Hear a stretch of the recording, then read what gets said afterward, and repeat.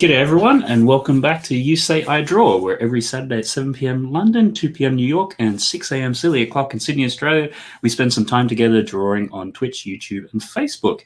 You say what to draw in the chat, and I draw it. Today's theme is comic books, so interpret that as you wish. If you've stumbled across this for the first time, never seen and been here before, welcome. And to everybody else who's coming from other MrHinkleDraws or FunnyFigs, welcome along as well. Appreciate you stopping by. I'm an artist based in London, England, on all social media, but you can check out my website, mattelder.com, and subscribe to be alerted of new content, my artwork, and when I stream. And this is one of my images, and I just thought, we're seeing that we've had an International Women's Week, it would be a good one to have in with the theme of comics. And while we're at it, the show is sponsored by McCatson.com Holiday Homes, just 75 minutes east of London, UK. Great for a holiday weekend getaway from the city, high-spec apartments, lots of great restaurants in the area, and even one which has a Lego wall. Visit mccatson.com for more details, and you can see more of these pictures here. Just a heads up, my streams are drama-free zones with family-friendly content, so please be respectful in the chat, no bullying, triggering, or profanities. And a huge shout-out to my co-host, which I'll just bring in now, which is Mr. Cy O'Connor. How are you doing today, Cy? Good, thanks, Matt. How are you? Yeah, good. It's just, we were chatting a little bit before. It's been a while since we've done one of these. I mean, I've had a bit of a break, and then I think you're on one of the really early ones, so great to have you back. Thanks very much. I think the last time we were on for either 5 or 7 hours. So it was but it was so much fun. Just a short one. So, yeah, it was interesting. I was going through the other day, and sort of with the first 26 streams which I'd done, it worked out to something like 120 hours of just drawing. So I think I started to figure out why I was feeling a little bit, not so much burnt out, but just needed to have a bit of a break. So I'm thinking maybe moving forwards, doing these in like seasons of maybe, 25, 26 episodes and having a break. So it's good to be back in it. How's things been going with you? Really good, yeah. Since the last one was on, managed to get over the 1,000 subscribers mark, up to 8,000 now. The channel's going really well, and it's still fun. I mean, like yourself, it's not a job, it's a hobby, and that's why it's still fun. So yeah, just living life and loving it. Yeah, no, I mean that's been fantastic. I mean, your channel went crazy there for a little while, and and you're doing lots of the live streams there and getting really good numbers with that as well. So no, it's great to see that and enjoying it, because you always seem to be able to get really interesting folks on your streams as well. Yep. It's brilliant to be able to get those people on. Well, a lot of them, I've been doing YouTube for so long now, a lot of them are friends, so it's just kind of like, do you want to come on? But I mean, I've a regular panel who are brilliant, and they're reliable. They turn up every week, and it's not just about me or the guests, it's the panel as well. So the panel are so much fun. I am a bit bonkers at times. Yeah, I know. I sometimes on your Thursday night ones just sort of sit down and go, okay, I'll just watch for like 5-10 minutes or so, and then like an hour later it's like so they're really, really good. I know, it's like the first hour and a half is always really serious, intense, talk about LAN or this or that, and then after like all of the kind of the steam has been released, it's into the kind of having a laugh, having a mess, slagging each other, and it's good fun. Excellent. Good to hear. So I'll just quickly say a shout out to some people, some very familiar faces. Hello to Juan and Ray FunnyFigs, and Ray's probably also just put a comment in there too. I'll just put that up on screen if we can get that there. This is part of 3 streams doing comics this weekend. So we had yesterday MrHinkleDraws, and he did Marvel characters, so definitely check him out as well. I'm doing mine today. And then Ray FunnyFigs is doing his tomorrow, and we're doing a bit of a giveaway. If you have a look down in the description below, there'll be a link there. The giveaway is going to be a 3-month subscription to either Marvel Digital Comics or DC Digital Comics. So all you need to do is go down there, enter your email address, click OK, and then you'll need to go into your email and confirm the address. So I know there's a few people yesterday in Kevin's stream who didn't do the second part of doing the confirming the link. It's the usual sort of things when we sign up to anything. And who else we got in there? Just Build It, welcome along. Great to see you in. Mutant, hope you're going well. I'm sure you're doing this in between doing homework and things. That's cool. Demir, 7242, great to have you along as well. Sorry if I mispronounced your name. I'm better with drawing the pictures and pulling out people's names. Maniac for Bricks, Joey, great to have you along. Brooke Hamilton, there as well. Thanks to you guys all popping along, and I think we'll get started. I don't think there was anything else. Just a generic one. I usually don't say it too much, but don't be afraid to hit that thumbs up button and or subscribe to either my channel and also Cy O'Connor's channel as well. There's some really good content over there, so make sure you check that out as well.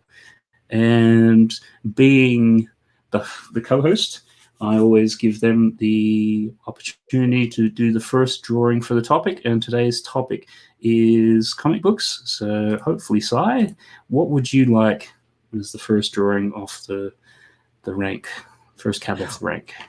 Well, I think because I've got a Marvel top on, we're going to go Marvel. And can it be a Lego comic book hero? Yeah. We can give that a try. Okay, there's two I fancied, but I think I'll go with the Spider-Man, the Iron Spider-Man, the minifigure that was in the Doctor Strange set. The Sanctum Sanctorum. Doctor Strange, you said? Yeah, so it's Sanctum Sanctorum. Okay, cool. Just trying to pull up. Do you just want to type that in the chat so then I can also highlight it as well? If I can figure out how to spell it. Sanctum Sanctorum. I actually have to sit here, so let's copy what's on this.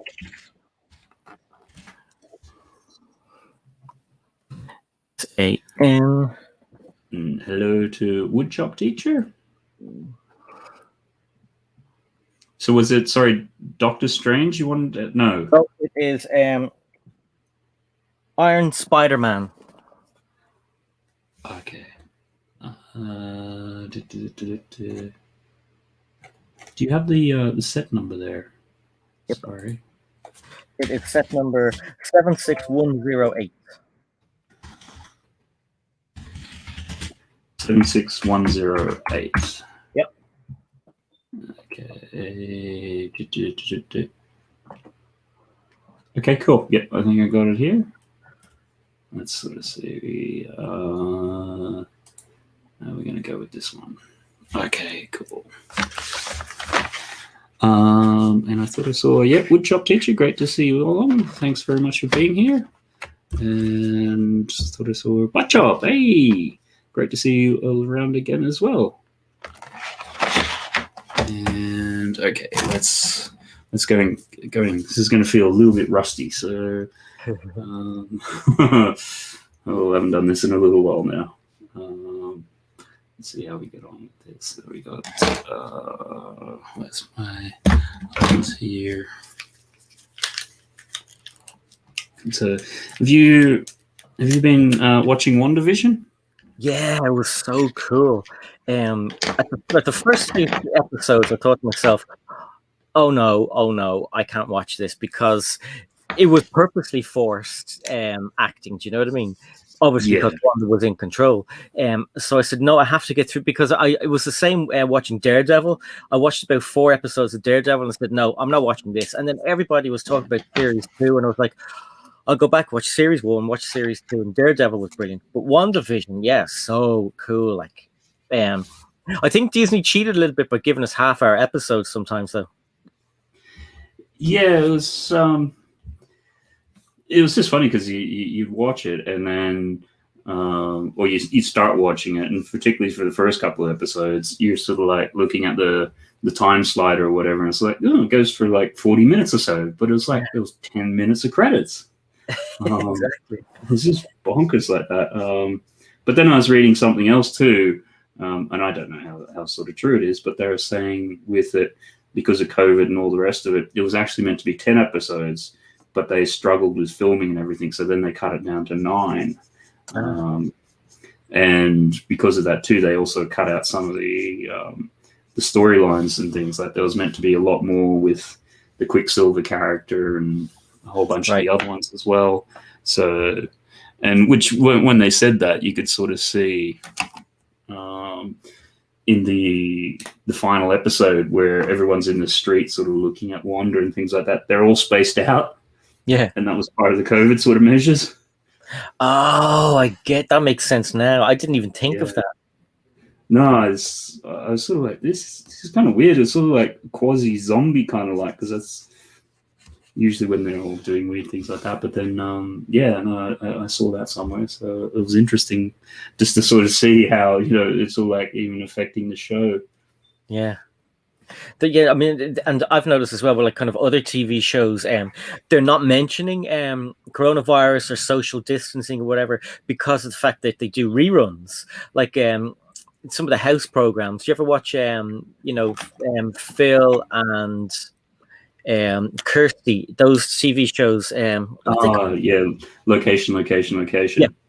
So they haven't mentioned anything about that because those, like, I mean, you still get reruns for those, like from 8 years ago, and they'll have that little thing in the bottom, like, all prices relevant to 2012, and all this, and you're like, so yeah, they're going to get their money's worth. But yeah, and a lot of the movies that were supposed to come out haven't come out either. Like, again, Marvel movies. Yeah, they put a lot of those ones and Ghostbusters and then also makes you wonder how that's sort of, I think we were talking the other day, speculating on how that's affecting some of the toy lines and things like, when that Carnage Lego head popped up the other day, and then I think after one of the streams last night, it's like, oh, and the Venom one's just leaked now. Well, that makes a bit more sense. Yeah, exactly. And then I Wonder Woman as well was another one. I mean, that Lego set came out way before the movie. Like possibly 8 months before the movie. I think that was definitely one which was at the last minute pulled, and then I think they just went with their digital strategy. It's like, oh, look, we'll just get people on the platform, so we'll release it on HBO Max. Yeah. And have they done a local release? Which? Wonder Woman on the... Because we don't really even have HBO Max in this part of the world yet, do we?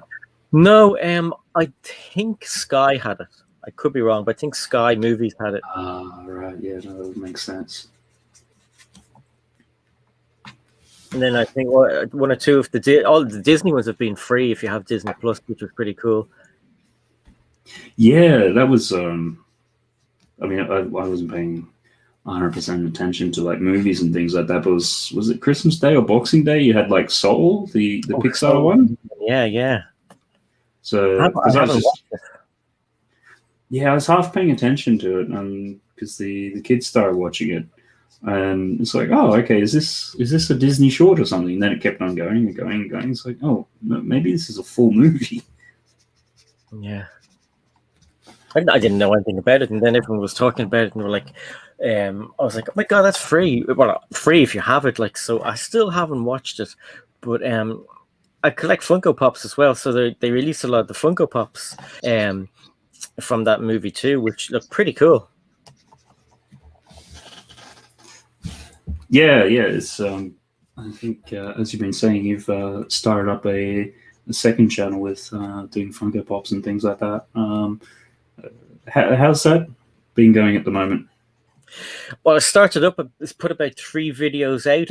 It's not a channel that I'm going to be pushing really hard, because obviously the Lego channel is the main one.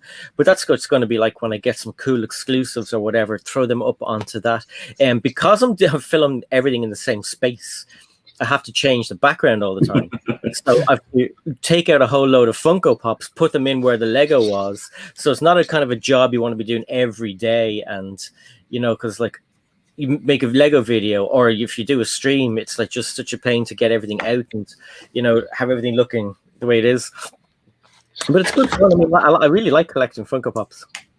Yeah, cool. I saw Woodshop Teacher. Haven't been to any of these before. Can make requests in the chat. Yeah, that's the idea, Woodshop Teacher. I pick a topic and you make requests in the chat for whatever lines up with that, and just try to draw them out, give or take having time to do it. So This week, the topic is comic books. So anything which kind of falls into that realm, by all means, make a suggestion. We'll sort of take it from there. So I'll go to the top of the chat and I'll have a look and see who has put stuff in. I think Juan has put something in. I don't know if these are all going to be, what are they called? Comic books. So I'll put them into the private chat, will I? Yeah, if you just pop them into the private chat there. So, and I think Juan sent me one previously as well. So I've got that to look at. Yep, cool. Okay.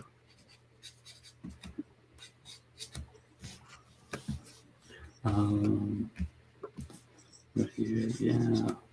I'm just going to copy and paste. Yeah. I mean, it feels so weird this week where didn't really have, being a Friday, the latest Disney Plus, before it was obviously Mandalorian for a bit, then we had WandaVision. I mean, they did release the sort of little bit of a making of WandaVision sort of thing yesterday.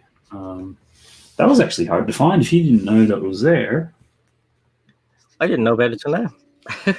Yeah, so I'd kind of vaguely seen it and heard of it, and then even when I went in and you searched for WandaVision, it didn't come up, and you went into like the extras on WandaVision, it wasn't there. I think it was sort of like I had to scroll down and then find it in one of the this is new sort of thing. They didn't make it easy. Demure asks, so this is beautiful. Was the artwork that was done by Family Bricks or Sai? If it's the artwork at the very, very start, that is Matt's artwork, and it's awesome.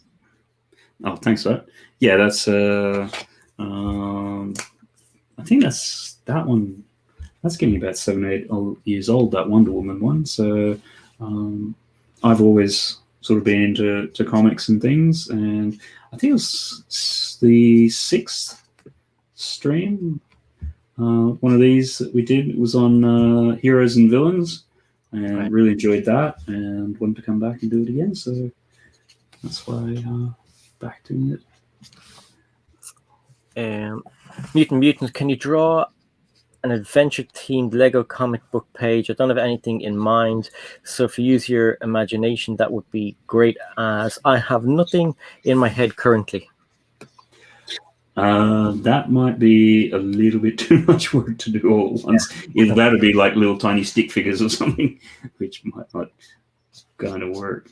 But yeah, that's why with the title, when I was thinking about it, it's like, how do I? Because originally I was just going to do comics, but then I thought people might think that could also mean sort of funny comics like Peanuts or Garfield or something like that, which wasn't what I was really going for. So.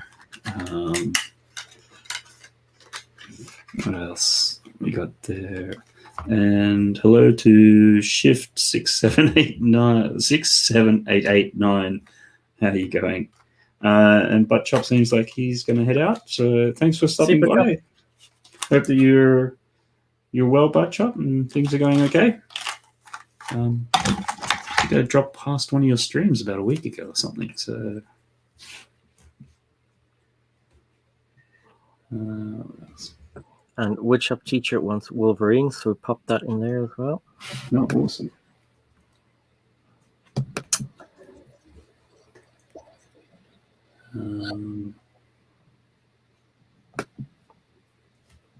We've got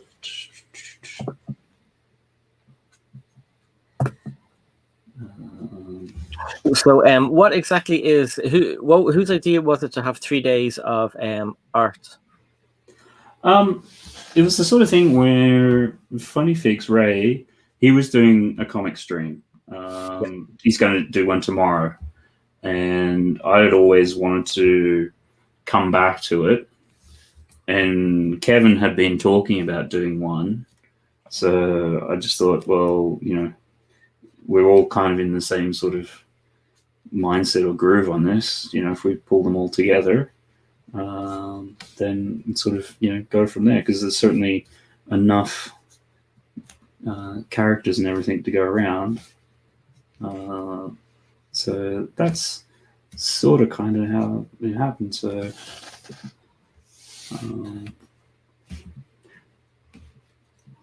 So Juan, we have your one in the list, and we have Woodshop Teacher in the list, and then we have I don't know if this is a comic, Brett, and Brett always throws these mad things into the list. So he wants Lone Ranger, or Tonto from the Lone Ranger. Was that a comic book?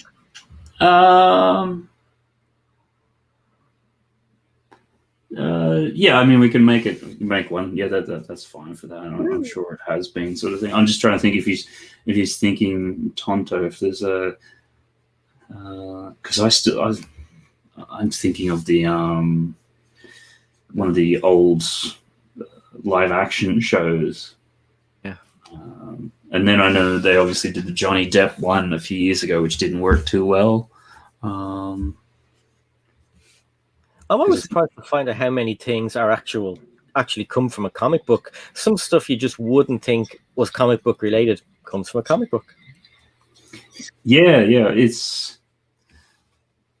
I just, sort of grew up, and the only comic book films you used to ever get was basically the Batman or the Superman, and that was about it. I mean, you would get the other ones, but they'd either be direct to TV or they're horrible ones, or, with no budgets and everything like that. And it always surprised me that they didn't do more of them, because with the comic books, it's like, well, you've kind of already tested out the stories. You kind of know what works. But then it was, I think, people will sort of argue about it a little bit. Some will say that it was the Blade sort of trilogy of films which really kicked off the resurgence or started the comic book sort of movie films in the late 90s. But sometimes it can sort of be argued that no, it was actually a vampire sort of film which was popular at the time. And the first one to really do it was the Bryan Singer's X-Men, which once they did that, then closely thereafter you had the Sony Tobey Maguire Spider-Man. Yeah. Brett says he can do Dan Dare if not Tonto. Just trying to see. You can do Dan Dare if not. I thought he meant Desperate Dan when I saw it first. From the Dandy. Do you know Dan Dare? Me, yeah. I know Dan Dare. I don't know who Dan Dare is. Not off the top of my head. Okay, then. I'm glad I'm not the only one then. And then what's Kevin said there? See a big announcement for Beavis and Butthead movie. I haven't seen that. Wow. No. I mean, it does, getting back to your point a little bit earlier, so like, yeah, they can be making all these announcements. When we get them could be a completely different story. I know, especially they don't plan on opening anything here, I think, till April. They pushed it back again. Yeah, well, and that's just here. Goodness knows some other countries and things like that. And then they've got such a backlog of films. If they do release them kind of all close together, they're going to cannibalize each other. And then, I mean, I don't know. I guess for me, it's a bit of waiting for to get the jab sort of thing. But would you be in a hurry to go and sit in a movie theater anyhow? Well, first of all, Kevin Hinkle's here. Hey, Kevin. I don't know if we said hello to Kevin already. Dan Dare apparently is from 3000 AD, the comic book. Okay. I'm not a fan of going to the movies in general. It's like, I don't know if you were on London Bricks stream for you were. I don't know if you heard what I was saying about the ocean. It's kind of the same deal. It's like just a bit. No, I'm not a fan of going to the cinema. If I was the only person there, I'd be fine. But there's too many kids and people talking, looking at their phones, and I have like everyone else. We all have big TVs in the house, and you probably have a good couch or an armchair you like. So I'm fine with that, and I've got surround sound headphones. I like to watch movies by myself, so I'm way happier at home just watching movies that way. It's the spoilers that kind of get you though if you don't go to the cinema. Yeah, and I think the other thing too is you're probably going to do the same boat with us. By the time you take 2 kids and everything else, and then if you get any snacks or drinks or anything like that, you've spent a fortune. Yeah, it's we always just sneak in our own stuff from Tesco or whatever. But our parents really. Nullig is interested in kind of like the animated things like Lego Movie and animated stop motion stuff. Other than that, he's not interested in movies in general. And then my daughter is more into music than stuff like that, but she likes to go and see K-pop movies. So if there's a K-pop movie coming out, she go and see it in the cinema. So, and it's kind of specific cinemas as well, because it's like Korean pop music, so you're not going to get it everywhere. Whereas in the UK, they have them in the big cinemas. I was going to say, I don't think, not that there have been a huge amount that I've seen too many K-pop films actually in the cinemas. So yeah, I would imagine it's going to be a bit more of an art house sort of thing, or a very dedicated type cinema that would be showing those. Yeah.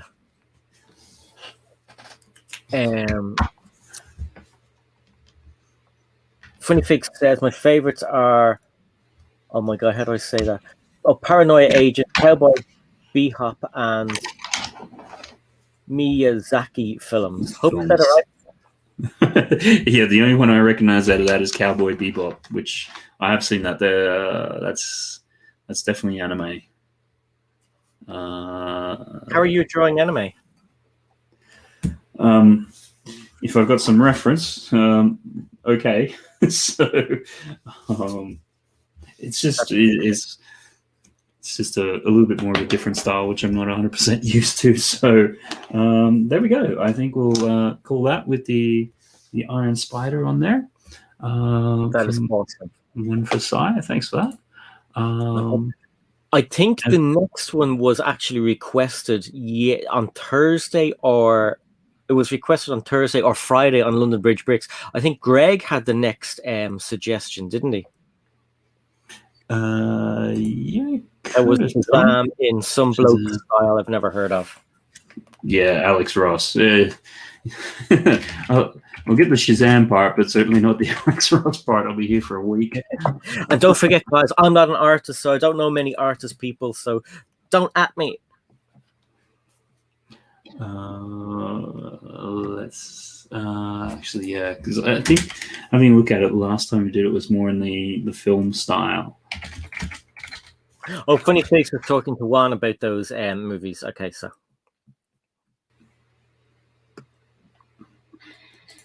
Okay, I think you got this. Should be okay then. And for anyone who's just come in, also running a bit of a giveaway. The link's down in the description on YouTube at least.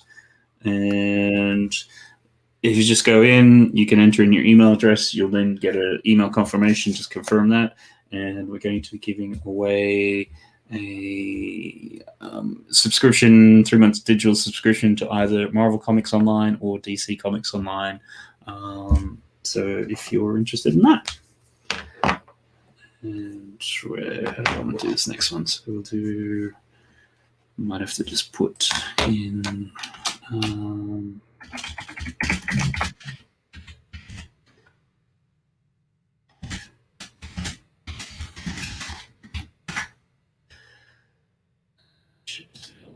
pull it up there. There we go.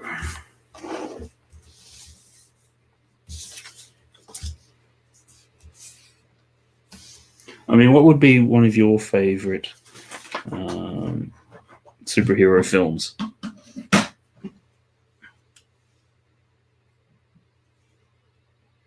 I think you might be on mute, or is that my imagination?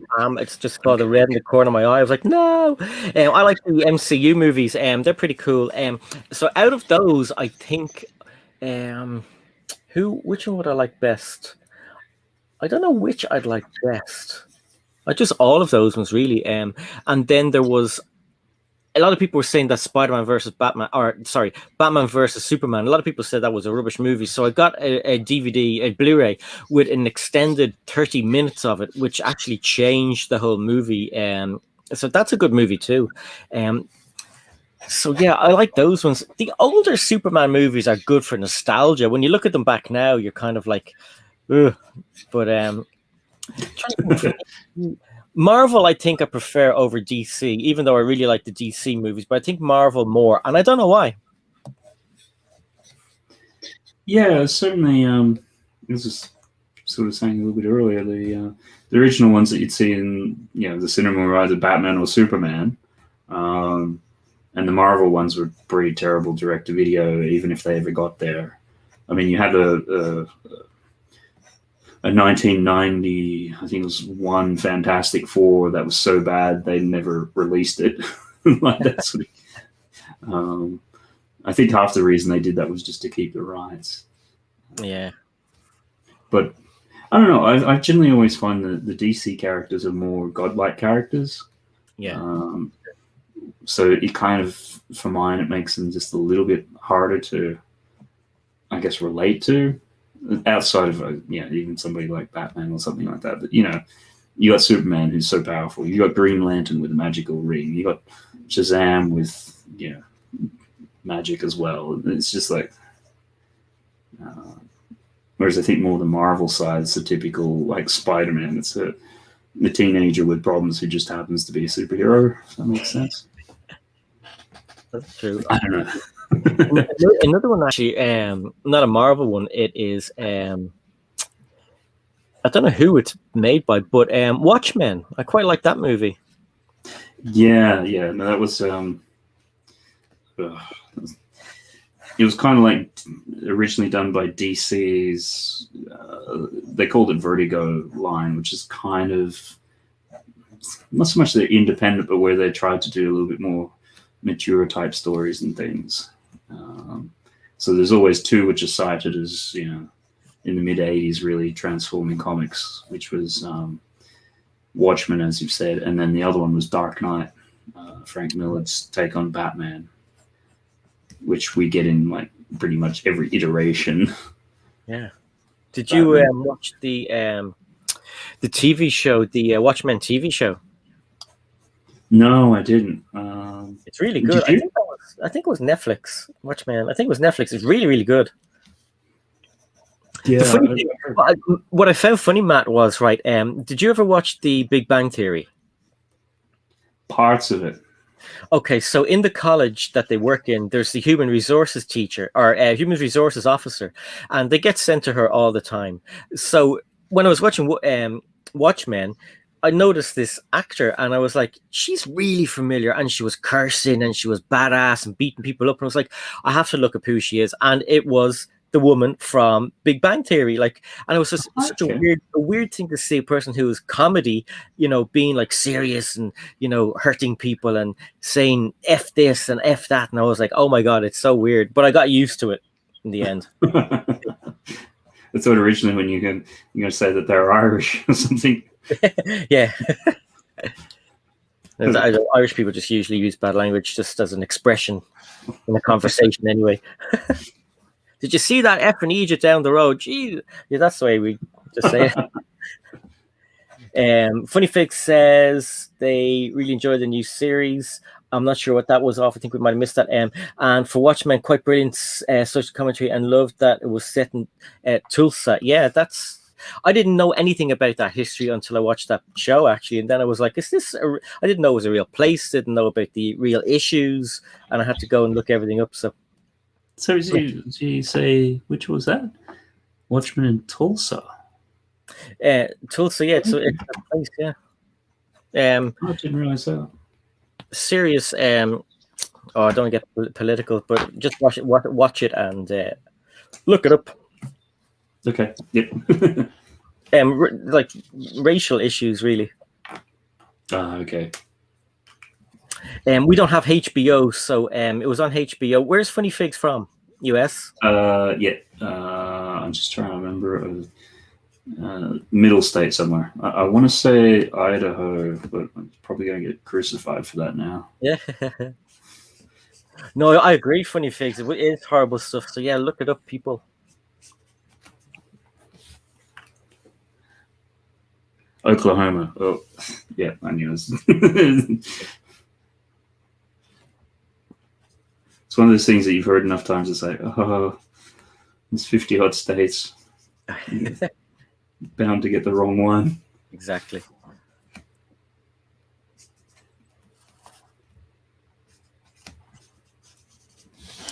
One has another suggestion I'll put in.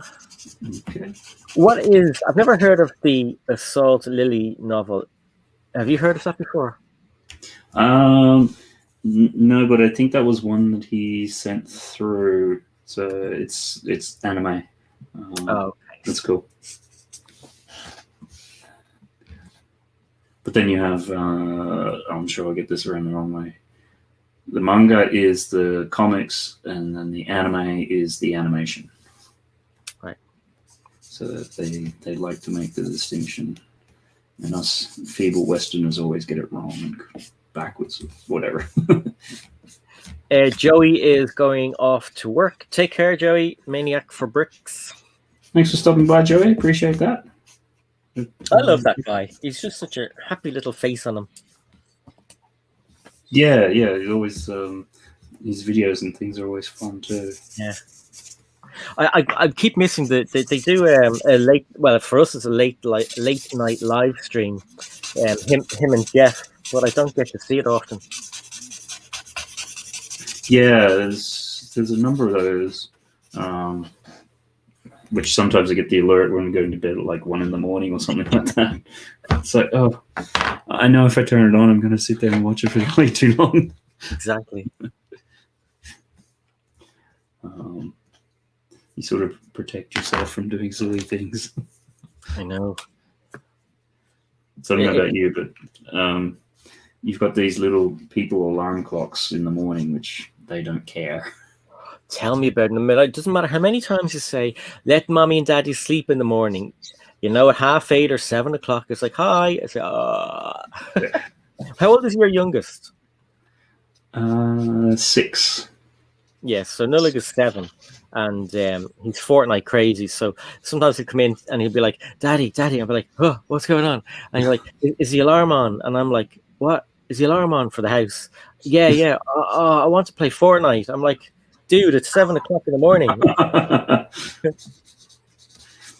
Well, you probably do get the favorite there. It's like, are you awake? It's like, poking your face. Are you awake? Are you awake? Your head's pushed. They're jumping on top of you. Are you awake? Are you awake? I am now. Yeah. What do we got there? I wouldn't swap it for the world, though. Yeah, no.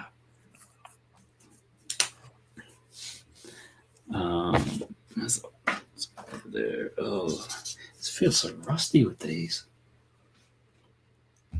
It's funny because we go and watch when Ray does his FunnyFigs, and he'll only go for an hour, and he'll hammer out like 12. So, wow, he's really fast.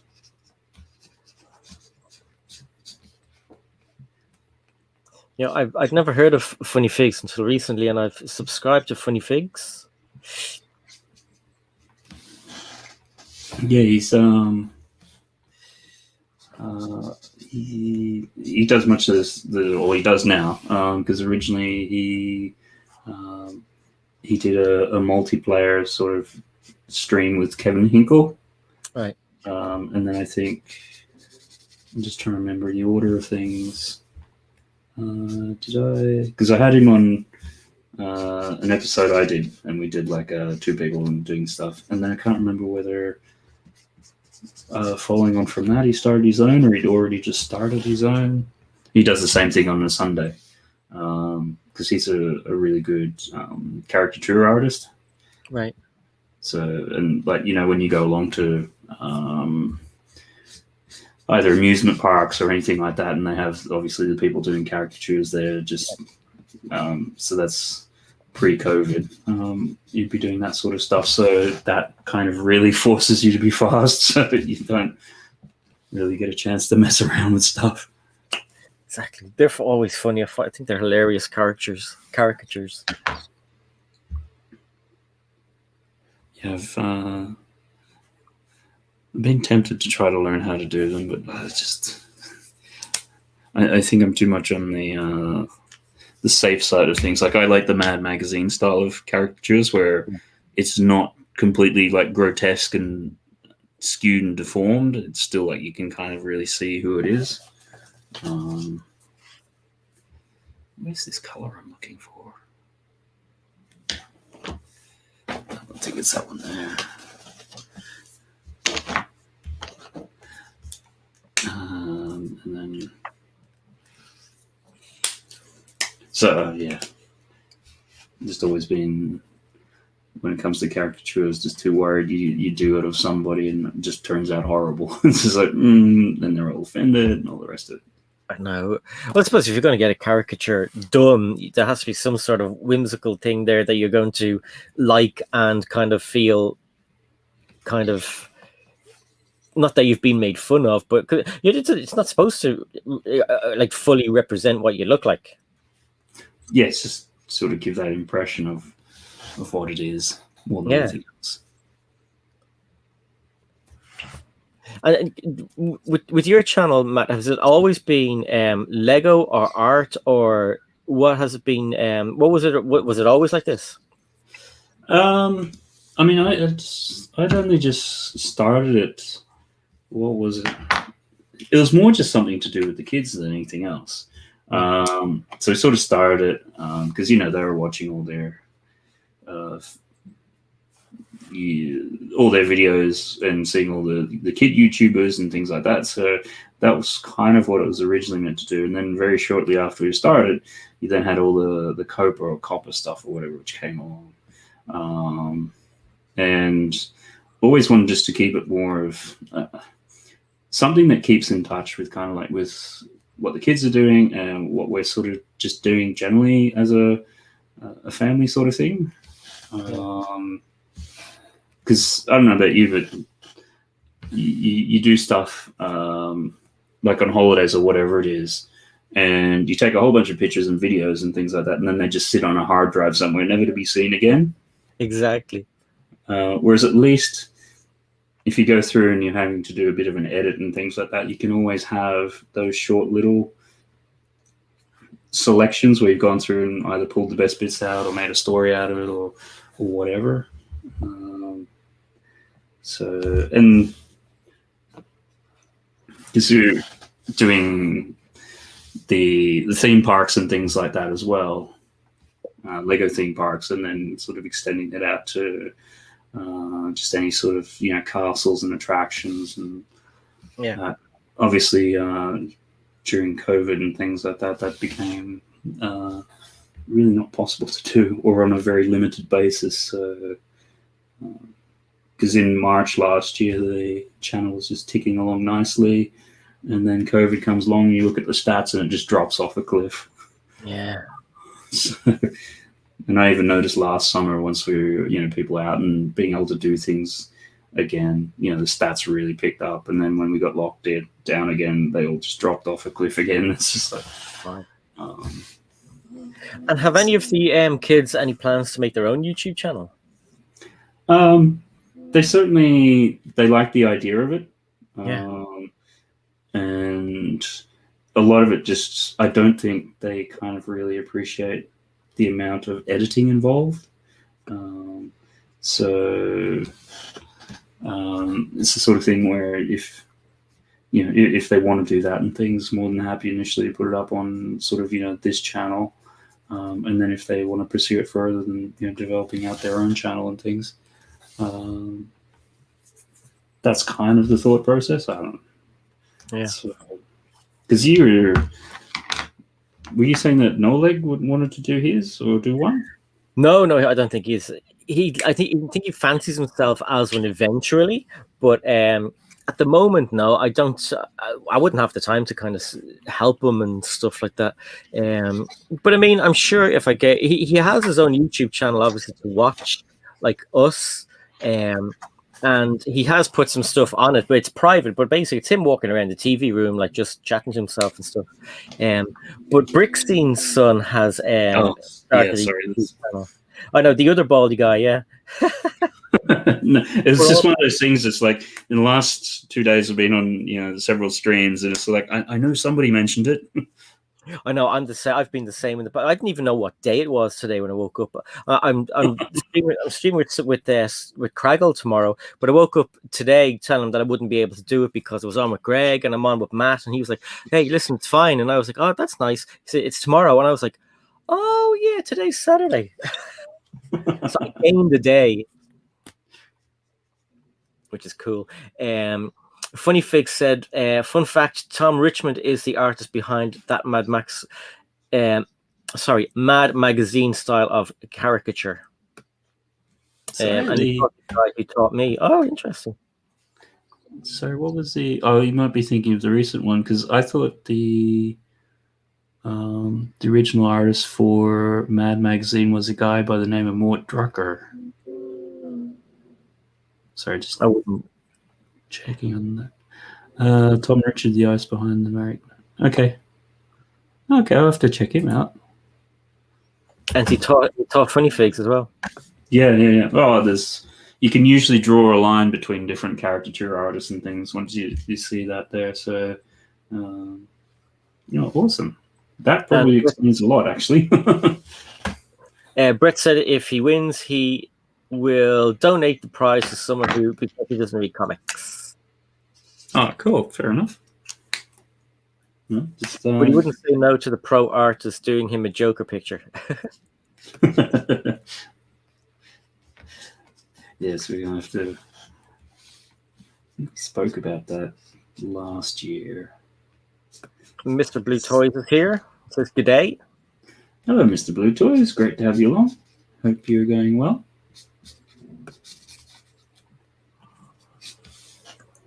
How's that sort of...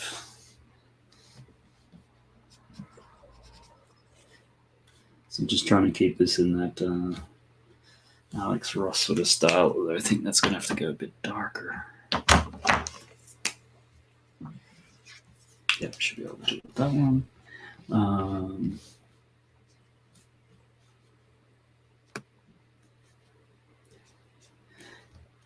Yeah, because I think the other thing, by keeping it as a generic lifestyle sort of channel, you can sort of have a bit more freedom to do whatever. Yeah. So probably we're looking at some stage demolishing the house and rebuilding it. Really? Yeah. It was always the sort of thing when we bought this place. It was it worst house on the best street sort of thing. So, yeah. And originally it was sort of like, oh, we'll do that in 2 years' time. Oh, we'll do that in 5 years' time.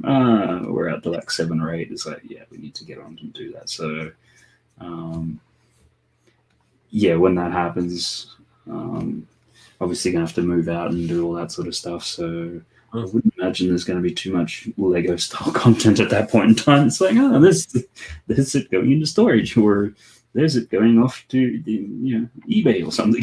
So, sounds exciting, though. I mean, and when you're designing it, are you going to put some sort of Lego room in, or an art room, or anything? Yeah, the plan is down the bottom of the garden, because we've got quite a decent sized garden, to have a sort of outbuilding, which will be like an artist. I'm sort of calling like an artist studio, but it can like double as sort of like a Lego room sort of thing. I think part of it is the wife's just wanting to get all that stuff out of the house. It's like, yeah, just go down the back. You can do whatever you like down there. So, which, it's fair enough. He's sometimes looking and say, there's Lego everywhere in the house. Yeah, okay. It's probably... I'd love one of those. What, a little outbuilding or something?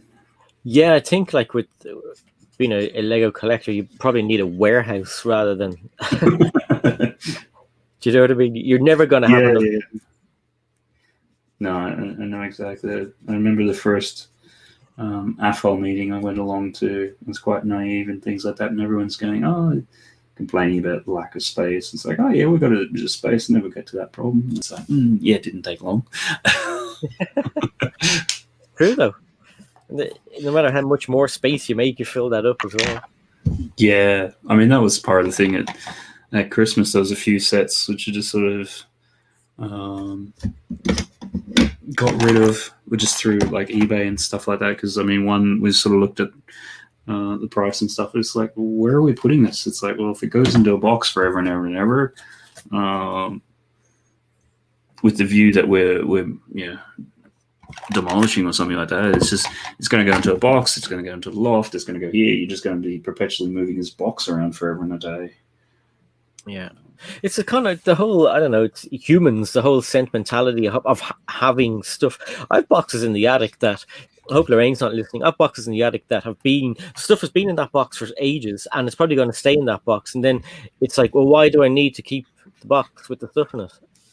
But you know that if you get rid of it, you're going to go, I wish I had that. And just saw Kelsey. Hello, Kelsey. Great to have you along. That is FunnyFigs partner. And the one thing about FunnyFigs stream, like everybody's got their own little flavor and things like that. FunnyFigs stream between Ray and Kelsey, they have this fantastic banter going backwards and forwards, which is just so hilarious to listen to. So definitely anyone, although I think she's got the night off tomorrow. It's going to be somebody else. Definitely if you check out Ray's stream or any of his previous ones, I think that really makes Ray's stream, apart from the fact he just hammers them all out in this little hour time frame. Really? I'm going to have to check it out. I have the notification bell on, so you'll find when it comes over. Exactly. Kevin, where did you go to? There. So Kevin wanted to know, Matt, is now that you enjoyed the break, are you back to weekly streams? The short version, yes, but with a caveat on that. I think, as we're sort of saying to Sai at the top of the show, I think in the 26 streams it's done to date, done like 120 hours. And I think in comparison, I think, Kevin, you were saying in 60 that you've done 180 hours. So I just think I was feeling just a little bit burnt out a bit and just wanted a bit of a break. So possibly be looking to do it in a bit more of, loosely call it a season format. So maybe do, maybe 25 or 26 and take a break or something like that. But yeah, definitely looking to keep them going and things. I've been trying to think. The Saturdays, the thing which I also enjoyed was just having the Saturday nights with like the kids and the family and stuff like that. So then it becomes a matter of, well, if I did move it to another day, what would be another day which sort of works? And then, if I did it on a weekday or things like that, then I probably wouldn't be doing the 5 or 6 hours. And, would that work and all that? So yeah, there's a few sort of considerations in there. So a long way of answering your question there again. So just trying to see if I want to touch this one too more, or just move on. When you have when you open your Lego boxes, Matt, do you keep the boxes or throw them away? It depends on the set. Usually, if it's a bigger set, I'll keep it, and we can throw it up into the loft. Or if it's one for some reason where I think that not so much I'd say investment, but because I don't like looking at it like that. Like if I was to sell it secondhand, and I know that's sort of where that's going to end up, I'll do it. But otherwise, not really. because I think that's what we had with on Greg's stream or whatever the other day. The old style boxes used to have like the flip up lids and the plastic inserts and things like that. So like they were actually functional boxes, whereas the ones at the moment you're just sort of like one and done. Because after a while, it's sort of like, well, where are you going to store it? Okay, it's going to go into the loft or the garage. There's a good chance it's going to get wet and moldy. What's the point? Yeah, exactly. Yeah, there are some that I like to keep. Well, I like to keep them all, but I like the artwork on them. I think it's pretty cool just to kind of look at them occasionally. Especially some of the Marvel ones, and even though we're not fans of the hidden side boxes because it doesn't tell you what's on it, even though there's blatantly a space to put it. I like the artwork. I mean, have you seen that? Like, there's a huge space to put what the Lego set is called. Yeah, bonkers. And then on the Lego Friends ones in Europe, it doesn't tell you what the set is, but in America, it tells you what the set is called. Well, that's What was the other one? Which it was the Friends ones, because that's what we were sort of looking at. Yeah, when we started off the Friends stream a bit earlier. And it was sort of like, well, what's this one? And it's like, I don't even know what it's called because it's not on there. Yeah. I'll just act like I know what I'm saying and say Adora Build will tell us. She's an expert. Yeah, no. When I was doing the Friday morning streams, I have her on occasionally. Her Friends mock. It's like a little city in a mountain, and it's phenomenal. It was seeing that, it's sort of like, oh, there's some real potential here to do some really cool stuff with these sets, because she's done it. Sometimes when before you see somebody do something, you're not quite sure how to think about it, and then you see somebody do it, and it's like, okay, that gives you a way in to think on how you can treat it and things. I know, it's so impressive, and I mean, it's refreshing to see mocks and city kind of stuff like that being built by Lego Friends fans, because it's always like either a Minecraft city or a city. And I think Adora Builds is the Friends and Elves Queen. Yeah. Because the thing with the Friends sets, from an artistic point of view or whatever, is that the colors are heavily saturated, which gives them that real brightness and that real pop to the colors. So I think it is kind of different trying to control that color if you're doing mocks and things and getting that balance right. Whereas, Star Wars, okay, completely grey with a few red bits or something. Brett says, Psychon Family Bricks. Spoilers, guys. I'll be building the Sanctum Sanctorum very soon. So I don't think that's a spoiler. What were we spoiling? I can't remember. But anyway, that minifigure is from that, but he's on the front of the box. And so I think he's joking with us. Because that Brett. Yeah, I think so too. Call that one done there. And then how do I want to? I think I'm going to jump onto the Woodchop Teachers one, Wolverine, and select which version do we want to go for. If you're still there, quickly tell us what version you want to go for. So you can either do, you got Hugh Jackman movie Wolverine, cartoon X-Men animated series, or the comic version.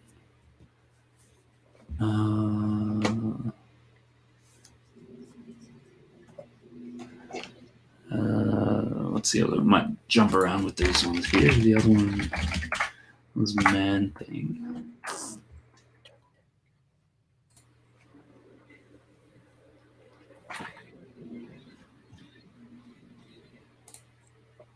He says a gritty Hugh Jackman. Okay, cool. And Nullig is here to say hi. Say hi, Matt. Hi, Matt. Hi, Nullig. How you going? Good. What you have for dinner? Dolphins and chicken. Chicken and stuffing, very nice. Yeah. Matt wants to ask you a question. Oh no, I was going to say, what's he looking to have for dessert or pudding? What do you want to have? What are you going to have after your dinner? Are you going to have chocolate, or are you going to have ice cream, or I think so. And cream. I don't know. ice cream? Ooh. He loves ice cream. Yeah, white one. This white one. Yeah, just vanilla, just nothing on it, just vanilla ice cream. Yeah. It's vanilla. Oh, okay. Then. Is that cool? Not into anything exotic. It's just straight up and down vanilla. Yeah, don't even put a flake in it, or sauce, or wafers, or nothing. Just ice cream in a bowl. Oh, no, you like it in a cone, don't you? Yeah. Yeah. Yeah. And he's showing you Iggle Piggle and Peter Rabbit. I was going to say, who you got there? Who are they? That Pickle and this Peter Rabbit. Peter Rabbit. Oh, awesome. Yeah, Peter Rabbit. Yeah, that's what he said. Peter Rabbit. Yeah, it's fantastic. Say bye-bye. Bye. Bye bye. Bye. Have fun. Bye, buddy. Bye, everybody, he said. Mr. Bye, Blue said hi. Hi. And Woodshop Teacher says hi. And Demure says, hey, buddy. Hi. Yeah, they wrote them all. They wrote it all down there. Look. Oh, yeah. See Oh, ya? yeah, I see it now. Yeah. Okay, see you later. Bye. Bye. Oh, and Demure says, my little one loves vanilla with M&Ms on top. Oh. That sounds awesome. Yeah. Bye. Bye. He's gone off looking for his ice cream now. That's the one thing. It's like, don't talk about anything else like that. I'm not getting hungry. It's like, sorry, folks. Sorry, everyone might be having a 5-minute intermission. I'll try and get some ice cream or something. I got my ice cream and then my mommy dinner. Okay, cool. You're going to get your ice cream after mommy's dinner. Okay.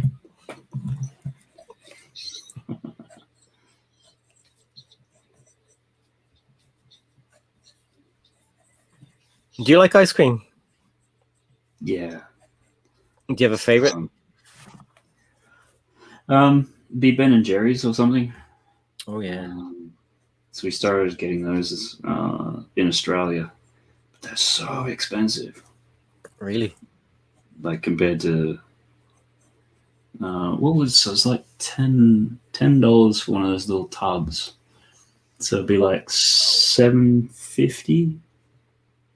God. Not the micros, not the really tiny ones, but the what are they? Are they like a liter or something? Yeah. So yeah, it was pretty expensive.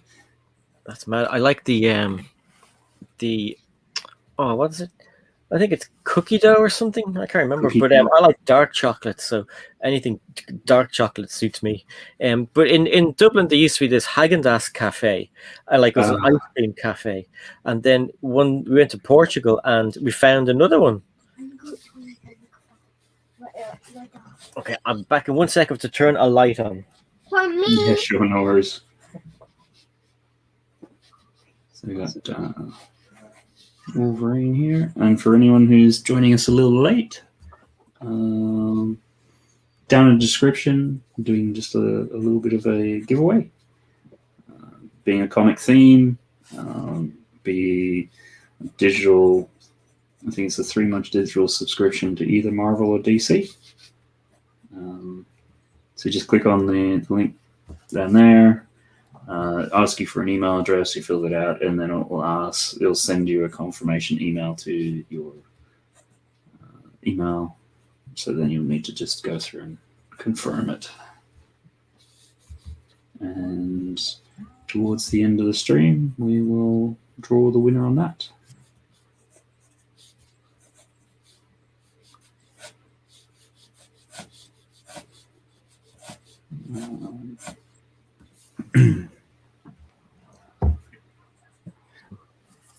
So, and Demir, love. Okay, yeah, we went over that. Priorities, Ben and Jerry's, and yeah, I think Ben and Jerry's fish food is my poison. I haven't had that one. Oh. You got I think the little fish in it. Are they dark chocolate? Or they might be milk chocolate. But then you've also got mixed in with some what do I want to say? Marshmallows. So it's got a really weird flavored balanced taste. Yeah. I've been requested to show you something. Oh, cool. What we got there? I'll just see when we put that up on big screen. So my daughter yeah. do that. Yeah. Yeah, no, that's excellent. Because I think had I seen that on, was it Instagram? Did she post it? I don't. She hasn't got an Instagram, so I don't think so. Oh, okay. No, it must be confusing with somebody else then. But no, that looks fantastic. And that's the first time I've seen it. I thought you drew it. She said, "Show this to Matt, please." And I said, "Did Matt draw that?" She said, "No, I did." And I was like, "Really?" Yeah, no, that's excellent. You got a good sense of the proportions and the head structure and everything. Matt's impressed. It's always funny when new kids pull something like that out. It's like, oh, okay, who did that? Oh, you did. Yeah. I feel like I should have known that. I know, yeah. She said, "Thank you." Excellent. Is that might have to have a chat offline or something later on. Is that something? I suppose if it's the first time you've seen it, it's like you wouldn't really know if that's something she's been working on or art class or something, or where it's come from. Yeah, I'm gonna have to ask her. Thank you, Demur. Demur said that's beautiful. And Hawkeye is in the house. G'day, Hawkeye. How you going? Hope you're well.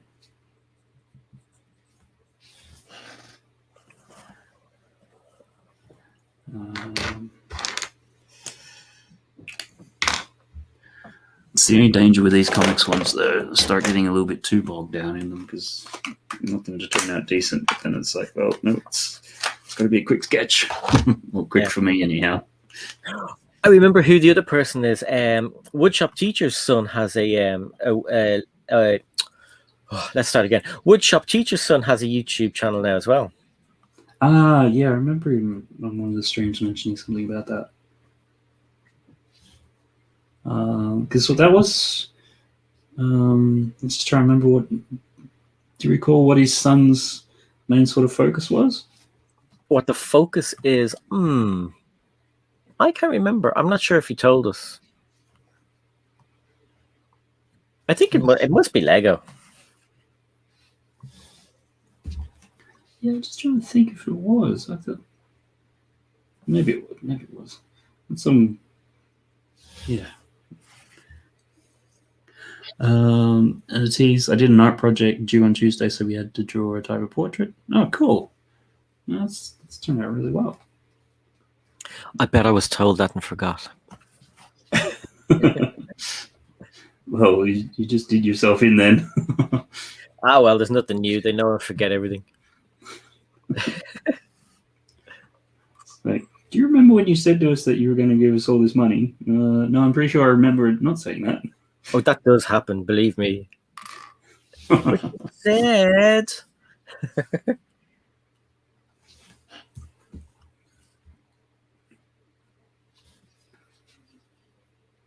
Yeah, just trying to. Hi, Crazytivity, joining us. G'day, Crazytivity. Hope that you're going well. Love the photos and things that you put out on your Instagram account. There's lots of good stuff there. Yeah.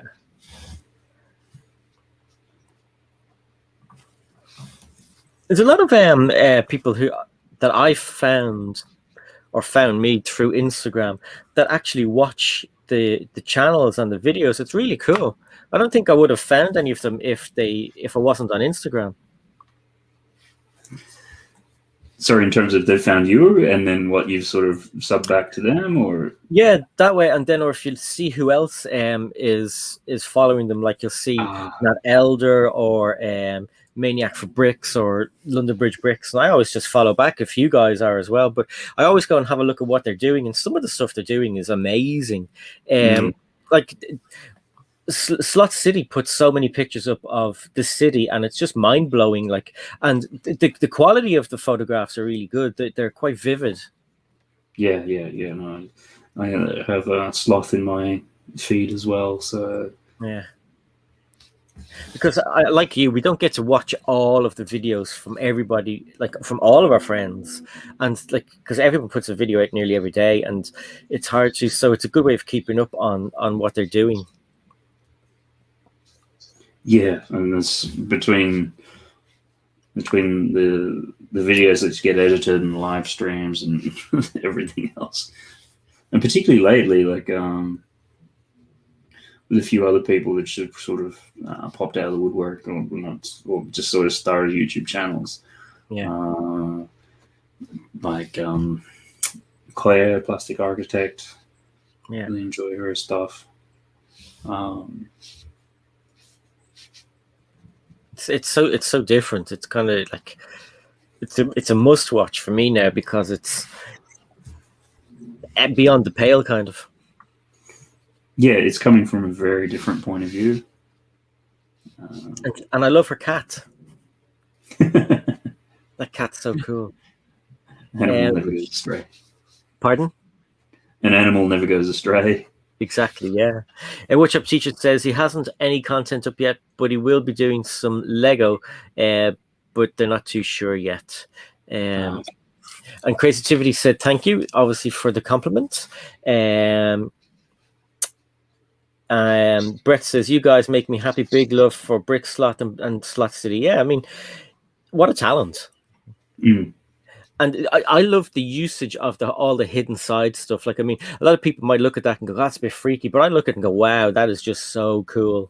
And the babies, I thought that whole scenario was funny. Yeah. Yeah, it's just... And then I think, was it the end of last year? When doing the what was it, running for mayor and voting and all that stuff? Yeah. I love, like, that was just exciting, wasn't it? Yeah. It's just, people just, you're taking the same bit of plastics and just really doing different stuff with it. Yeah. Love seeing that. I can't remember who ended up being the mayor, actually. I can't either. Is that bad? For some reason, I thought it was BFAB. It's not BFAB. Who is it? Oh, it's not Simon Moss. I know. Brett will tell us. Brett says Slot City is the only city with a baby shop. I love that. It's so funny. And Hawkeye Legoman says, I find the community on Instagram versus YouTube to be different from each other. I'm hoping to add more topics to YouTube.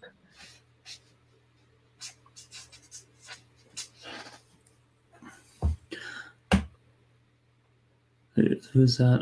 Hawkeye. Yeah. It's.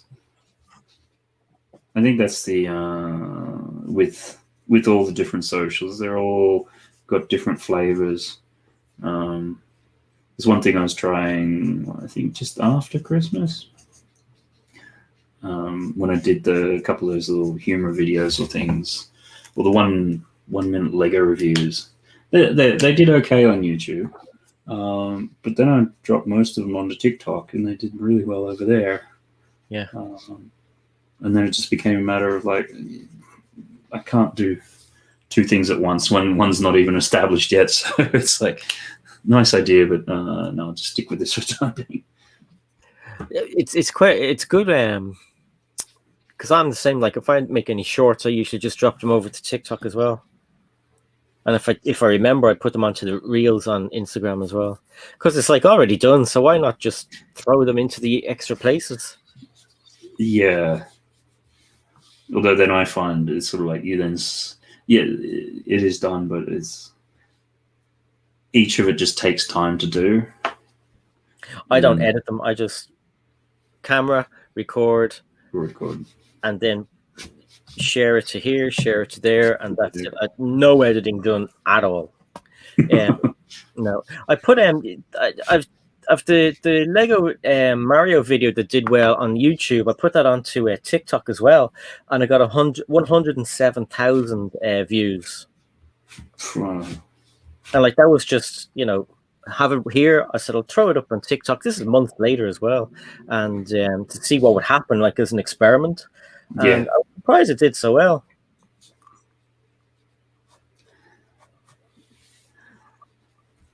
Yes. The thing I just find with TikTok is there's no sort of real analytics behind it. So, and just being, I guess, more analytical. It's like that's the nice thing with YouTube. Like, if something doesn't do well, you can kind of look at it and go, okay, well, I think it was, you know, because of this, that, or the other. Yeah. Whereas I find with TikTok, and it's like, I don't know. There's a guy on it. His name is Jesse, and I can't remember his surname, but he has either daily or every 2 days, and it's basically, you know, he asks questions like, you know, one would be, if you said to somebody, "I wish death upon you," it's going to happen at some time because everyone dies, and he has the kind of spooky music, and he's in front of a mirror, and he says all these, and it really makes you think about some of the things. It's like, oh yeah, you're right. But he has a YouTube channel as well, and he basically just puts his TikTok stuff onto YouTube, so he does it backwards. Yeah, and you're starting to see a lot more of that because you go through and you'll see like the TikTok watermarks down in the bottom or something like that. Yeah. So I mean, what I'd say to anyone trying to do that is, if you're going to make a video, just keep the original video and then put that onto YouTube. You know, because I think it looks a bit tacky if you've got like a YouTube video with TikTok down the bottom. Yeah, and I also think too, at some stage, because that watermark's going to generally be in the same point, YouTube's going to have their little algorithm which will go through and run it, and then probably, oh, it came off TikTok, we'll, you know, push it out less, sort of thing, or something like that. 100% agree. Because I mean, I know a lot of people do think that Shorts on YouTube is dead. It's still only in beta. I mean, it hasn't been launched as a proper product yet. And I guarantee they're going to push it a lot in the next while. Well, I think the thing with it, and why I sort of eased off of it, they were mainly doing it to train the algorithm. Yeah. So they'll get a video, they'll give it a 3-hour window. How did that perform? Okay, we'll get another one, and like, you know, sort of the computer working out its own way of figuring out, okay, this is going to do well, that's not going to do well. Oh, it's got Mario in the title, let's give it a hit. Yeah. It's true. Somebody's ears were burning. Brickslot is here and says, "Hi from work, people." Hey. Hey, how you going, Brickslot? Hope that you're well. Good to have you back. Bows to the crowd. That is one serious drawing, though, Matt. Oh, thanks. So lifelike. Yeah, it's just you always got that thing of the time constraint. Like, I could sit here and just spend the next hour on this, but it's like, no, I just need to get through it. Yeah. So hopefully, did okay for woodshop teacher.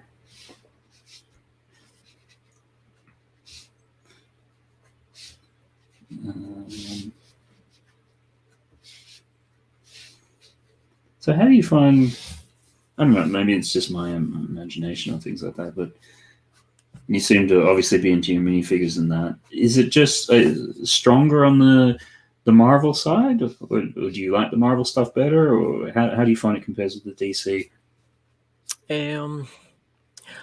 Well, if you look at Batman, I think there's been a lot of boring Batman minifigures, and then when they do come out with a really nice Batman minifigure, he's not around that much. Like he's kind of ultra exclusive. Even if it, like, I mean, the Batman that came, if he's still here, this one from the Batman versus Superman.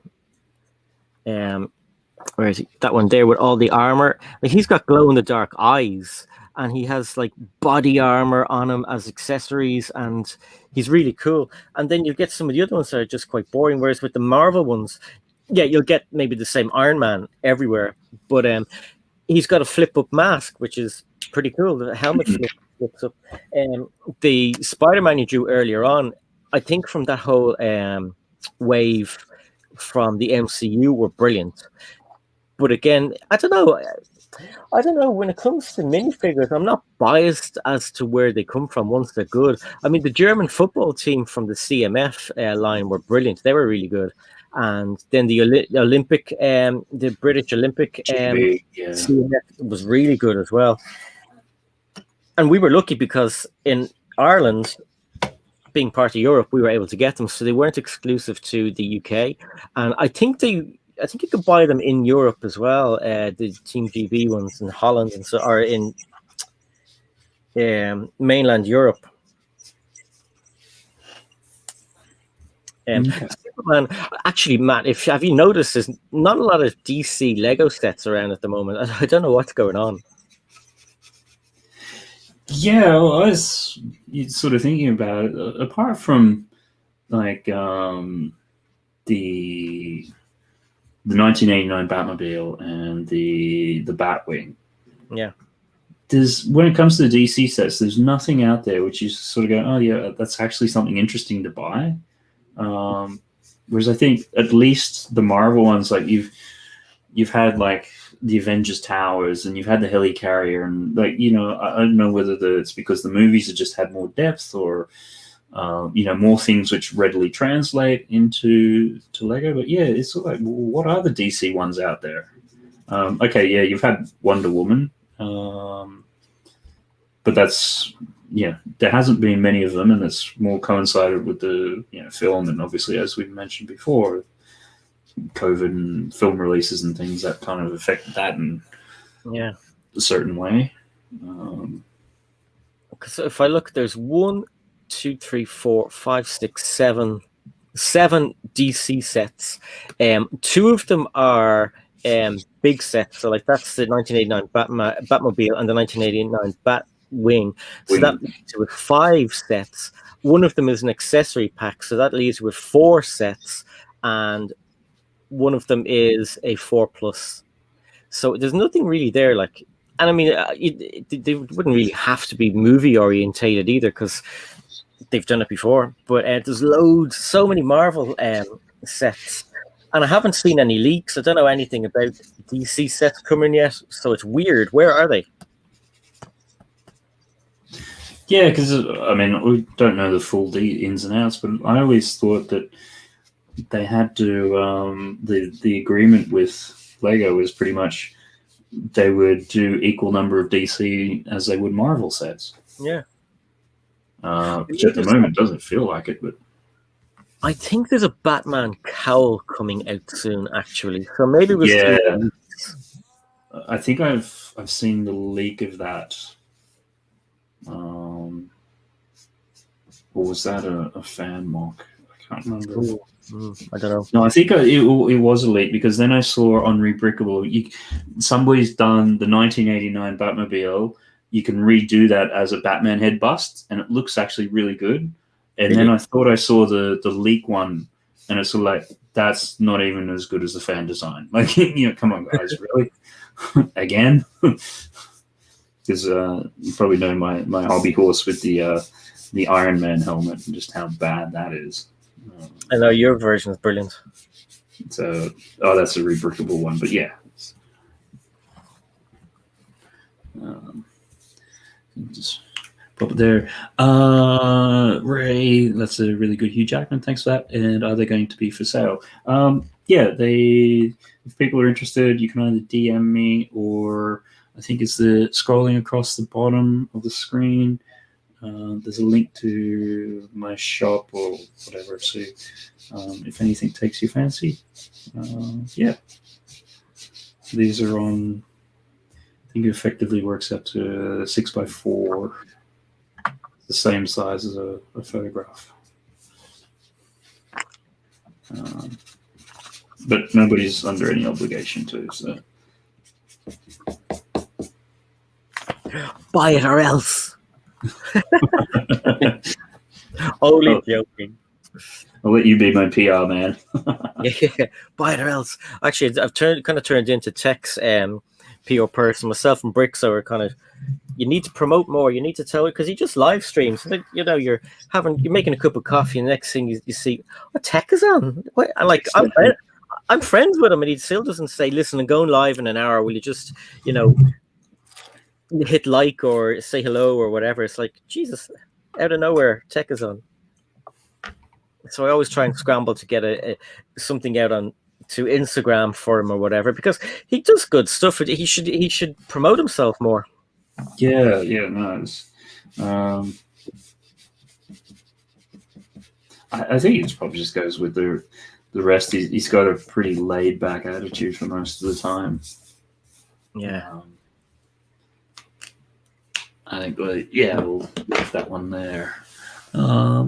Yeah, cool. All right then. And bump the camera a bit there. Let's go and have a bit of a look. See what else we had in here. Hawkeye wants DuckTales. Are DuckTales from a comic? I'll take it. I saw that there and saw it. Yeah, no, actually, that could be a fun one to do. So, I used to watch the original show on TV. They've done a. Did you ever watch the original one? I don't think so. No. I don't remember it. So obviously, no. Yeah, it's done in the late 80s, but then I think recently they've done like an updated version. So I know, yeah, there's an updated version that I haven't seen it, but I've seen people talk about it. It's just because the Disney sort of style general animation has got like a really smooth sort of line and it flows, whereas the newer stuff has got a bit more of an edge to it. Right. And it's just having seen too much of the smooth stuff and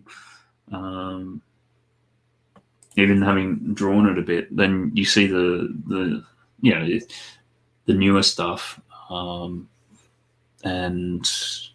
it is a bit jarring. But I suppose so long as I guess it's like falling back into back in my day. Yeah. Well, I mean, if you the Transformers from the 80s, I thought looked really good, and then some of the Transformers after that has looked shockingly bad. In my opinion, same with Scooby-Doo. I liked the older Scooby-Doo. I didn't like some of the newer one, but I liked the modern Scooby-Doo animation. I really liked that. But I mean, no offense to Matthew Ashton, if you're watching, I didn't like the animation on Unikitty in the TV show. I didn't like that at all.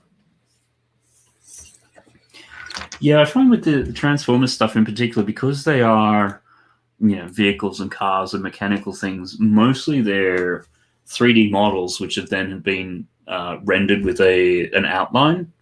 And there's just something about that old sort of style quality of, hand-drawn lines on cars and things like that. I don't know. It's just, but yeah, I know what you're saying. And then the first Transformers movie, that was fantastic. But then just watching the second ones, and they just didn't have clear designs, like when they're in their robot mode. So it's like, who am I even looking at? You just got stuff everywhere. Like, and it's what they, it's a basic design sort of thing. Like if I do, put myself on the spot here, but in terms of like having a silhouette,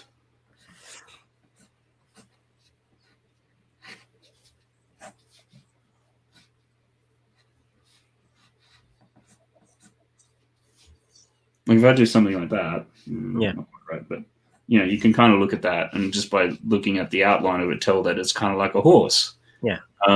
Whereas because what they did with the Transformers movies and things like that, like if this was a Transformer horse, they would keep just having bits come off it all over the place.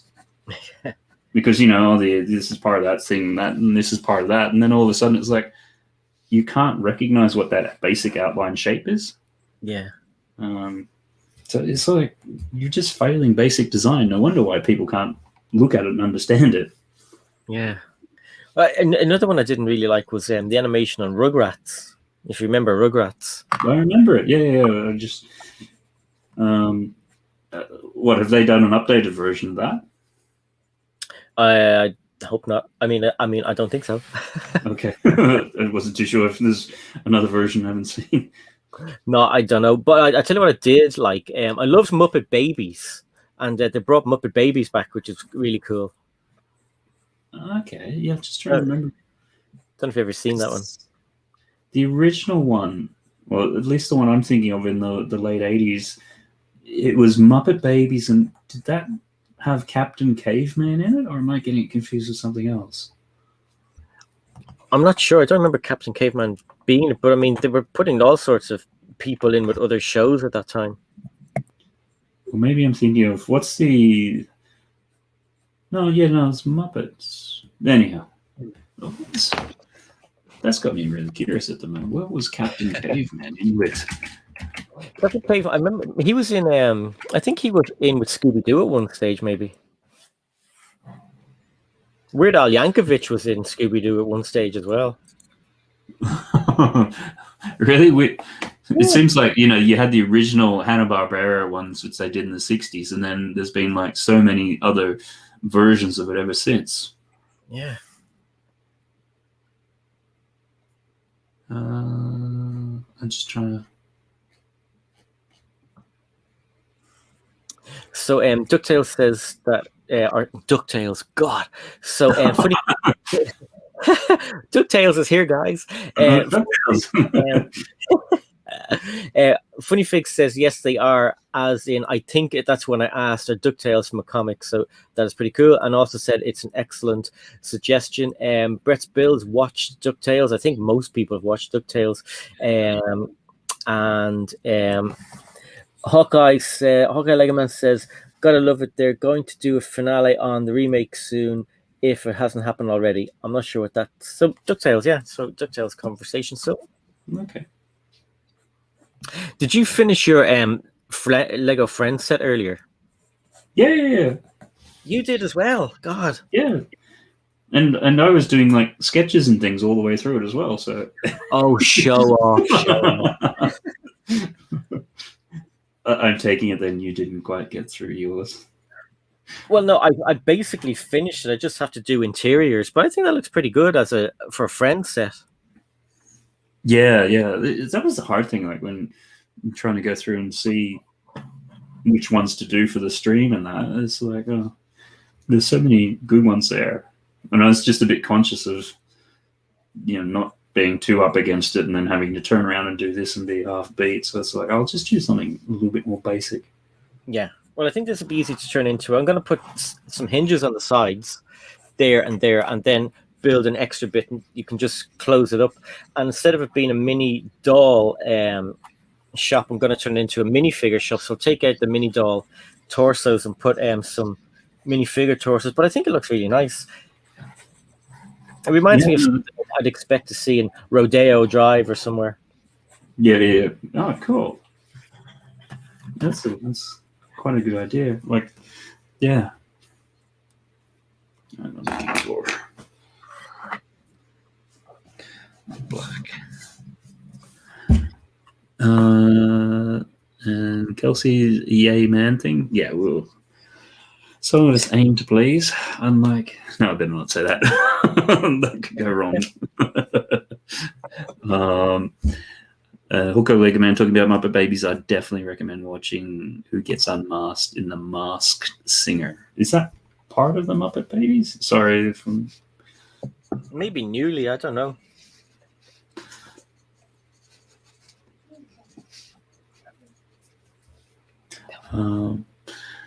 And Brett's builds, I redone mine yet.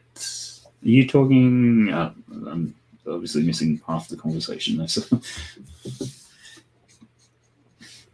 Have you done mine yet? Brett's was, let me see. Lone Ranger one, I think. Oh yeah, Lone Ranger or Dan Dare. So I think we haven't done yours yet, Brett. I'm sure it's on the menu.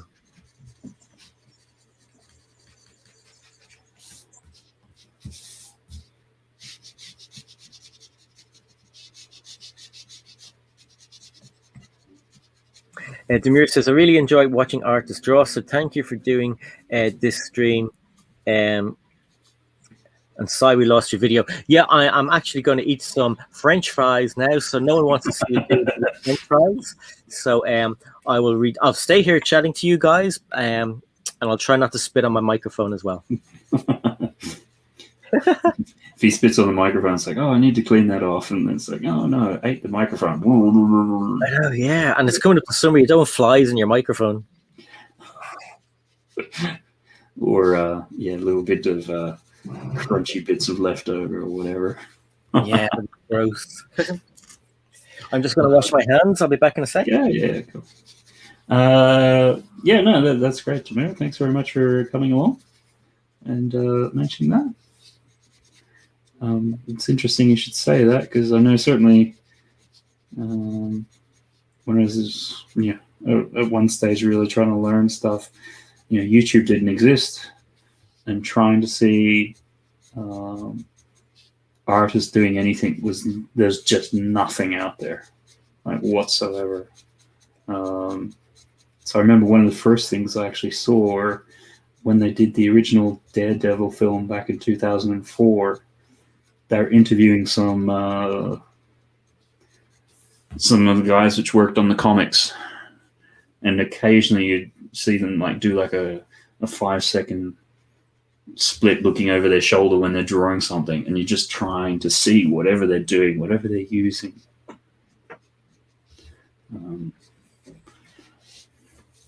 So certainly can appreciate that. Whereas now, usually you come here every Saturday night and there'll be drawings. What else we got here?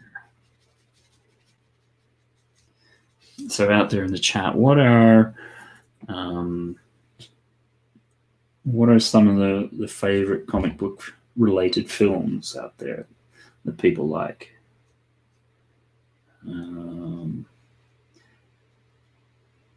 Certainly with the MCU, there's a lot to choose from. Having said that, I do quite like Dark Knight. Heath Ledger's Joker was really, really well done. And considering that he took that role, and before that,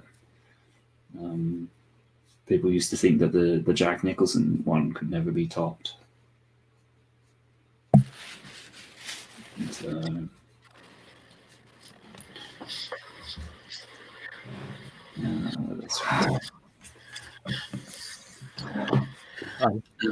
Drawing is a skill I'd love to learn. Art in general. Until then, it's soothing to watch others do it. I find, for me, if you want to learn how to do it, go along to a life drawing class. Obviously, once they start again, where you have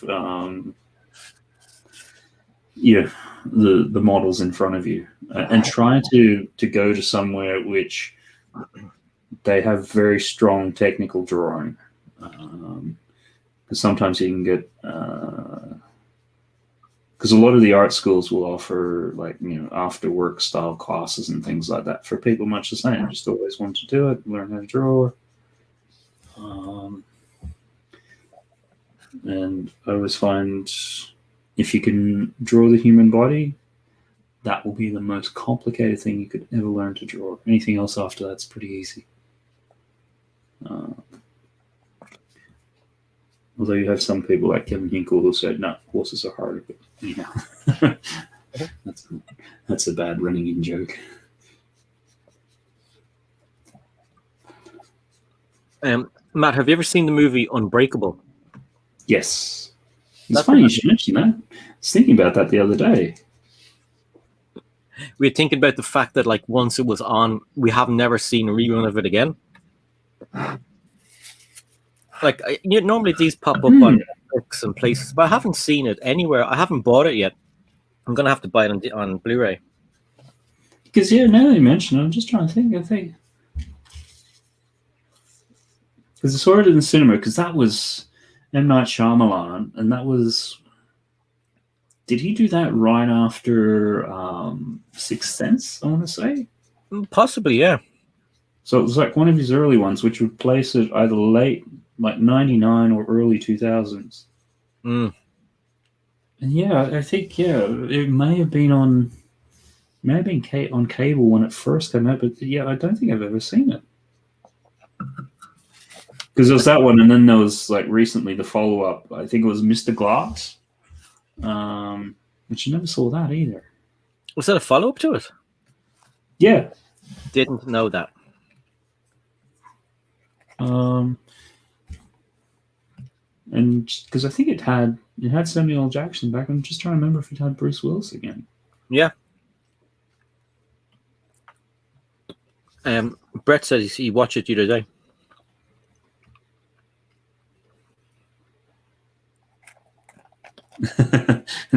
Which is why someone always asks for a horse. Yeah, that's me.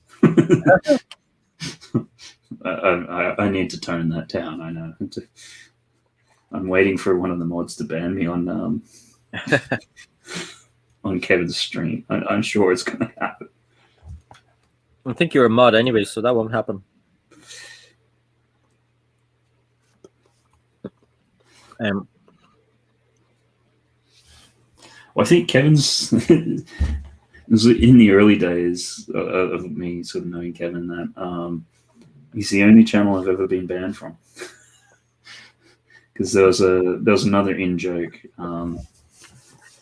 which I used to have, which they come up to somebody and be like, "Why are you even here?" Yeah. And then I said it, and they didn't know that I realized that I knew what the joke was. Yeah. So they thought I was being offensive, so they just banned me. So didn't that happen to you on Joey's channel as well? No, it was Joey who did it on Kevin's. So. Oh, right. Joey felt so bad. No. Was it? No, it might be on. No, sorry. Was it that or? No, I think it was Bricks O'Brien. Sorry, it was Bricks O'Brien. So. That was funny though. Yeah. Because I think you had all come from a separate stream onto Kevin's one, wasn't it? Yeah, it was part of the I think it was the summer 72-hour one. Yeah. So it was like two sort of streams back or something like that. So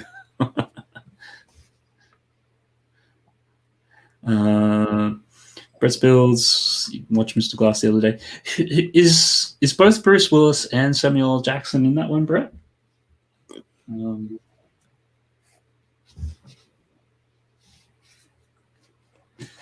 Probably should pick up the pace on this one because I can see just it'll be here for some time. It's so cool. Oh, thanks for that.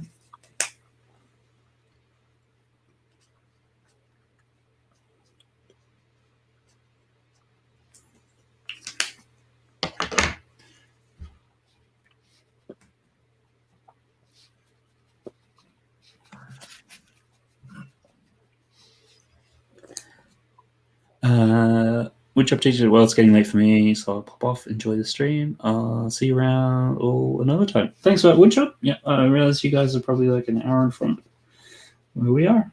Thanks for stopping by. Bye, woodshop teacher.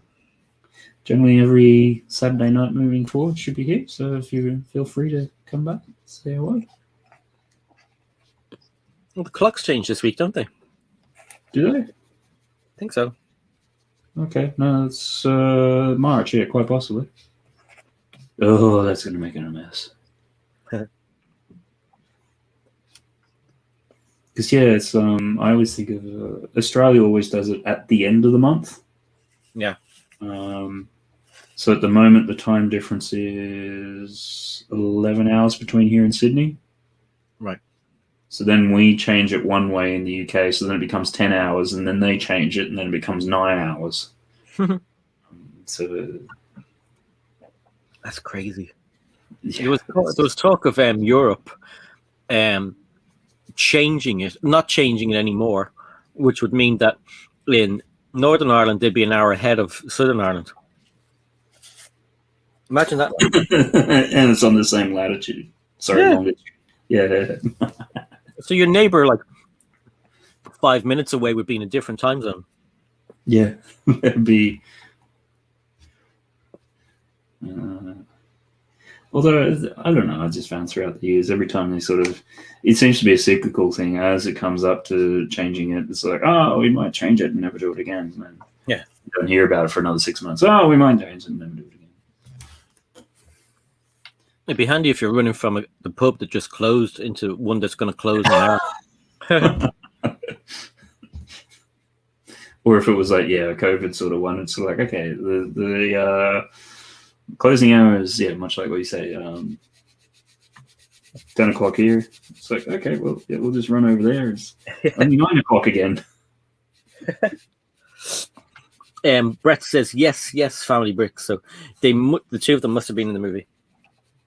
Okay. They were, I remember, yeah. Yeah, it was one of those ones which I obviously haven't seen it, but it sort of came out. Then I don't know. I think there's a whole period of when you first have young kids where it's like, I'm not seeing or doing any of that stuff ever again. Yeah, but I mean, it's a really good movie. I don't know why they haven't, like, because every now and then you get these movies on TV, like The Sixth Sense and stuff, but that one has never turned up again. Yeah, just, now that you mention it, I remember The Sixth Sense when it first, obviously did theatrical run, and then it went to cable and TV. And it's like, I don't think I've seen it since. I think one of my, I'll have to dig it out. The Sixth Sense has one of my favorite all-time memes that come out of it. Which one's that? I'm just going to see if I can find it and then share it because I just love it. Hey, Doc Sampson in the house. Hey, Doc, how's it going? Great to have you around. Hope that you are going well. Let's see if we... Yeah, I got it here. So I can open it up in some little window.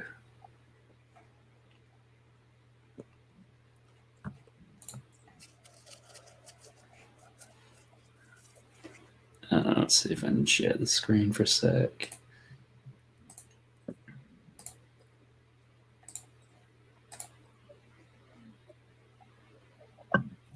Make that solo. Brett Bill says dead people. You gonna call Ghostbusters? Yeah, this one here. I see dumb people all the time walking around like regular people that don't even know they're dumb. That is funny. Because that came out, what was that now, 22 years ago or something? Wow. I love That's it. Because it's so helpful for when dealing with people in normal life. Yeah. See now, probably messed that up.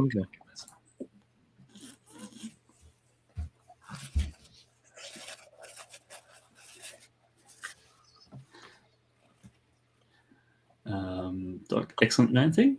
Thanks very much. Yeah, I need to start pulling this one to a conclusion and move on.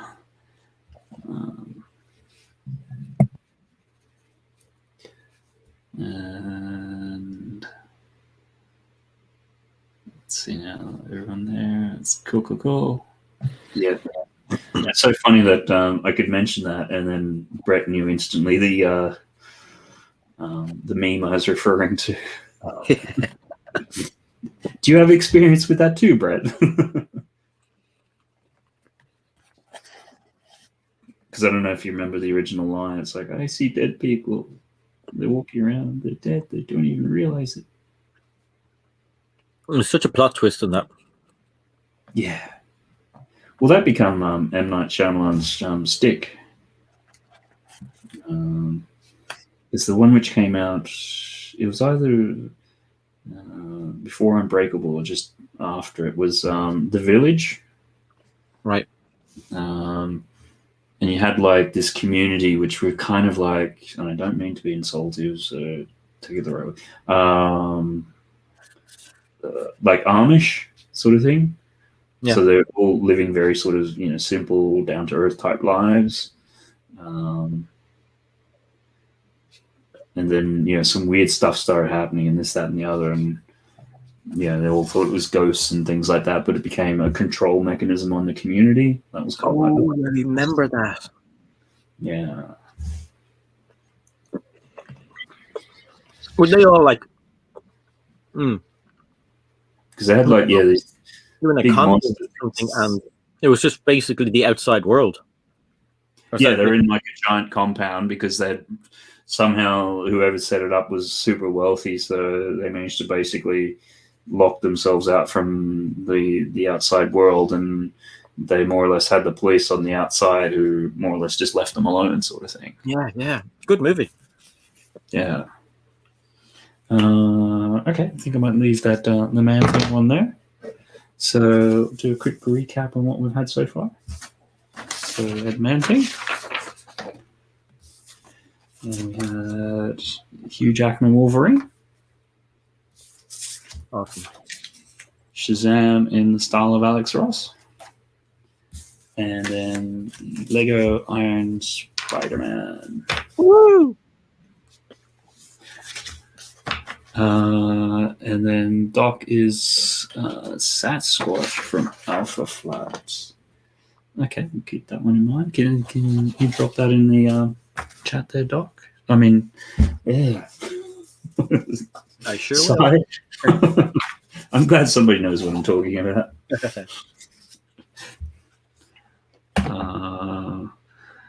Doc, is this a 6-hour stream, right? It is if you're here. So if you're still here, we'll go as long as Doc's here.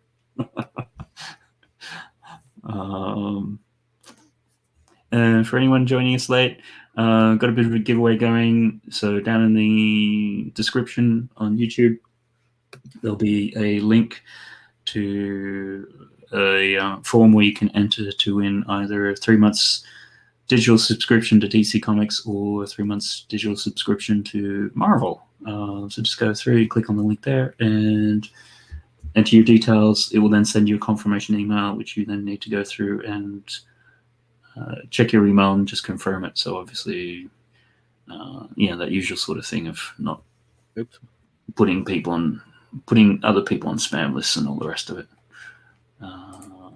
Cool. Oh. Put that there. LOL, I've seen it go over 5 hours. Yeah. One thing, as I was sort of saying before, looked at it and did the in the 26 streams which were done like 120 hours of drawing. So, that averages out to, I think, about 4.5 hours a stream. Where are we at next? I'll have a look at a couple of these.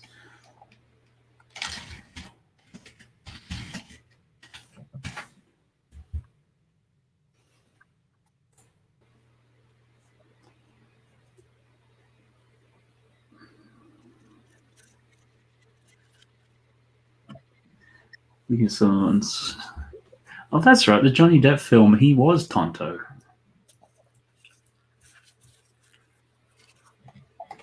Oh, yeah, Johnny Depp was Tonto. Who was it? Who was the Lone Ranger in it? I don't even know. I'm gonna have to do the sort of Wikipedia on it or something. Yeah. Never saw the film. Did you see that film? No, but I have some Lego sets. I don't think anybody saw the film, which is probably why it didn't do too well. Yeah. I mean, the Lego sets were amazing from it. When did they come out? Were they early 2000s? No, it must be late No, 2000s. I think it was like 2014, maybe. I'll have a look.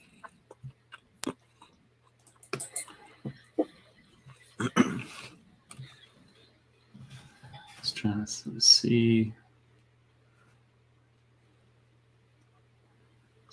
This Dan Dare looks interesting. 2013. 2013. Is it that recent? I suppose it could have been, yeah.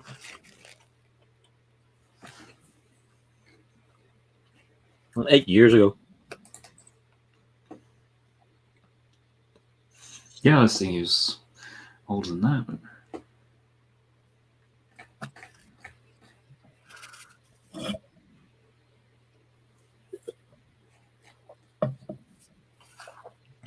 what do we got here? What do we got?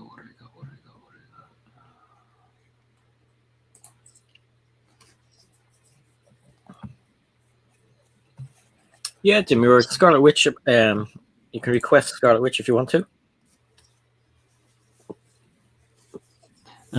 Yep.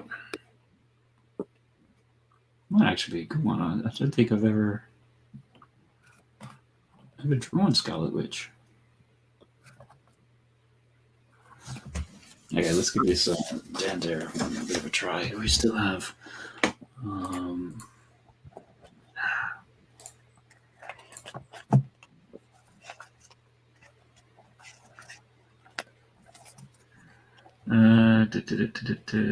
still trying to see if I can find.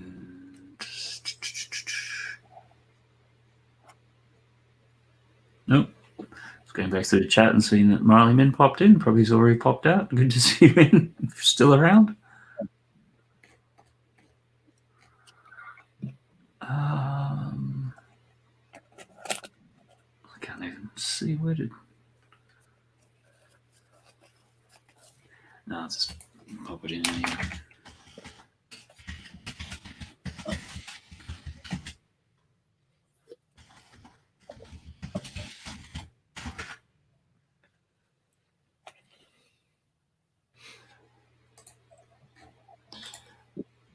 Pull it up there. Okay, let's go on this one.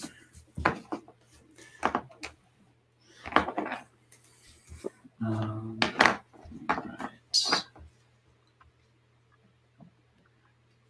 And Brett, and yes, my spelling is bad.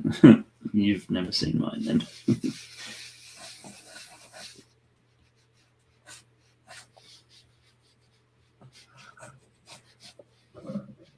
Brett always comes out with these awesome ones. Ulysses 31. Yeah, I was just trying to remember some of the other ones. It's sort of like I think on the Heroes and Villains one, or maybe it was TV shows. It was the Only Fools and Horses equivalent of Batman and Robin. Oh yeah, that was a good one. Yeah.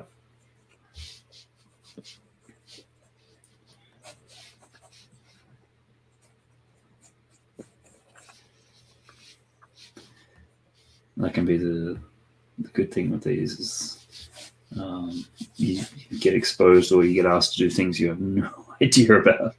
Yeah. You've seen Only Fools and Horses, yeah?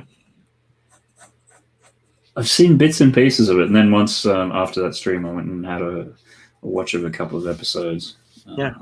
Because it's got the I always think of him as is it Granville out of Open All Hours? What's the guy's name? I don't know his name. Is it Jason Scott or Jane? Anyhow, that guy. The actor's name? Yeah. David Jason. David. Okay.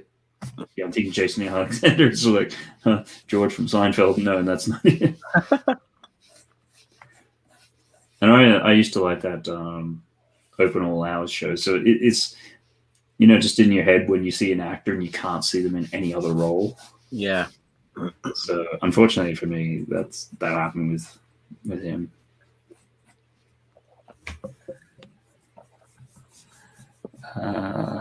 Mysterious Cities of Gold. Oh yeah, some gets me. Wasn't that a cartoon? Yeah, that was a cartoon. That was El Dorado. yeah, that was. It was one of those things which the cartoons loved as a kid, and then I think was it during university? I think managed to get a hold of it, and then tried to watch it again. It's like, yeah, I think I'm just going to leave it. Was when I watched it when I was a kid. So I can't get back into this. That's crazy. And the other one, which has been really bad for that, is which doesn't hold up really well, is the original He-Man and the Masters of the Universe. Oh no way! Oh, have you rewatched that as well? Yeah. Yeah. Have you rewatched it? No. I'd like to, but there's just not enough time. But I remember that as being like so cool on Saturday morning. Yeah. You used to love it and things like that, and then you rewatch it, and it's like, this animation is terrible. It's the same thing reused again and again, and so half these stories don't make any sense. Like, you don't realize. I didn't realize stuff like that until I started watching The Simpsons, when they were kind of like taking the mick out of themselves, and they have the same slides over and over. You're like, oh yeah. Yeah.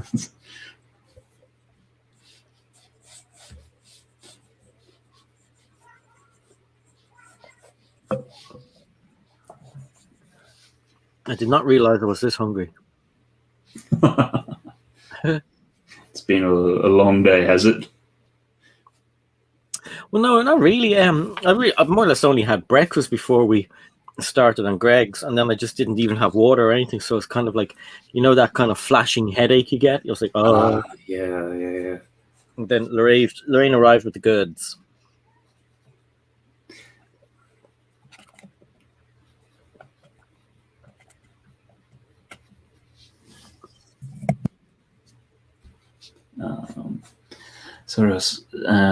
Darling Buds of May is better. Okay.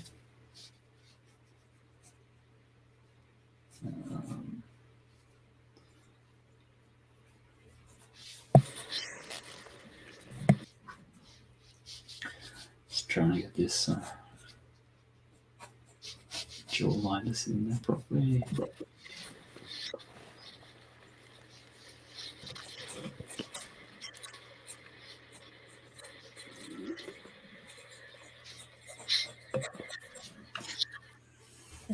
So, with your channel, what's your sort of obviously doing Lego at the moment and starting the second one on the Funko Pops and things like that? Because originally you were doing, from what I can recall, on your Lego, it was a lot more quick news.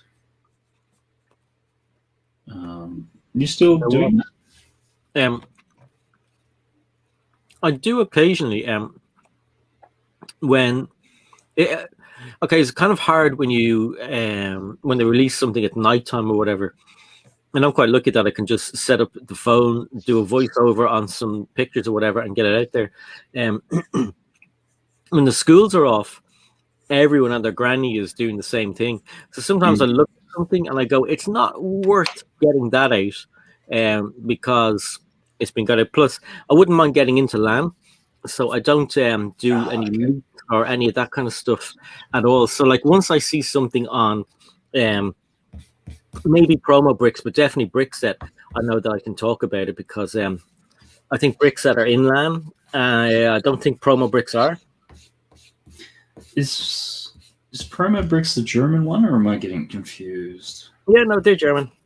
Yeah, okay, so there's that one. Yeah. And I mean, like Justin and Ryan and Ash and Holly make the point that, like, if you're not in LAN, you can do like they Ash and Justin were always kind of first with the new stuff, the new news. I know Ash used to like be in the middle of college or school, whatever, and have to go in like somewhere quiet and do a video and stuff. And you can now, like with LAN being so strict, they can't comment on anything. They can't even really talk about a rumor of something. So, if they can't, I'm not going to go down that line either. So I've never been kind of a leak channel. It's always been a news channel. Yeah. At the start, so it was like news that was, official news from Lego or from Brickset. And Brickset are kind of careful where they wouldn't put something up without knowing. Although they did put those Eternals pictures up from the catalog, didn't they? Somebody from Brickset was at something, and they got given a catalog, and it had the Eternal sets in them, and they put them up onto the website. Okay. But no. So nowadays, what I just do is just stick to Lego reviews, and when we were allowed to go to the shops, I liked going hunting, like doing Lego hunts. Yeah. And the Mario one was one of the best because they just brought everything out and it was cool. They had all the promotion stuff, and it was myself and London Bridge Bricks and Bricking It all trying to get stuff and then have it on the channel before each other. It was kind of like fun. And it was like we're checking, oh no, Bricking It has a video up, oh no. And it's just, okay, I'll put something up that he hasn't put up yet. And that's a good thing about all of us. It's all just fun. Yeah.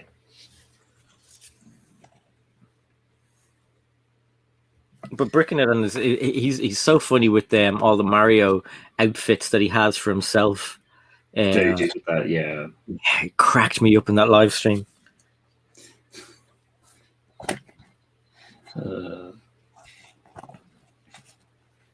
I mean, like what you say, it seems like now, and I don't know whether it's just a lockdown thing or maybe we're just more aware of it through being more in the community or something, but it seems like there's just so many more people covering news.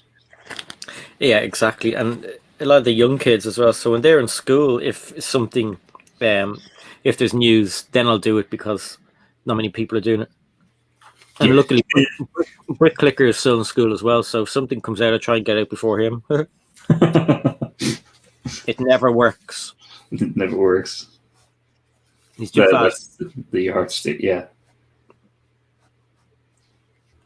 It does make you wonder sometimes then if just how much they knew so far in advance, and then they're just able to prep something, so then when it got close, they could just drop it in. Yeah. I mean, he does he does like some editing on his videos as well, so it would take even more time.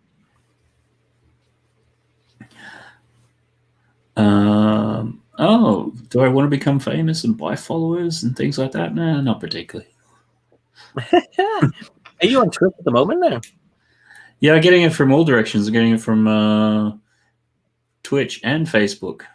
Came both at the same time. Are we live on Twitch? Yeah. Oh, cool. Yeah, I just run it through StreamYard.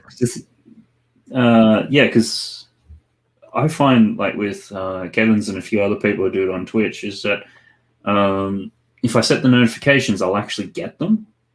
Yeah. Which is really good because then it's sort of like, okay, I know so-and-so is streaming. Okay, we're going to have a look at it, whatever else. So it's kind of, I guess, doing it in the reverse with that because I know it works. So it's the YouTube ones, who knows? Sometimes I don't know whether you find it with YouTube, like after the stream ends, I'll get one from YouTube going, hey, you're live now. It's like, yeah, 5 hours ago I was. That's ridiculous.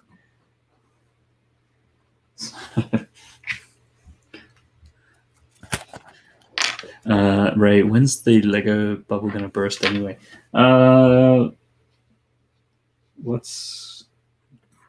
you know what Ray might be referring to? What is there something specific, or is it just a general comment, Ray?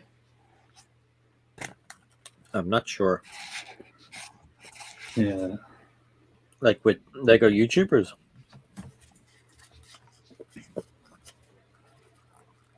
Lego will be here for a long time, I'd say.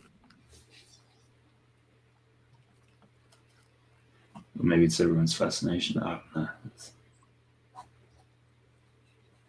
I just find like the 18+ stuff now, like the Winnie the Pooh. Like that's a nice light watercolor type drawing illustration. Bang, onto a black box. It's like, what? I mean, like, imagine if you were a graphic designer in Lego now, you'd be like, hello, I want to design a box, please. Yeah. A black box. Will be the Henry Ford version of it. You can have it in any color you want, just black. You know what? Maybe that's what somebody's just done. They're just taking that quote literally. Yeah. Well, that set shouldn't even have 18 plus on it, because like it's not, it doesn't look that complicated, but you know, it's a kid's book. So I've seen that, like in the Lego aisle in Smith's, for instance, like parents do look at those ages, and they do say to the kids, oh no, that's not your age range, and they bring the like 3-year-olds down to Duplo, and you know, some kids would be able to build Lego no problem, no matter what age they are. But the 18 plus, I don't like that. Well, I think what they've done is it's just marketing gone wrong. Because what they did is they've confused the issue. Like the age range on the box used to relate to complexity, which then generally indicates a age range. Whereas now the age range completes the age range of the 18 plus is actually targeting demographic. Yeah. And that's where it's subtle, but they've confused it now. Because it's not like it's got nothing to do with how complex it is. And they've openly stated it. It's like, you know, we are going after the adult market. Then throw on top of it the not so much the innuendo, the sort of innuendo or whatever that 18 plus in most countries means, like, you know, R-rated and all the rest of it. You know? Yeah. It's just like, for mine, it's almost like they've gone, okay, you know what? Technic works quite well with a black box. Ooh, we released the what was there's an early set which they did. I think it predated the Batmobile. Was it the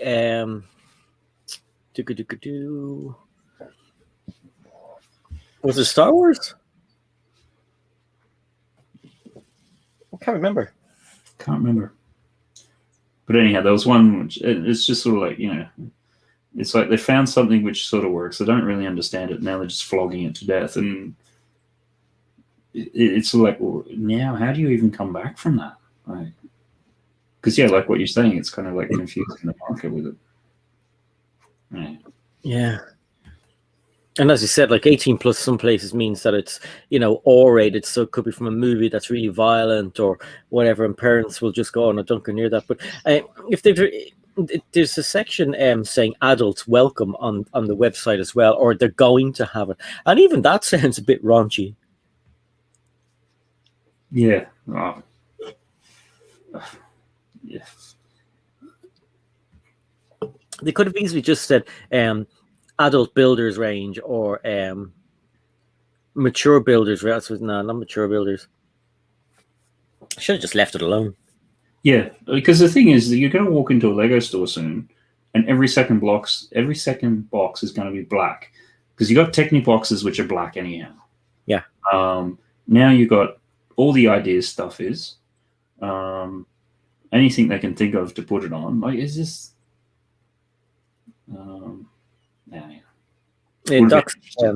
Ducks 18 plus is an excuse to raise prices, and I mean, like, it's targeting older people who have deeper pockets, maybe a bit more money, and yes, so I mean, and a lot of nostalgic stuff is in a black box as well. So, you know, older people might go, oh yeah, sure, it's a bit expensive, but I can afford it, I'll buy it. Yeah, because the modulars are all in black boxes. Yeah.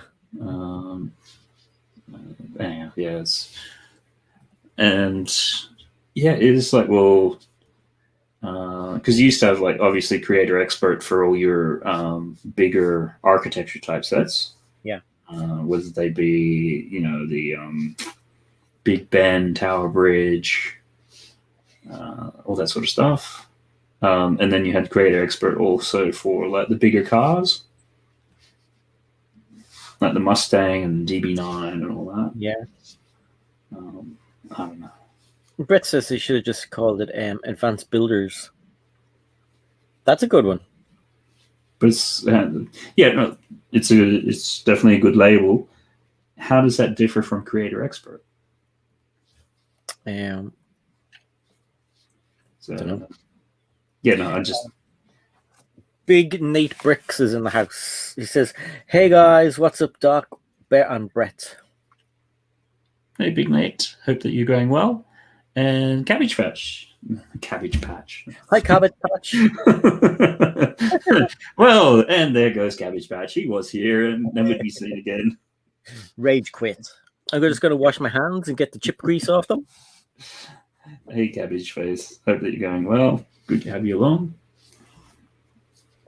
And then I think when Ray was saying the market bubble, are you talking about the prices of secondhand sets, or just the way that Lego sells stuff? Because certainly the prices on the secondary market at the moment are a little bit crazy. So, my Lord Cabbage, that's right. I said it the wrong way. Sometimes try to do that as well, Doc. People will say Lego is too expensive. I'll play with other company bricks. Yeah, well, we did just before this, Doc, we did a friends stream on London Bridge bricks, and that sort of came up a little bit. Because certainly, Cabbage and Solo, even Jang and a few of the others, they're all looking at the alternates.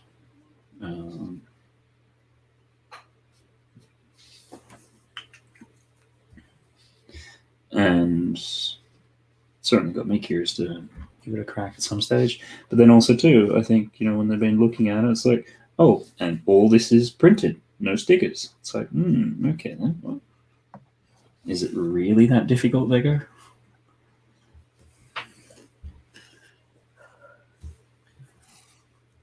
I think like baseball cards and baby beanies.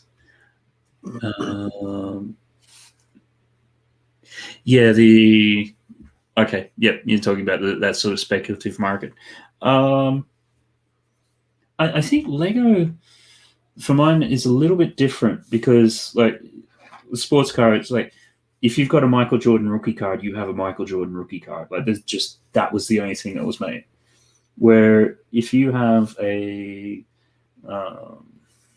what's a good one at the moment, which is overpriced, the original Ninjago City or whatever, yes, you can have it, but you can also go through and bricklink it out. Yes, I do understand in terms of investment used loosely, sealed boxes and all the rest of it. But certainly when you're looking at investment sort of asset pieces or things like that, you have to look at the alternatives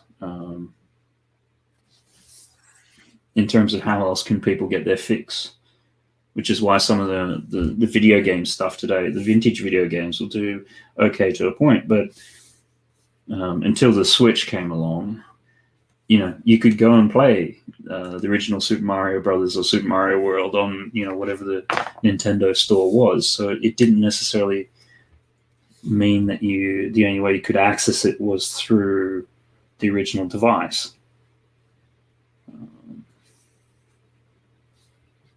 I think a lot of the Lego prices are high at the moment because in various places you got people who are getting paid to stay home.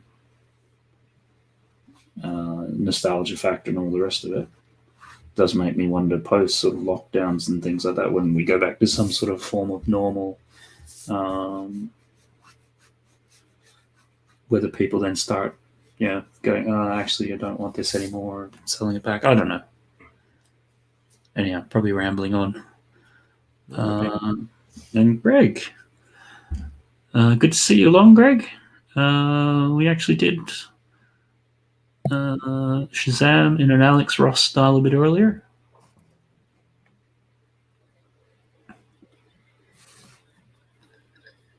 And then what is that? Just talking about the quality of bricks. I mean, the other thing I find interesting is in pretty much any other sort of field or sort of collectible or whatever, things like that, like kit bashing, where you sort of taking bits and pieces from other brands and things like that and pulling it all together, you know, it's fine. Like, you know, RC cars or even plastic bottles with glue and stuff like that. Whereas Lego has managed to get to this point where it's like, ooh, we dare not acknowledge the other brands. I think in the terms of if it's something like the complete absolute knockoff ones, then yeah, that's an issue. But then when you got, what is it, Kobe and things like that, where, you know, they're not knockoffs, they're obviously doing stuff, they're doing it in the right format. What's so much the issue? Yeah. I mean, what do you think, Si? I don't know. With the fall of Leopard, well, I don't know. They probably come back as somebody else. I mean, that was definitely fake Lego. Yeah. And I was reading the chat, so if I go off topic, just correct me if I'm going off. But yeah, I'm excited to see people like Cabbage and Solo doing things like Kobe, because it does show that, like, you know, there are other brands out there that can do what Lego don't do, and you know, I'd like to see maybe Cabbage having a second channel, a Kobe channel, if he was into something like that, because it's something I don't think I'd go down the Kobe route, only because there's no space in this house for anything else. If I was going to collect anything else, I think it might be comic books. But no, Lorraine, don't panic. She's probably freaking out downstairs. I'm not collecting any more things. Well, when I say I'm not collecting any more things, I mean not collecting any more other stuff. Lego, yeah. Funko Pops, yeah. Just like, the previously declared collectibles. I even have like my old collection of Mask toys. I don't know if you remember Mask from the 80s. Yeah. I still have them. I have some of the old original Kinder Egg toys. What? Yeah, they used to come with little metal gears and you could pull them back. And I think there was some GoBot kind of things in there as well. Duck said that he had Fish on Friday. Are Catholics different in Ireland? Do you know, the older Catholics used to do all that, only eat fish on a Friday and wear a headscarf just over the old women would wear the little headscarf going into the church to pray and everything. Most of that is gone now. No one really does that. The older Catholics kind of half stick to it. But ever since all the controversy with Catholic priests and everything, I think everyone's just kind of gone, no, I'm not into that anymore. I'm just reading what Cabbage says. Most of my channel will be Kobe. Oh, cool. With the splash of Lego. For me, there'll be also many. For me, there are so many better people at Lego in reviews. I'll leave them to it. Yeah, I mean, like, I think it'd be pretty cool. Yeah, and I think you get a lot of following, Matt. Yeah, no, I've been watching a lot of Cabbage's Kobe stuff, because he's put out quite a bit in the last week or two. I think there's like 4 different videos at least. Yeah. And yeah, it's just sort of like and then it's done in his irreverent humor, you know, sort of thing, which, you know, it's always good too. So it's like, you know, you're watching a Cabbage video. Yeah. Are Kobe expensive? I don't think so. I think they're like, they're not dirt cheap, but they seem to be, like, I think when they're talking about some of those tanks and things like that, they seem to be 25, 35, 40 pounds, maybe 50, somewhere in and around there. So, you know, they seem to be roughly in the same sort of ballpark. Yeah. And they said the quality is very good. Yeah, it's, I think one of the kids a couple of Christmases ago got one of the then whatever current fighter planes or something like it, because I remember them putting it together, and yeah, it was all tiled by the end of it, and then trying to take it apart later with the wings and things like that. Forget it. The clutch power on it was ridiculous. Like, you were not getting that back apart easily. And that's another difference as well, because I don't know. Do Kobe market themselves as model makers or as toys? Because if the clutch bar is too strong for like a 4 or 5-year-old to take apart, that could be a bit of an issue. But if you're going to use it like we do as models and for display, it's brilliant because you're not going to take it apart. Yeah, and then Cabbage has come back and said the good value Spitfire is $29.99. So it seems.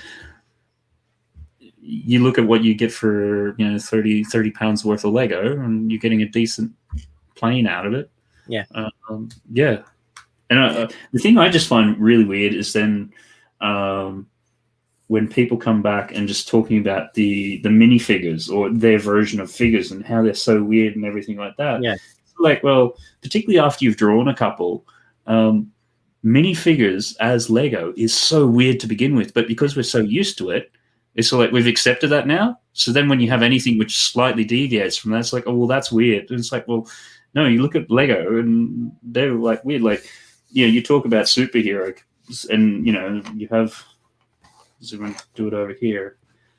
And you go, right, if you got your person, they're like, 7 heads high sort of thing. I'm doing this really badly and really rushed. But you've got like a height sort of comparisons when you've got like, your 7 heads over here or whatever. Whereas when you do it in Lego, Lego is actually like 2.5 heads high. It's a really weird proportion system because you're sort of like there by the time you put in, the legs and things. So it is a really bizarre shape anyhow. So yeah. Because you go back and you look at the prior to minifigs, okay, you had a couple different flavors of them, but then you had like the Technic, or not Technic, but that sort of buildable type figure where you'd put together like 4 or 5 little. They came in the Technic sets, didn't they? No, they were later flavor ones. I'm talking about the ones from the late 70s, right? Where they were basically. It's like 5 bricks high, like 2 by. Can you see that? Yeah, it's 2 by. Yeah. Let's just add another one on, and then usually like the middle one here, you'd have these little weird arm pieces which would come out, and then the heads were like round with these weird little hairdos on them. Anyhow, you can Google it, but yeah. That's what the figures used to be. And then we went, oh, no, we'll do minifigures. Like, so that's crazy. It's just really interesting to see how you get used to something and then everything else relative to it becomes weird, where it's actually a matter of, well, actually your benchmark is weird to begin with. Like, yeah. Mama Lego popped in to say hi. Hi, Mama Lego. Great to have you in. Hope you're going well. Probably should... wind this one up. Now, who is that? That is down there. Okay. It's on the screen side. Oh, really? Is it? Yeah, just there. Oh, okay. Now, sorry, I realized we've gone quite long. Did you like? It's up to you. Did you want to still stick around, or you want to head out, or what's your sort of thoughts? I think I will pop out. I stayed a bit longer because I was eating chips on the screen off screen, but I stayed a bit longer. Lorraine's home from work, so I'm probably better off hanging out with her for a little while. Yeah. No. Thanks very much for popping in. What is that you're doing, Matt? Sorry. What are you doing there? Is that a rubber? It's they call it a kneadable rubber. It's sort of works like a normal one, just slightly different. And just got some little light pencil lines here, and I'm just trying to take them off, okay. just to clean it up just slightly. It's one of those things like it doesn't show up on camera, but I can see it here, that sort of thing. So yeah, that's kind of it there. So do you want to tell us what's coming up on your channel in the next little bit? Either channel? No problem. Channel's called Cy O'Connor, and I will be having some Lego video reviews coming out, as in Lego VIDIYO videos coming out. And then on Wednesday, on my channel, I will be doing the backlog in association with Greg from London Bridge Bricks. And the idea of that is we build something from our backlog and try and make a dent in it. On Thursday, I have my weekly Si O'Connor live stream. That's at 8:30. And yeah, so that's it for the week, really. So hit the like, subscribe, and do all that. All the good stuff there. Excellent. Well, thanks very much for popping in. No problem. Thanks for having me, Matt. No. So it's always great to have you in, and yeah, we'll have to do it again soon. Definitely. Bye, chat. Thanks, everybody. See you later, Matt. Bye. Cheers. So everyone there, if you got the in the description, there's a link to Si's channel. Definitely go check him out, subscribe, like his videos, things like that. And then yeah, he's also doing, if you're into Funko Pops, he's also started a second Funko Pops channel as well. You can find out there. Okay, we'll just do a quick little recap. So we had Dan Dare there, just requested by Brett's Builds. And we had Man Thing. Just try to get the order out there. And Kelsey. Hugh Jackman Wolverine, which Woodchop Teacher requested that one. Then we had Shazam in an Alex Ross sort of style, which obviously he sort of paints it where I've got some markers to try to do it. And then we kicked off with Si's suggestion being the host, the first one, having the Iron Spider from the Sanctum Centaurium set. I'm sure I mispronounced that. Okay, let's just see where we're at here. Is that one there? Doc Shazam looks evil. London Bridge Pigs, so they're wicked. Thanks for that. Appreciate it. Let's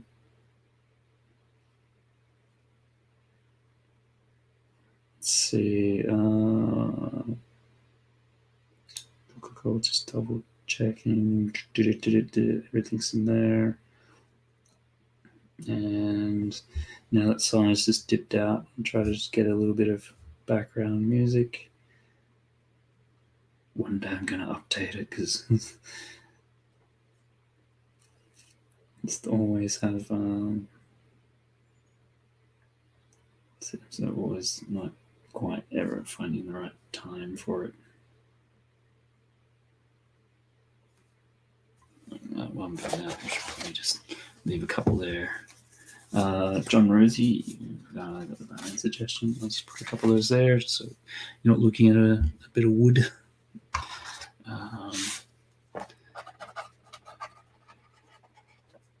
The shadowed eyes do it. And Cabbage Face, it's all good.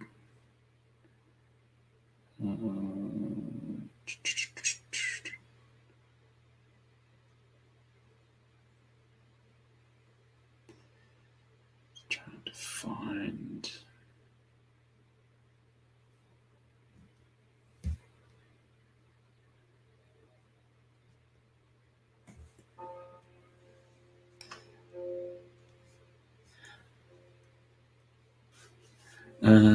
Brett's Builds, check Insta. Okay, I'll just give that a quick little once over. Oh,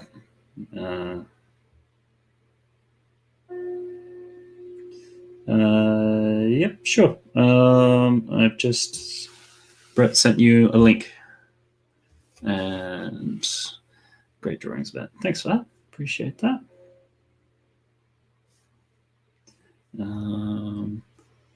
Oops, I just stopped that there.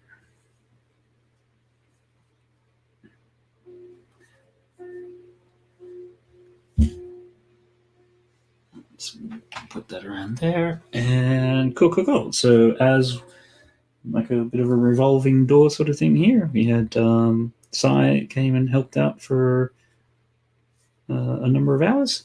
And now we'll just have somebody else who comes along and has helped out in the past, Mr. Brett's Builds. How are you going? How we doing, Matt? I can't feel size shoes, but you know, I do like my spot on the draw stream. And again, the Dan Dare, Matt, the reason for that is my dad is a toy collector. Okay. And he went to a boot fair many years ago, and he come back, and this was when my mum was alive, so we're talking maybe 15 years ago. He come back, he said, "Yeah, boy, look at these." I said, "What are they, Dad?" He said, "They're 3000 AD, but they weren't the comics, Matt. They were the actual hardback books." Yeah, that's, when I was doing a quick little search, it popped up under the 2000 AD banner, but it's sort of like, no, this is something slightly different again. Yeah, and I'd never seen it. So when you said you was drawing comic books, I was trying to sit thinking, and that one come up again. Mysterious Cities of Gold, Ulysses, all the iconic things from my childhood. Just quickly, John Rosie, thanks very much for popping by. I think you had a suggestion for Batman, which you had noted down. And then even FunnyFigs, holy shit, it's Brett. Yeah. Cool. Yeah, just for Greg, I'm going to show him my table. It's been greebled to hell. As you can see, everything's sort of together. There's a bit of greebling for you, Greg. Because what's it on your Insta that I've seen you started pulling some stuff apart? Or is it maybe I'm confusing somebody else? What I did, Matt, yesterday, I took the whole front of the castle apart. And this was what I said to Si earlier, what you guys didn't get. When he asked you about if you'd done the Friends set, and I turned around and said, I think it took me 6 hours yesterday to strip this castle basically back to a quarter of a castle and rebuild the whole thing. It took about 5 hours. So if I want to, you know, if he ever wants a castle, just give me 5 hours and a few parts, and yeah, I'll show you what I can do.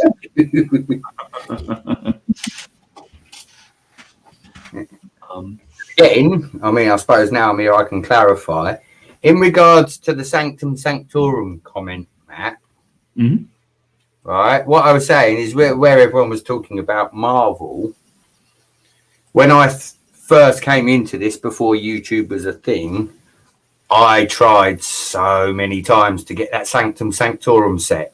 I mean, like, I went to about 8 different places trying to get this set because of the building for Doctor Strange. Well, of course, we never managed to get it. Well, since I've met, you know, some other people in the Lego community, it was announced to me that a friend of mine happened to have one. So I have acquired the Sanctum Sanctorum, and me and my good friend Charlie, Bluegrass Bricks, will be doing a live stream at some point where we both build the Sanctum Sanctorum. Oh, nice. But I'm going to build the original set with Charlie, but my main focus for the set, Matt, was I wanted to get the building to be able to mock it. So once I've built the set, it will be torn down and remocked pretty much straight away, buddy, because as you know, I'm all for mock at the moment. Yeah. No, it's funny when sometimes, like, you see a set, I see, you know, look at a set, and then a lot of the times I look on Rebrickable and sort of see what you can do with it. And then that will give a lot of ideas and things. It's like, oh, I just need to build this so I can get to the part where I can pull it apart and do something else with it. We spoke last time about the Newbury High School, Matt, and how we both used that for mocking and other things, and how I'd used, back to the Friends earlier, everybody's holding up that Friends pizzeria, and I'm sitting here thinking, yeah, I've got a 3-story mock over there that I did with that. You know, like you say, the Friends sets are good. I don't know which one I've got, but I've got, is it the big hotel with the water slides and all the rest? Yeah. The Friends, to me, has always been very good. If not the builds, the parts, do you know what I mean? I'm with everyone else. I hate them horrible looking mini dolls. I give them to Tommy Lee and he pulls them apart in about 3 seconds flat. But they do come out with the stuff that Lego don't, Matt. And that's what I like about Friends. They are bolder than some of the city sets, you know. Like, I mean, how many different ways can you have a fire station?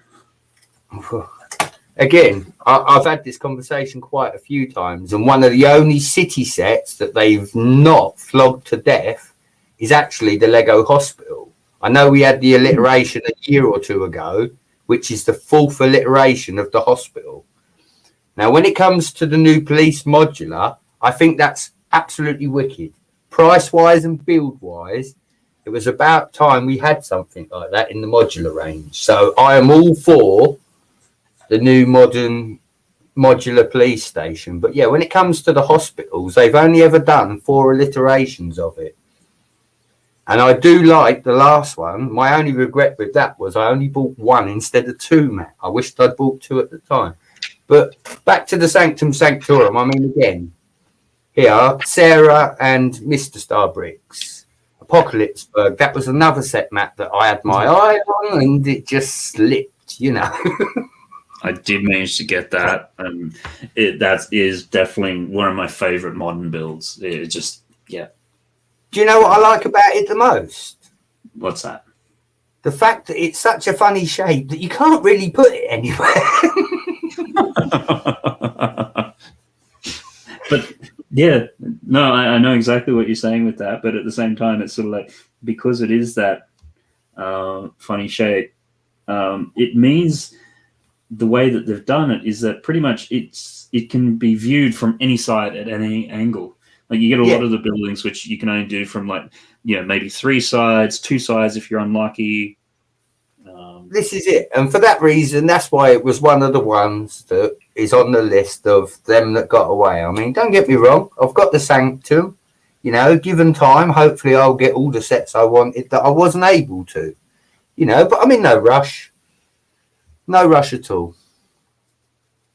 I'm just trying. I think I messed this one up. Anyhow.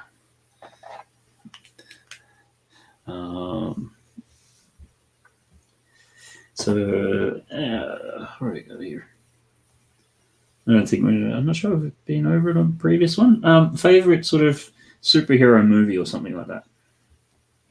For me, honestly, favorite superhero movie? It's a bit of a push, because defy superhero. I defy a superhero as any normal person that does something extraordinary, i.e., you could win the lottery and give all the money to charity, and I would call you a superhero for that, Matt. Yeah. But when you come down to it, if we're talking movie choice, I love the Batman. Christian Bale has got that stone cold face, and for me, he plays Batman well. The other day, somebody said about Jack Nicholson being the best Joker, and I was like, no, it's Ledger. I do apologise. He is the best Joker. I do like the Batman and that, but I've watched WandaVision now. At first I thought, what a pile of toot, and when I took the time to actually sit and watch all of it, yeah, really well thought out, Marvel of, because if I'm honest, Matt, and, I might get a lot of hate for this, with the Marvel, when they done the Endgame, I was really disappointed. As a Marvel fan, they could have done that so much better. Well, what was sort of disappointing for you about it? Just the way they sort of rushed it into the last 2 films. They done a really good hype of bringing all the characters into it. And then it's like, action, action, action, rush, rush, rush, let's get this finished and done. Okay. Whereas, I mean, I've watched every Iron Man. I've watched all the original Hulks back to the black and white ones from the 60s. Do you know what I mean, Matt? Now, the Hulk, I mean, Banner or Eric Banner, whoever he was who played the really old Hulk, do you know what I mean? Like in the 60s and that. He smashed it. He was Hulk to a T. Every time he changed, he was big, he was scary, and he was green. Exactly what Hulk's meant to be. You're talking about the Lou Ferrigno TV series one, or? Is there another one? It was on TV. I remember it being on TV. Yeah, that would be. Yeah. It was, but then it's like Thor. They bought the Thor all out. I agree with Doc. The Joker has not been done properly. Ledger was the best. Ledger was the best Joker so far in my eyes. Yeah. But I still think it could be done. I mean, again, Suicide Squad, Mr. Elder. Yeah, no, that's. I'm sure it's somebody's favorite, but yeah. Yeah, but then the Joker in that, he had the dark mysticism about him when he was laying with the knives. That's the kind of thing that the old-fashioned Batman on TV would do. They go back to some of the roots of Batman sometimes, and I think, yes, they're going to sort of eke it off that way. Doc, believe it or not, that is why I have got Joker over my belly, and Mrs. Brett in the other room that sat and laughed the entire way through the tattoo because I cried like a baby, and I will openly admit that. Yeah, but yeah, some people can deal with the pain of tattoos. It's like, it's not that, Mr. Elder. It's the way he had Joker across his belly in the old English. I'm a tattoo addict anyway, but yeah, when I saw that, I was like, I'm having that. You know what I mean? And it is like that. I have a clown tattoo. A lot of people don't like clowns, but then I'm not a lot of people. I'm very different. Yeah. For that reason, really? I like different things. No, I always confuse you with lots of people. That's it. There's so many Brits in the UK. America maybe, but not in the UK. But I mean personality-wise, sorry. Personality-wise, well, I have to say unique. I do have to say this because I am a parent. If that's the case, then there are 4 other personalities out there that are very similar to mine. The only problem is none of them are old enough to come on YouTube yet. But yeah, no. If I had to pick a favourite superhero, an absolute favourite one, it'd probably be Captain America. Probably would be Captain America just because, again, with the Marvel side of that, Cap was done really well, Matt. Yeah. I think he was, he was so on point. When we go off a little bit from the Marvel, even to Peggy Carter with the series, do you know what I mean? Stuff like that. Cap is the one. It's got to be Cap. He was American. He was a normal guy that they messed about with, and he still had all his faculties. He had no grandeur that he was better than anybody else. Do you know what I mean? He just wanted to protect people with his power, and I respect him for that.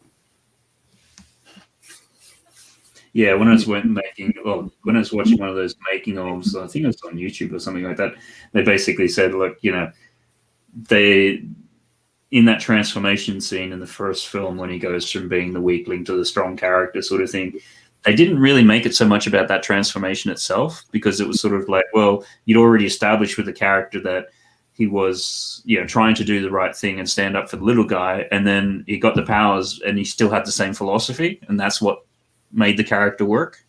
Yeah. Like I say, when they done it, me and Mrs. Brett were avid Marvel fans. We were in the cinema for pretty much everything, Mr. Elder. But with the last 2 films, I can be honest, I've probably watched Endgame once in the last 3 years, whereas I would sit and watch Infinity War or any of the Iron Mans 3 or 4 times over before I would watch Endgame again. Yeah.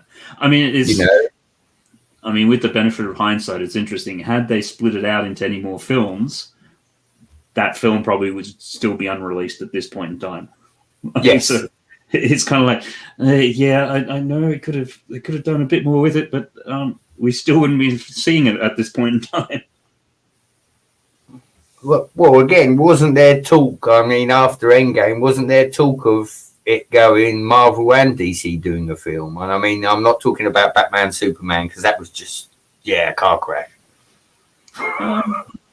I haven't heard that one, but I mean, DC themselves are in a really interesting spot at the moment. Like the publishing arm, they're looking at, and there's been a number of investors who've basically come along, because it's now owned by AT&T, which is a massive telephone company who don't care about comic books in the slightest. So they're talking about basically shutting down the publishing division and licensing it out, with the rationale being, let's just say they make $30 million a year off publishing the DC comics.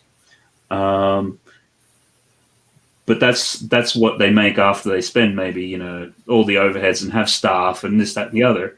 So there's a possibility now they'll turn around and go, right, we're going to license this out to another publishing company for $30 million. So net, they'll still get the $30 million, but they won't have to do any work for it. So, and there's a group of investors at the moment who are currently talking with DC about doing just that. Because over the last year, the DC Comics have completely, they've had, I think, about four rounds of layoffs. So there's very little staff left. I mean, they've reduced the number of books that DC puts out at the moment. So, but getting back to your point, or your comment, if they do license the characters out like that, there's a chance that possibly they could do that in the films as well. Just well, I mean, again, from your point of view, Matt, being an artist, I mean, and doing the drawing side of it, we've seen animation come a long way with the Marvel movies. There's a lot that they can do now that they couldn't do 15 years ago in a film. Yeah, no, exactly. We have got fresh news 24/7. Can I ask you to draw Vince Russo smashing Jim Concrete with a bro? So this is fresh news. Can I ask Vince Russo smashing Jim Cornette with a bro? They're more pro wrestling figures. That's not a bad idea for a stream, though. Actually, maybe we should do a wrestling stream. Maybe you should get that lumberjack Josh on, Matt. Seeing as he is actually a wrestler, did you know that? Who's that? My buddy lumberjack Josh. He's new to the scene on the Lego front, but yeah, he's actually a pro wrestler in America. So. Okay, yeah, we'll have to get some more details of that afterwards. He's a good lad. Obviously, with lockdown, he hasn't done a show for a while. But yeah, I met him through my friend Hoosier Bricks, because he's one of the lug members of Hoosiers. And he's like, oh, I'm a pro wrestler. And straight away, it was like, Big Daddy, Ultimate Warrior, Hulk Hogan, straight back to my childhood, SummerSlam 88, 89. All that sort of stuff. Oh, yeah. Now and as I say, as an adult, now that I know that it's all a performance, Josh will sit and tell you the truth. He says, yes, it is all staged. He said, but you don't come to watch the stage. He said, you come to watch me. And, being a kid who was into wrestling, like the first thing I asked him, Matt, was, sometimes that's got to hurt, because whether it looks fake or not, it must still. And he's like, oh, buddy, I come home buckled. Yeah. But yeah. The outcomes might be predetermined as such, but no, the bumps certainly are not. And then Doc's made a good point. He's put, when the X-Men and Teen Titans did a crossover, minds were blown. Would love to see a cinematic crossover. Yeah, with the way things are going, I don't see it like it's going to be something which happens in the next 2 years. But I would say probably in about 10 years, we probably will be there. Because you look at it Batman's done a thing with the Ninja Turtles, all the other sorts of ones where, the DC characters are being out there and things. Because that's all they That's all the AT&T care about. It's sort of like, we just want, you know, the basically the license on the characters so we can make these films. How you guys publish the comic books, we really don't care. Where the stories, and a lot of the stories that have been in the films, they're coming from the comics from the 70s. Or in the case of Batman, they're coming from Dark Knight, which is Frank Miller. Because, you know, there's sometimes the argument that, well, no, they'll never shut the publishing arm down because it provides the material for, you know, all the TVs and things, like all the TV shows and everything like that. And it's like, not really. I mean, name a character that's been in a Batman film that hasn't been published, that was created back in, you know, a long time ago. I mean, the only one which has been recent is been Bane. Yeah. Like, but he was created in what, 93? So you're talking almost 30 years ago. You know, WandaVision was based upon the stories coming out of Marvel in the 70s. I mean, okay, Infinity War itself was based upon the stuff out of the early 90s, but in terms of Thanos and all that sort of stuff, that's more 70s stuff. Like, it's just, anyhow. So I think you lot sort of, you sort of hit it a little bit earlier when you was talking on Greg's stream, and it's like, you know, I'm gonna elaborate. It's like Disney and that, you know, with the leaks and whatnot. A lot of that is down to like Lego taking on themes of companies and stuff. And it's like Disney, you know, Disney's always been Disney. I get that. They've always had, like, you know, the World of Wonders to go to with the kids. I get that. Right? You know, for the kids and that, you know, being a dad and a stepdad myself, Disneyland and all the idea of that, fair play. First off, it costs a fortune to go there, which, all right, you can understand that. But Disney have now took over the Marvel, like you say, you know, and they're sort of going out on their own. They also hold all the rights to the Stargate, Mr. Elder. And there has been nothing from Disney to say they want to bring that back. Now, personally, Stargate has got quite a few million followers. You know, the sci-fi theme in its own right, it has always done fairly well.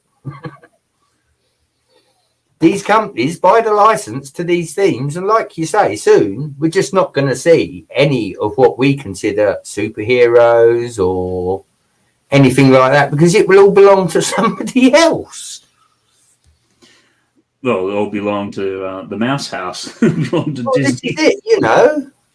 I don't mind the companies owning the rights, like you say, AT&T. They're a phone company, so why, on God's earth, would they then go and buy something to tear it apart? Well, no, it's not so much that. It's because they bought Warner Brothers, which owns DC, so it's sort of like, you know, 3 layers of abstraction down. But it's the sort of thing where, you know, what they can, because, you know, it's Avengers has made how many billions, you know, all the Marvel films, how many billions have they made? Like, you know, that sort of aspect. And then also, too, the merchandising which comes off it, which, you know, Disney does phenomenally well. So then it's a matter of, well, okay, the actual publishing part of it, what do we care about that? If it's not really creating us new content, and if we can license it out to another third party who takes on all the risk, and, you know, whatever stories they come up with, eventually we end up owning anyhow. Like, let's give the headache to somebody else, and we'll just get paid. I mean, I agree, Matt. I agree, but like you said, I think if these companies like AT&T or whatever are going to buy out other companies, you should still keep some of them, because you still need some fresh ideas your own. Otherwise, you know, like you say, if you're subbing out your characters, so what does that mean? That if I sit and create a whole movie, that they get half the money for it and I get half the money? Or is it because I've paid that 30 million once, then any merchandise that I make from it is basically mine? Because you would think the companies would stay in it themselves, you know, especially as they've got all the writers and that probably come with the company. They'd just be doing the rights to publish a Superman comic. That would go to the third party. So you can publish a Superman comic, whatever else. But because when you license something out, you can decide the limits on what you're actually licensing. So we'll say to you, right, we are only going to license to you the right to publish comic books containing that character. Oh, and by the way, any stories that you come up with after a certain amount of time, the rights to that revert back to us. But you, as the comic publishing company, cannot do a Superman action figure. You cannot do a Superman video game. You cannot do, because we still own all the rights to that. And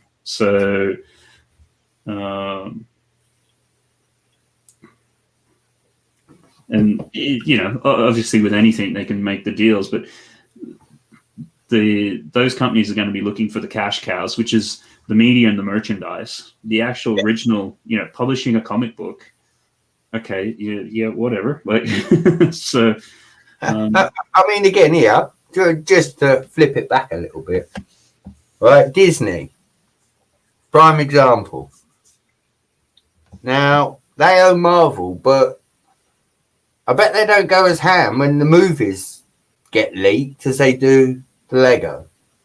Do you get what I'm saying? Because with the movies, with any movie, for any film ever, you'll always get someone that will try to put it out there a little bit before it should be out there. They don't go as hard on the people doing the movies, so why do they go? Oh, no, they do. It's the sort of thing like if I know from the Star Wars ones, because when they did the prequels, they were filmed in Sydney, and I had friends who worked on those, and they had things in their contracts which basically, if they ever got caught leaking or anything, they automatically go into a blacklist and they never work in film again. Like it is really stringent. So. I mean, I agree with you, Matt, but and I'm referencing a long time ago here, so I mean, if they watch, good luck to them. Come and find me. I've got no money. But yeah, many years ago, I think it was Wolverine on the subject earlier. I'd acquired it before it was released, and at the end of the film, you had 15 minutes of Hugh Jackman standing behind a green screen. So that had obviously come from the inside, Matt. Yeah. There's because obviously the films get cut together, and then as the effects houses come through and finish off the shots, then they get added in like the final one. So there are those initial versions which get leaked and things like that. But when they find out who does that, which they generally do, that's the end of that person's career. Like, yeah.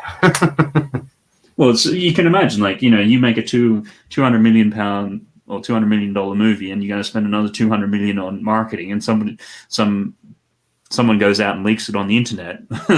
You're probably not going to be really happy about that.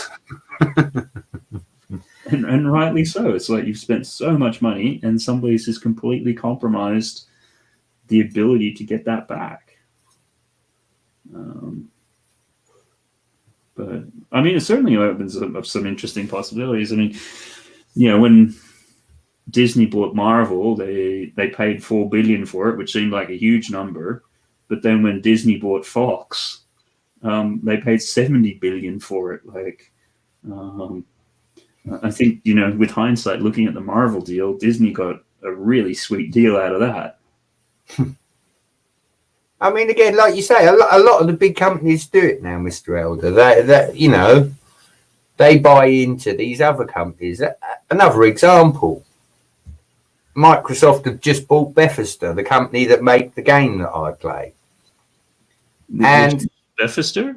Okay. Yeah, Bethesda are the ones that make the Elder Scroll Online and the Fallout series, Mr. Elder. Okay. Right, they're two RPG, open world games. Yeah, they're absolutely brilliant games, Bethesda have just bought it, but they turned round and Mr. Gates has obviously turned round and said, there is a giveaway, Doc, in the pinned comment under this stream. You have to enter your email and confirm it, but Mr. Elder is giving away, there is a prize, and it says all about it below. Sorry, where was I, Matt?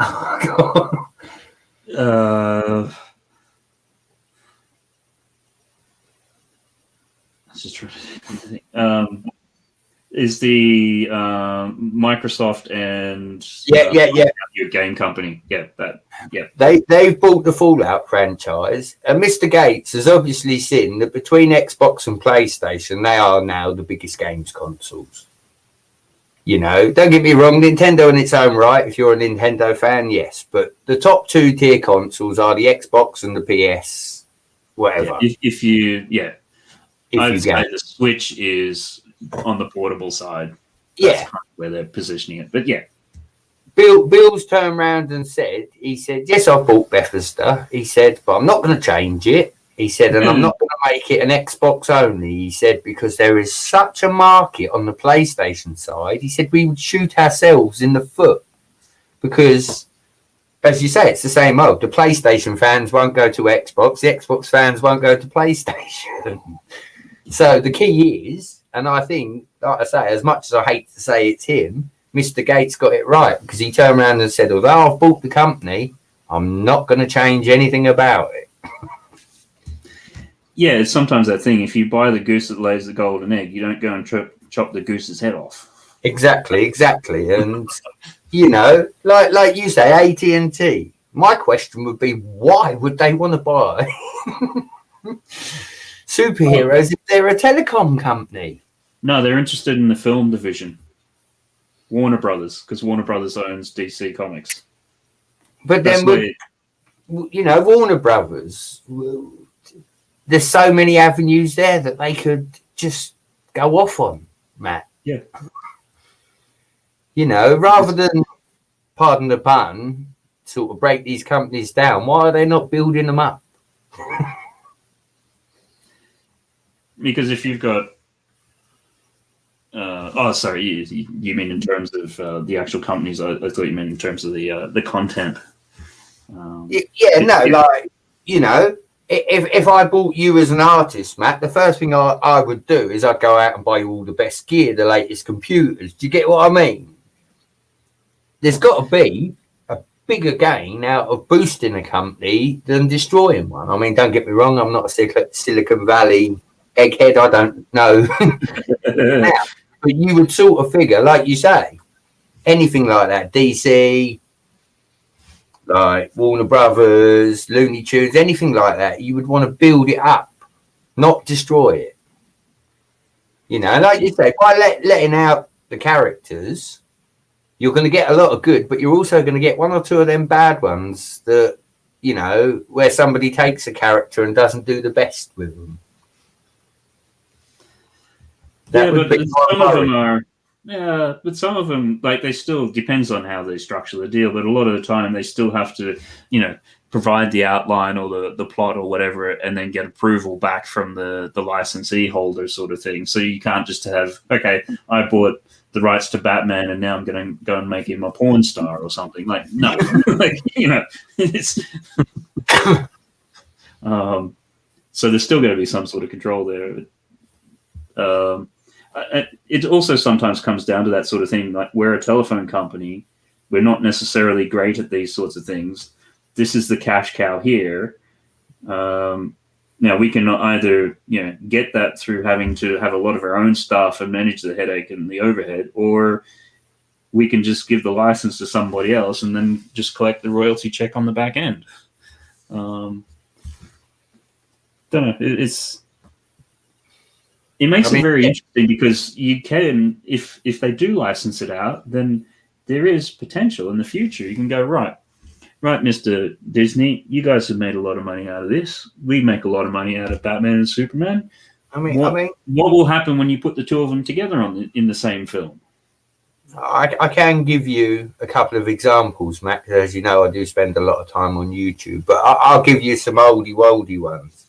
Yeah. Elvira, Mistress of the Dark. The woman who played Elvira, she had control of her own contract, and she was also the person that released all the merch herself. Because back then, like you say, things were different. And Mike Judge, the guy who invented Beavis and Butthead, you know, Mr. Hinkle saying that there's another one coming.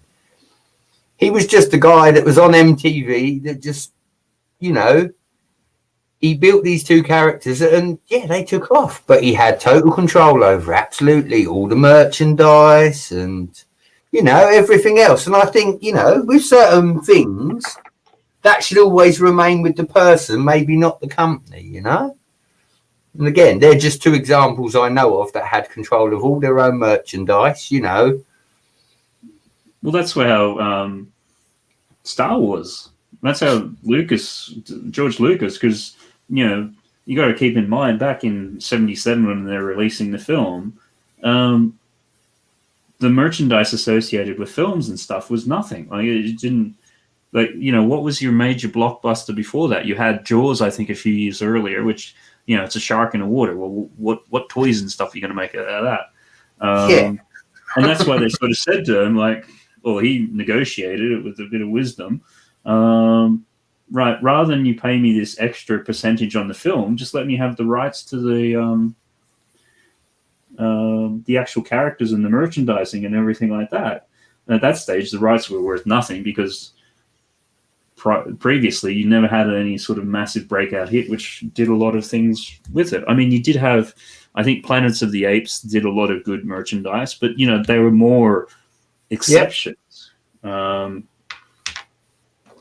There's another good one, Planet of the Apes. I mean, again, Godzilla, another anything from back then, and they used to do. Believe it or not, Doc, I've got Elvira on my hard drive. I've got Howard the Duck, Smokey and the Bandit. You name it, I've got some of the vintage films. She is doing a show out there, Doc. I watch her on YouTube, buddy. But yeah, no, you know, these people absolutely killed the game back in the 70s because they took rights to their own merchandise. Yeah, because at that stage, there wasn't many people who successfully did merchandise well. So, exactly. You know, it's like, well, what do we care if you have this thing which is worth nothing? And then they figure out a way to make it worth money, and then now you can't do that at all. It's like, no. Well, you know, everyone's saying that everyone in the world got richer. You imagine if every person that had ever played a character had the rights to their own merchandise for that. I don't think the richest people in the world would be people owning companies like Amazon and Google and things like that. Do you, Mr. Elder?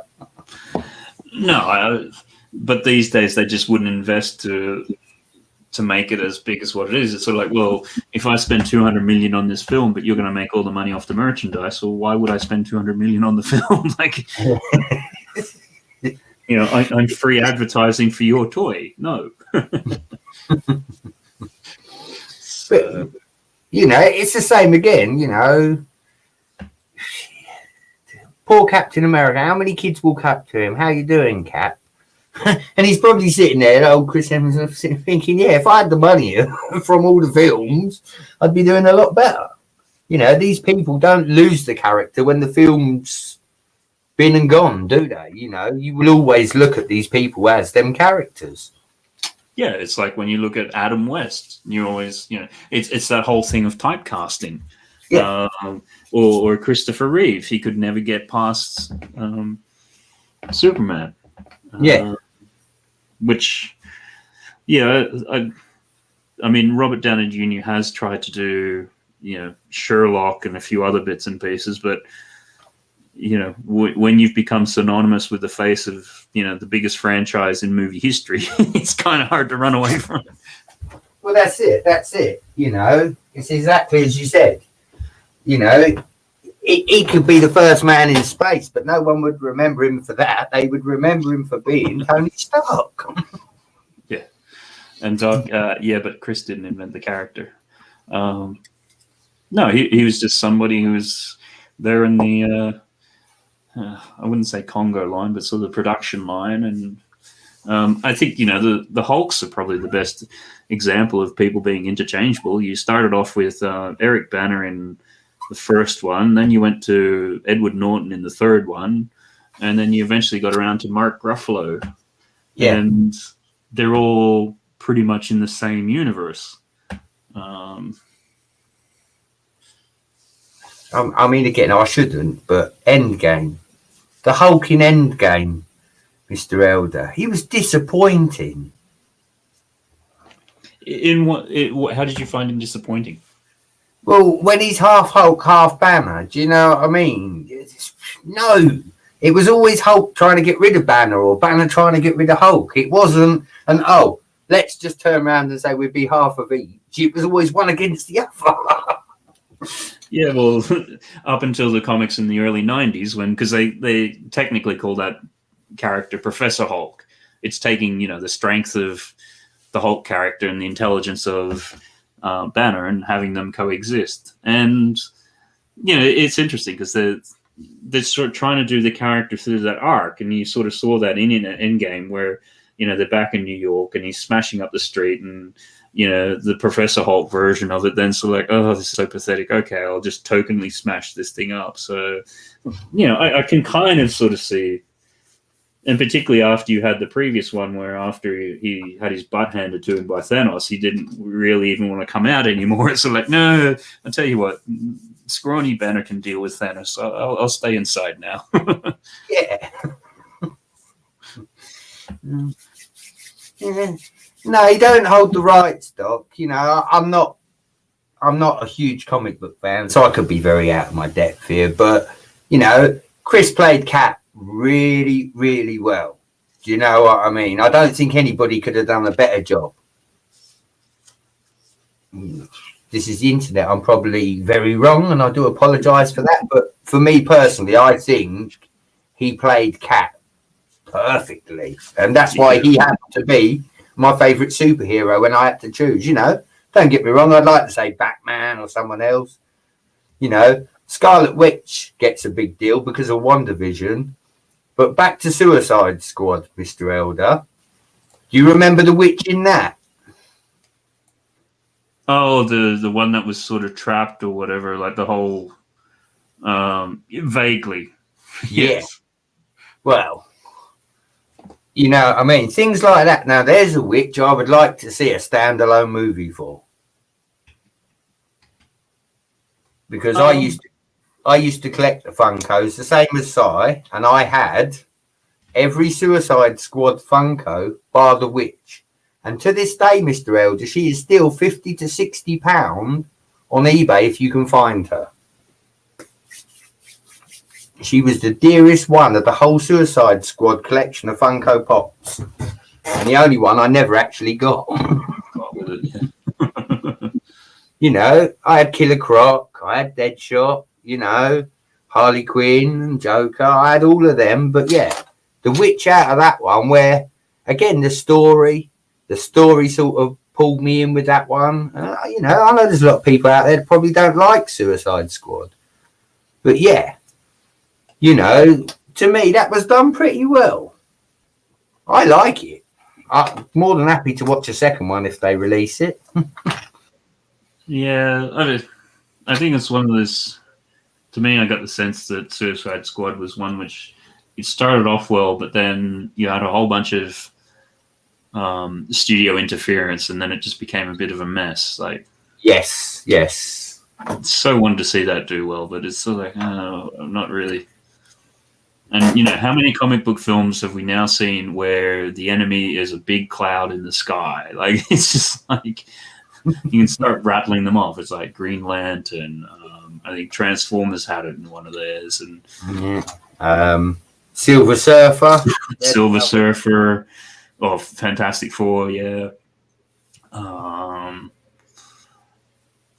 Just trying, like, there's been, I think there's been like about a dozen of them. But, yeah. Just looking for go Scarlet Witch next. If we can get a just to draw the WandaVision version, if we can get a good shot of it. Yeah, again, I don't know if you know, Mr. Elder, they're just about to there's the new series coming out on Disney Plus, isn't it? Is it Captain America and Winter Soldier? Yeah, Falcon and Winter Soldier. Yeah. That's be dropping. What is it? Next Thursday night American, Friday UK time, or something like that. But yeah, it's sort of like this is the 1 week where there's nothing. So Come here and get your comic book fix. Doc is right. Star Trek did the big cloud first. And, I mean, again, you know, I won't get onto that one, Doc, because there's certain bits that vex me out. And I know you're a big Trekkie, the same as me. So we'll leave that for another day. But, yeah, you know, Picard, what's the point? I'll just leave that there. What, the TV series or the... Yeah, no, the series that was on, the TV series Picard. Do you know what I mean? He was good in TNG, Mr. Elder, and they should have left it there. Do you know what I mean? But they didn't. They tried to do him another series, and it just didn't do it for me. Okay. I'm not, like, yeah, I'm probably a vaguely casual Star Trek fan, so... no real opinion on it.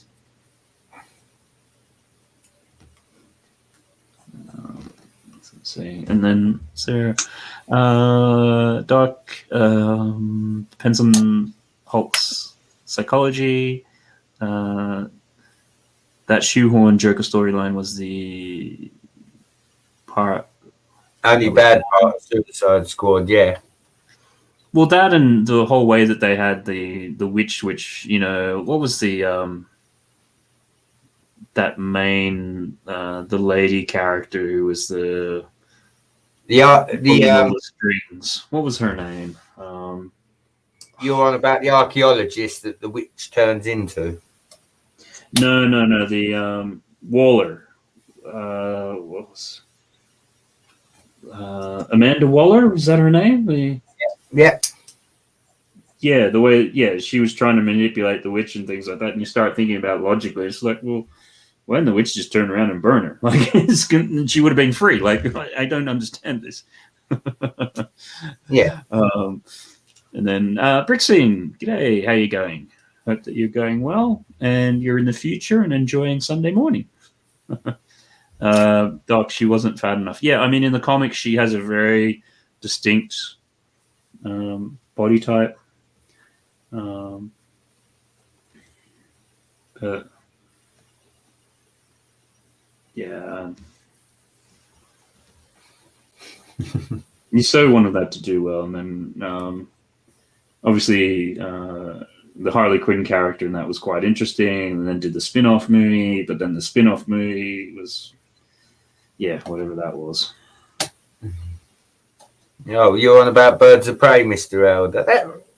Mediocre at best. I just start with the way the design of Harley Quinn's outfit for that. It's like, what? It's so bland. Like, from a design point of view, what were you even trying to achieve?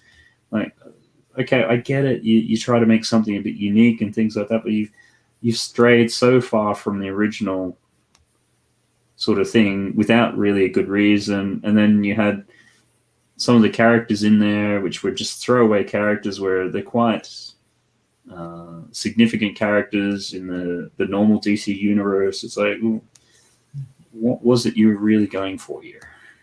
See again, and I mean, people have said this before, and I may get shot down for this, but Gotham, I thought, Mr. Elder, was done really, really well.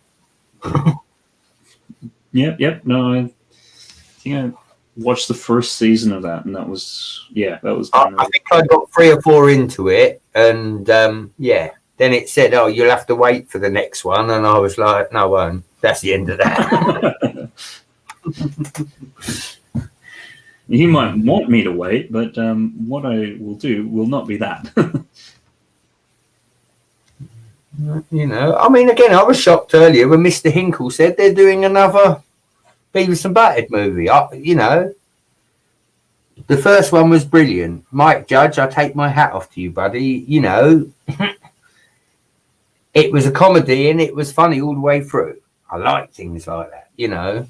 Yeah. It kept you going. It gives you a million memes, you know. I am the great Cornholio and all the rest of it, you know. And to this day, it's still being talked about. 25 years later?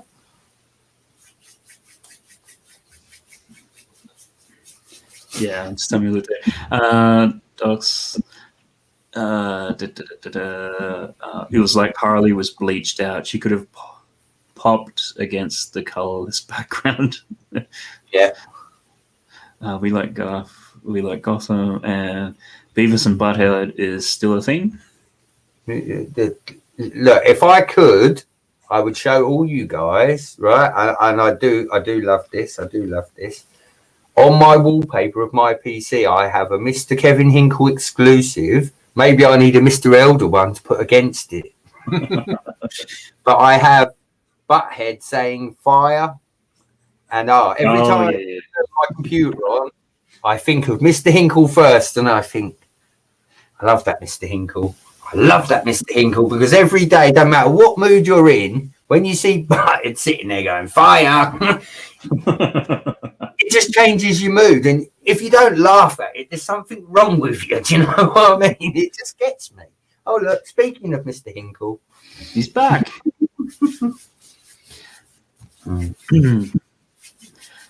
I do love Mr. Hinkle.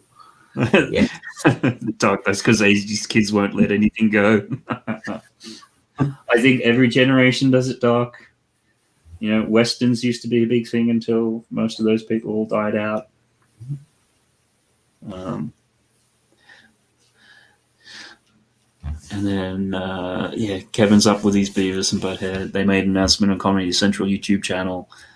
That's interesting that you're doing it on YouTube, but yeah, I guess so. Beavis and Butthead announced the film via Zoom. Very 2021. Yeah, no, big love for them. Big love for them. Big love for Mr. Hinkle as well. You know, there. Sorry, speak to Hinkle and he shall appear. Yeah. Oh no, Mr. Elder, I haven't ever told anybody this. I did mention to Mr. Hinkle, sir, earlier about a comment he'd made about my castle. And I've never elaborated on it, Matt, but I'm going to now, seeing as Kevin is here. When I first started building this castle, we know that Kevin loves that Fort Eldorado, is it, with the brown panels?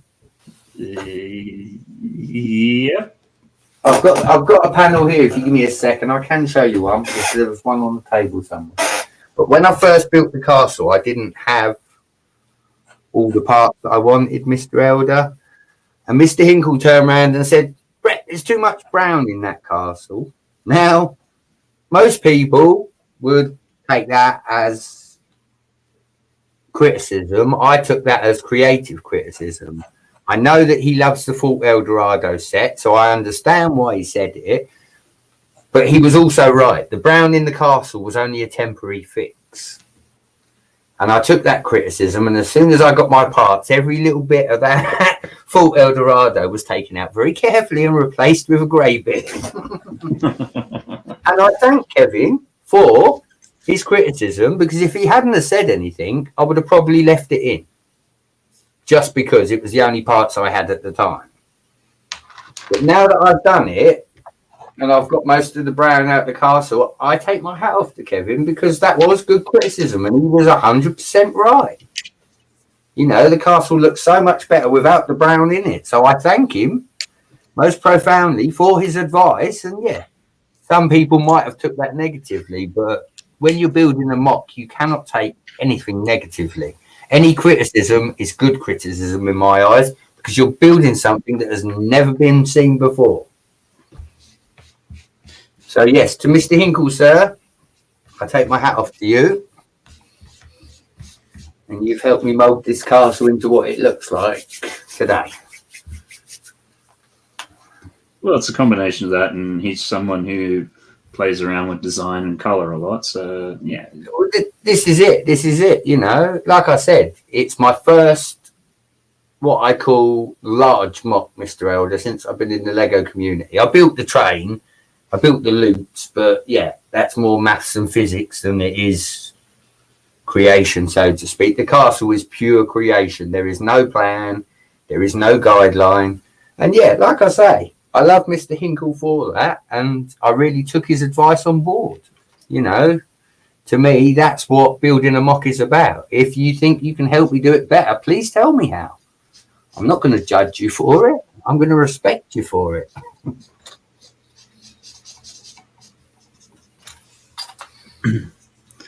Little Hinkle flex there, just a little one. Yeah. Indeed, my favorite Lego set. Okay, I wasn't too sure, given circumstances, whether you still had a favorite Lego set, but that's good to hear then. Again, full Eldorado, again, magical set, epic set, vintage set. Much love for it. Yeah. Don't like the price, but I love the set. Well, I think the original retail price would have been fine, but the aftermarket price, the 2021 price is not so good. Mind you, again, back to the Sanctum Sanctorum, Mr. Elder. Do you know what that goes for now? Brand new, nearly £300. Oh, the prices on things lately have just gone crazy. It's not that. When I looked at it, Mr. Elder, I could buy it for 100 UK. So it is a sign again to me, somebody who's maybe not, like you said, it's not about the monetary value of a Lego set to me. It's about the playability. If I can enjoy it and have fun with it, and only if I only build once and I enjoy it, then a set serves its purpose. And Doc, they're doing conventions in New Zealand right now. Yeah, they Australia last weekend they had a comic convention in Sydney. I think they're doing the whole social distancing thing, but you've got to keep in mind these are countries which now it's if they get one or two cases diagnosed, they basically rip through everyone and find out what went wrong. They can trace exactly what's going on. Whereas I think, we talk in things of, the death count has come down to only a couple hundred a day. It's just a different world. Well, I mean, again, totally topic change here, Mr. Elder. Did you hear last weekend we vaccinated in one day 1% of the UK population? Yeah, that would sound about right. Yeah, at least the first dose. Yeah, 1% would be about 600,000, give or take. Yeah, no, I think it was more than that actually. But yeah, the UK were deemed as one of the best for getting the vaccine out there, apparently. And it's all because we left the EU, who now can't get the vaccine. I think. Let's. Okay. Yeah, let's that could be a nasty rabbit hole. well, I mean, now that I'm actually on your stream, Kevin, if you have been watching, when I was doing the Lone Ranger earlier, I was actually trying to get you to draw silver because you always go on to Kevin's and talk about horses, Mr. Eld. Oh, okay, right. That's why I was like the whole Lone Ranger, because I'm thinking, what's the name of his horse? And then I put in his sidekick, and I'm like, no, that's a sidekick. Yeah, that's why it's sort of like Tonto. Okay, what you want the like? I was thinking about it like Silver, the Lone Ranger's horse, because then we would have had to have drawn a horse. I just think it's to have that banter about the horse every time I see you in Kevin's stream. It's like horse. Yeah, I'm sure I'm about to get banned for that. But then I was also thinking too, maybe I do have to do a horse stream, seeing that I am carrying on about it so much. So, but would there be enough for people? Or would it be interesting enough? Yeah. I mean, again, you could go medieval. That would make it easier. You could do knights and horses and horse and carts and carriages, Matt. It's not just down to the animal itself, is it? And I mean, I only say that because I'm building castle at the moment, and they've all got like little chariots and carriages. But yeah, I mean, you've also got Shetlands, and like they're miniature horses, I think Kevin might be enjoying your comment. Oh, look. He's thrown one out there. If I can do a hand stream, you can do a horse stream. I was actually also thinking about a hand stream as well. So, but then I might get pinged for copying blatantly or something. So, I don't think you could be done for copying because you have very different styles, buddy. If you don't mind me saying. I mean, just more about the idea. So Yeah, no, I mean, you know, don't get me wrong, Matt, and I'm going to say this, and I do say it with a heavy heart. I enjoyed watching you do the digital, but I prefer the artwork more, the hands-on, sitting there with a pen. That's what gets me every time, Matt. You are so talented, you, Kevin, and FunnyFigs at what you do, you know. Thanks for that. Yeah, I think the last 4 or 5 streams that I'd done on the previous, I'm going to call them seasons now, I was starting to get a little bit too burnt out on it. So I was just trying to mix it up and everything. And yeah, it's just, I do prefer the traditional stuff. Though having said that, when I see how fast Ray FunnyFigs hammers some of his stuff out, it's like, I need that speed though.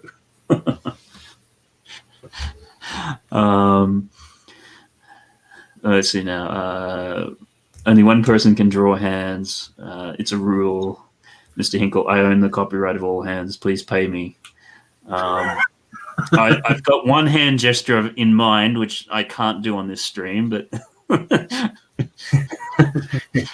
But you can name it, Mr. Elder. It's called the bird.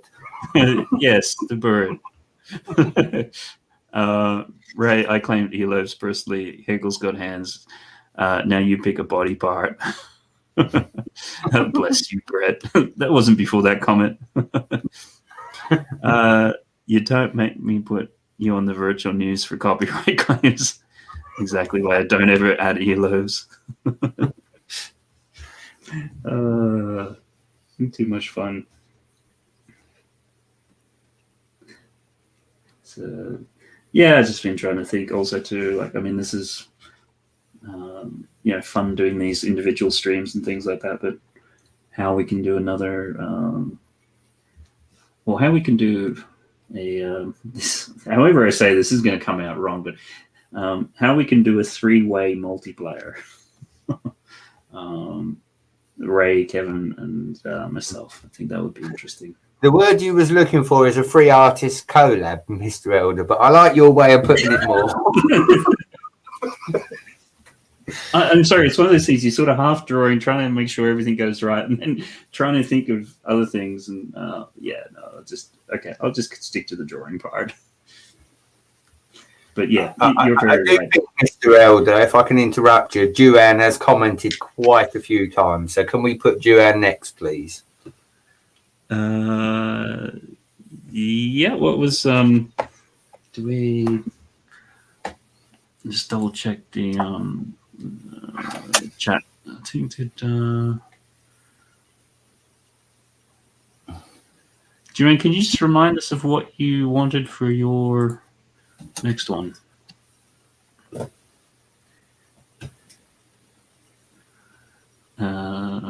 Just reading back through that. Exactly. Whoa there, Matt. You haven't even bought me dinner yet. It's not you, it's me. Damn it, these things always go wrong. Nobody loves me.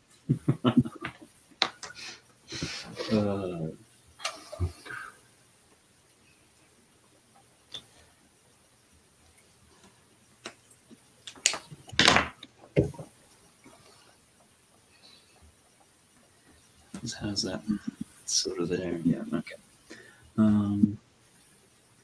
What is the time? I got no idea. Time is 20 to 11 UK, Mr. Elder. Okay. Feels much later. No, what you mean is it will feel much later for you, Brett, when you go on Who's Your Brick stream that starts at 2 a.m. Oh, I'm just filler till then, am I? No. Listen, buddy, where have you been the last few weeks, eh? Where have you been? Family. I do love draw streams, and I will be honest, I've been playing video games and whatnot while you've not been on, Mr. Elder, because I just sit here bored. Oh, I appreciate that. You know, well, no, the draw streams, you know, it's like anything else. I have my little collection of people I watch. I always watch the virtual news if Doc throws something up, you know. I see everybody on Insta, but yeah, I do more nosing on YouTube because I've got the computer in front of me all the time. It's on from the second I wake up to the second I turn it off. So there is always someone, but I mean, again, like you said earlier, Sloth City, Mr. Elder, I'll bring you up on that one. I can remember when Sloth said to me, I don't need vehicles, Brett. I haven't got it. I don't need roads. I haven't got any vehicles. I do apologise. Now, when you look at Sloth City, he's got, there's planes hanging from the ceiling, and it's nice to see, because Sloth come on the same time I sort of did, you know, that Sloth really has progressed. And like you say, as soon as there is a Sloth City update, I'm on it. That is the first video I watch, you know, no matter what, because it's colourful. Sloth interacts with you. There's always a positive message in the video. I like that as well. Yeah. You know, Sloth found a niche that is just for Sloth, and I like that. And I respect that about Sloth. You know, again, Sloth's also like me. He loves all the vintage stuff. You know, it's not about all the new sets. It's about remembering where these new sets come from.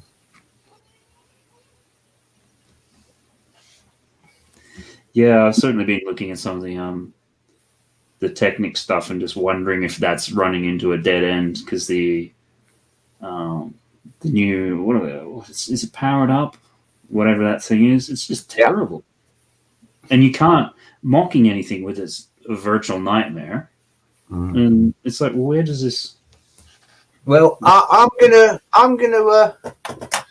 make you privy to something you may not know, Mr. Elder. Did you know there's such a thing as an S brick? Have you ever heard of one? Yeah, no, I've seen those. I've been looking into them. Yeah, but well, again, my buddy Hoosier, he's building a custom loco at the moment, and it requires an S brick. But for the Technic, I thought that S brick would be a brilliant idea, because it means you can run one or two motors at the same time, so to speak. I mean, yeah, they're not cheap, but you know, for the Technic side of it, it would give you a whole new perspective on what you could motorize and not motorize, maybe.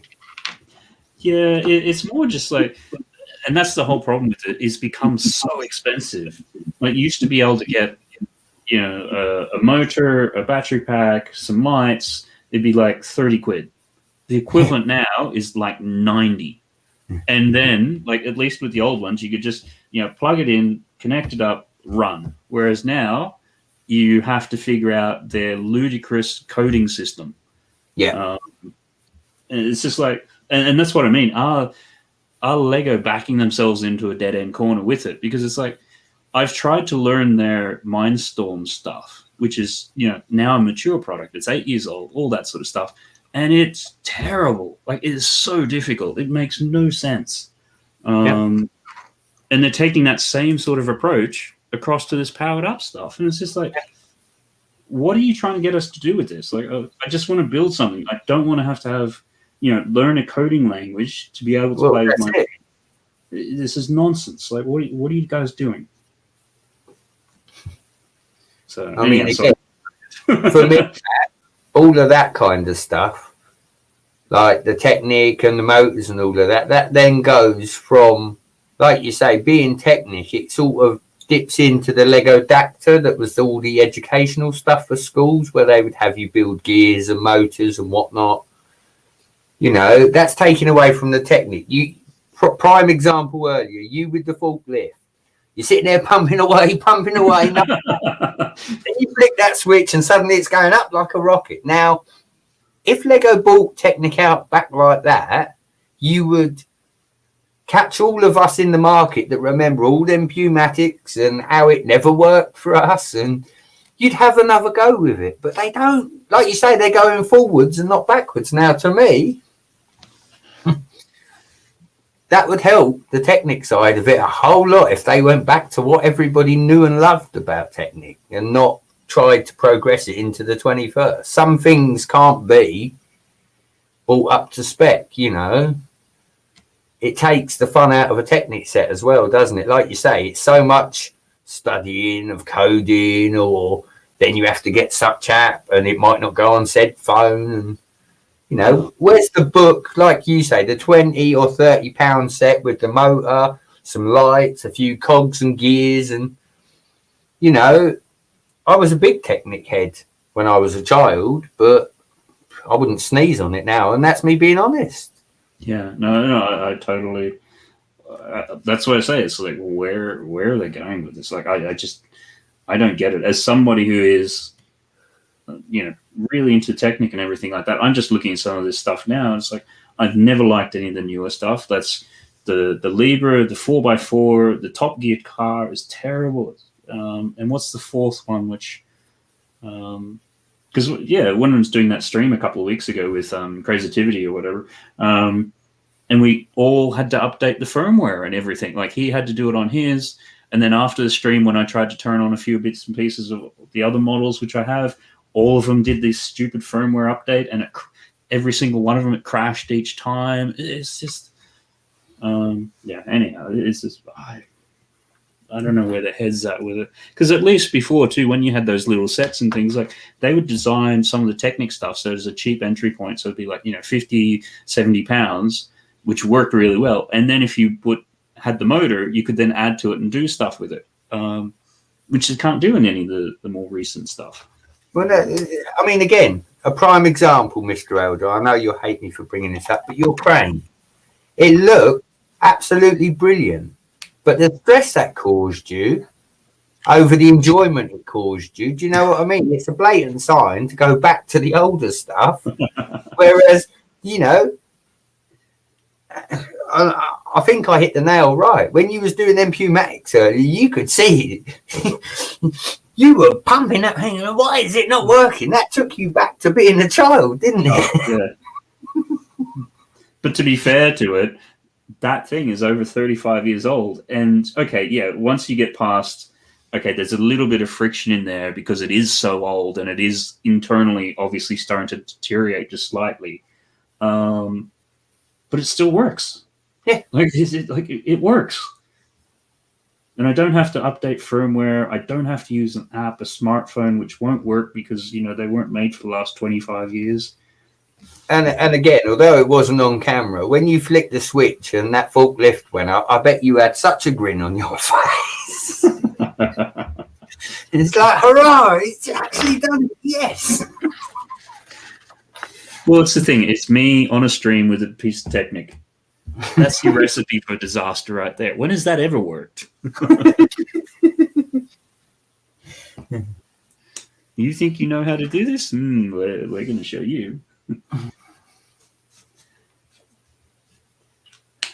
Juan, you did not throw your request back in the chat. If you're still here, buddy, could you throw it in the chat? Because I would like Matt to do it next, so we get you out of the way so you don't feel like you're at the end of the stream. I mean, if you remember what he put down, otherwise... I can go back through the chat. You'll have to give me a second. No, that's cool. Just,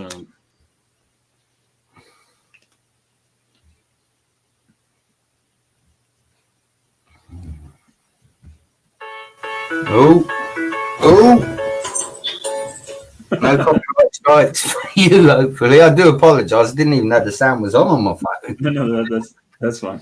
Just go back through my chat. No, this is your chat. I'm getting the ads, Mr. Elder. Oh, okay. In that case, make sure you watch the ad. As I say, for anybody, I do. I leave the ads running. It doesn't bother me. It's another 2 minutes before I see the video. So, no, I'm kidding. It's just it will not let me go back any further than Avengers versus Justice League, which was said by Doc. So I did try. Juan, can you throw your request up again for me, please, buddy? He is still here. So don't. I'm not sure the chat in StreamYards, how far back that's going to go.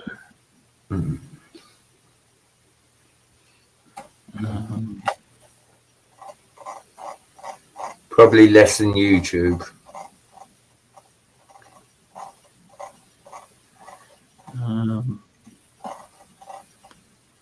Yeah, no. Damn it. We both looked, Joanne, for you. We both looked. Yeah, he's throwing it on the bottom for you, Mr. Elder. 2 seconds, buddy. Yeah, no worries, no worries. I think let's finish off a few lines on Scarlet Witch. I do want to get some of those darker blues in there. We're going to throw the whole thing out.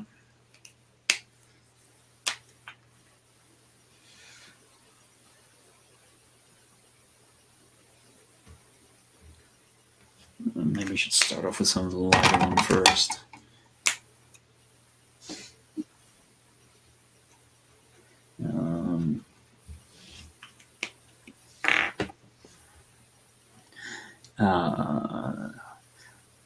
Let's see now. It's got just build it. I'm still here, just editing a video whilst listening to stream. Awesome, thanks for that. Juan's still here as well. Mr. Blue Toys, some emojis, and one with suggestion. Let's see.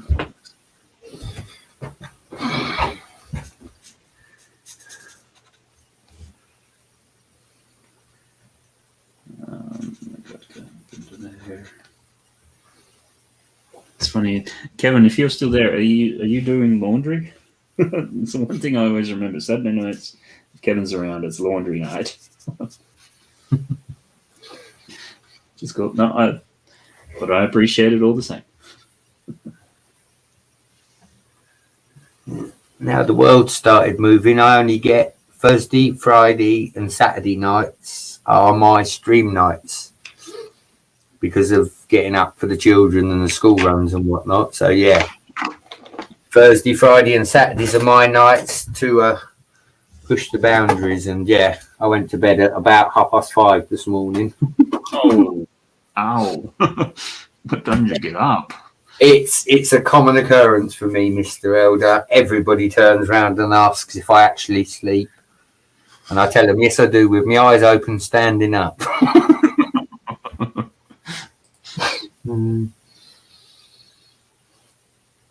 But no, I'm glad the draw streams are back. Definitely glad that you're back doing it. I mean, again, you said about ideas for the draw stream. You know, I'd love for you to one day, you know, slide into me Insta DMs and say, hi, Brett, I'm coming down to Dover Castle. You know, something like that. Yeah. A real life draw at a real life location, Mr. Elder. There you go. Ah, okay. Yeah, out on location. It's ain't different. Wow. Definitely be different. But down at Dover Castle and things like that, I'll be holding on to dear life to the paper because it's going to be blown away. Do you know what, Mr. Elder? I love you. Thank you for saying the paper and not the camera. One's a little bit heavier than the other. Yeah, yes, but down this end of the country, you know, if you leave a camera sitting there propped up, pointed at you, it's generally not there for very long. But well, no. the other thing is, how far away from the camera do you think I'm drawing? Well, I can kind of grab it, like it's pretty close. but I mean, no, like, you know, my inspiration for that was back in the day, like Tony Hart and things like that. Mr. Elder, he would do things like that, wouldn't he? Like on the odd occasion, he would go out to a location and he'd sit and do a watercolor, and I'd be like, this man's got so much skill. Do you know what I mean? Maybe or just maybe something of interest. I don't know. You know,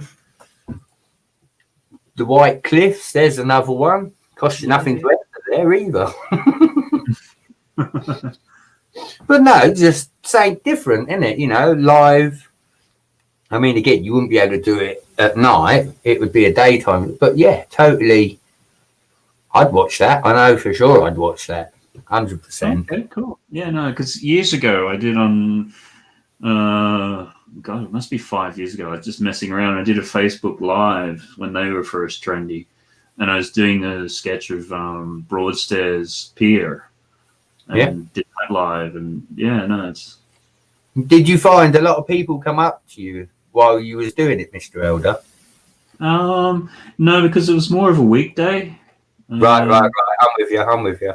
But no, sometimes they do. It's kind of funny because I've certainly done a lot of drawing, sort of, live on site and things like that. And some people just don't. Everyone's just different in how they respond. Some people sort of come up and they'll sort of look, but they're being polite and they don't want to interrupt. And it's sort of like, well, I'm not here, but I'm here, sort of thing. Other people come up and just completely chat. Usually I always get the story of somebody in the family who's a great artist. That's always the favorite. And then little kids will come up. Some will say, "Oh, that's really cool. That's awesome." Da, da, da. And then others come up and say, "What the hell is that?" So okay, then having a bad day, obviously. I mean, again, probably the reason that you'll find that I'm at every stream is, as a child, I used to draw and doodle a lot, Mr. Elder, probably more than I should have, especially at school. I was forever drawing silly things like a hairy foot or letters or, Bugs Bunny, or just something simple. But I was always pen and drawing. But I mean, again, when I watch you, Kevin, FunnyFigs, you guys are, you're next level. You can just literally look at it and draw it. I was never... I'd have to sit there in a quiet room with a bit of paper, a couple of pens. Do you know what I mean? Whereas you guys, you're like, yeah, just keep throwing them out. I'm drawing this at the moment. And that's where my respect for the art comes from. Because like I say, I used to enjoy like doing hills and landscapes and things like that. That was my main passion of drawing. And I used to love it. But as you get older, you lose touch with these things. And it's kind of like riding a bike. I'm sure if you were to go and do it, the first one or two would be a little bit rusty and all over the place. But then after that, you'd be straight back into the swing of it. You seem to forget, Mr. Elder, I have 7 children in this house. Peace and quiet is a rarity. Haven't you learned how to block them out yet? Well, I thought getting my own Lego room would do that, but apparently not. Now he's going to go and lock himself away with toys. Don't disturb him. Oh, no, I get it now, Mr. Elder. Tommy Lee is only 2 years old, but he stands at the top of the stairs. If he knows I'm in the Lego room, he will have a full-on meltdown at the top of the stairs until I bring him down there, because he knows that I'm in the Lego room. Now, some may call me a bad parent, some may not. I have given that boy, since I've got him into Lego, probably 300 of my original Lego minifigures, which he has destroyed, absolutely destroyed. He got a set from Charlie and Sue, Bluegrass Bricks and Buna in the package I got. And I said, look, I'm going to give him the train. I sent him a picture of him with the train. 2 seconds later, I was going to send another picture to Mrs. Brett and the train had disappeared. I keep saying to him, every time he does it, I say to him, you do know this is your inheritance you're squandering, don't you? And he just looks at me. Well, I think Doc has a solution to it all. Have a look at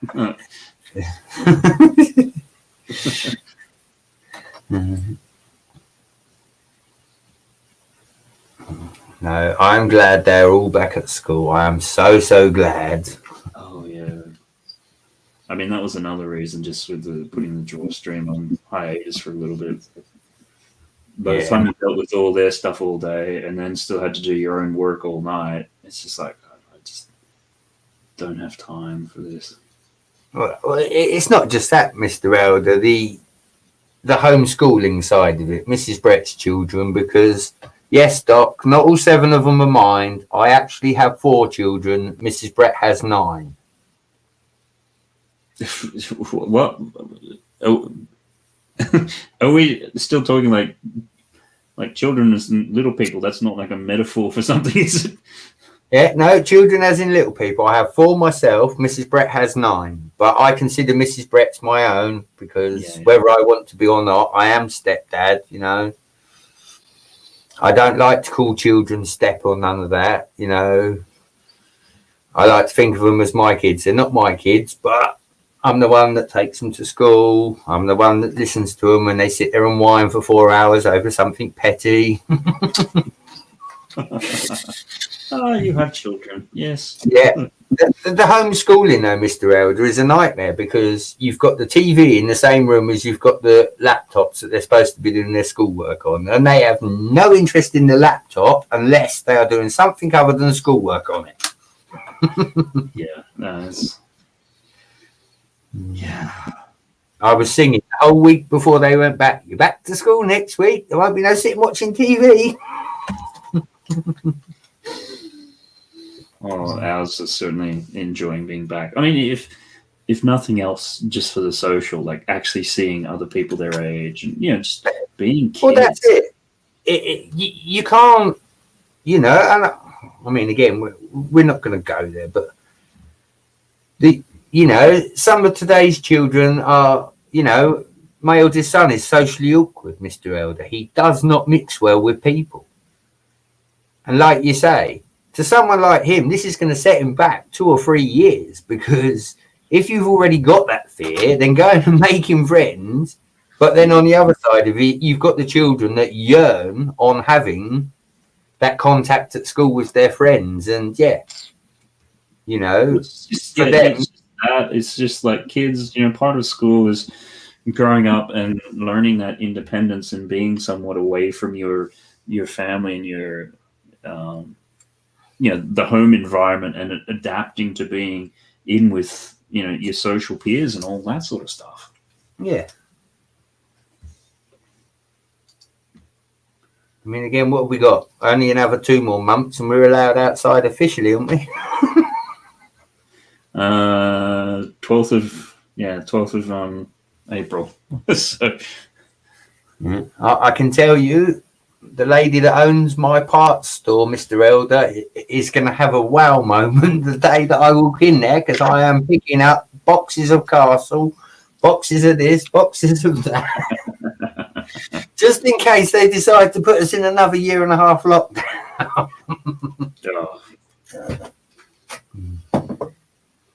I did well compared to everybody else. I don't do Bricklink. I don't do anything like that. I have my one little parts store, and then I go on eBay. And for nearly 2 years of lockdown, I can honestly say I never run out of parts. Cool. I run out of Castle parts. I run out of them after 3 months, but I never run out of actual Lego. Yeah.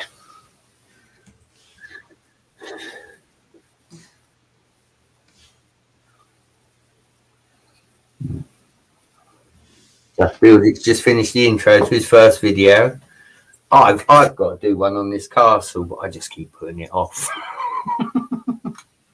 It does sometimes get that way. Like, that's what I also like about the live streaming. Okay, yeah, there's a bit of prep work in terms of doing some of the social stuff and promoting it and everything like that, but once you do it, it's kind of done. There's none of this, okay, I'm going to go back now and spend forever and a day editing the thing. Well, I mean, again, I know I keep bringing him up, my old little buddy, Brick Sloth, but me and Sloth have a notion, Mr. Elder. If you ever watch one of our videos, there is no second take, there is no editing. It is literally us raw, no script, just doing it as it comes. Me and Sloth have both agreed that we like to put our content out that way because it shows we are new, we are raw. You know, don't get me wrong. I'd love to know how to do all the editing to make it look fancy. But even if I did, I don't think I would do it because I like the raw aspect. You know, it shows people that you don't have to have a £300 streaming setup to get videos on YouTube. Yeah, no. You know, to this day, my streaming equipment that I have purchased since I've been on YouTube comes to £80. That's it. You know, other people, oh, yeah, I've just bought this £100 microphone, £300 camera. Why? No, that's I sometimes don't understand that. It's like, just turn the camera on, turn the mic on, whatever you got, just go. Yeah. Because that's been one of the funniest things. One of my most popular videos on YouTube was one which I did as a throwaway. The sound is terrible, it's horrible, this, that, and the other, but it still gets lots of views every single day. It's like my first train layout video did 1,200 views in the first week, Mr. Elder. Yeah. You know, I've only got 160 subs.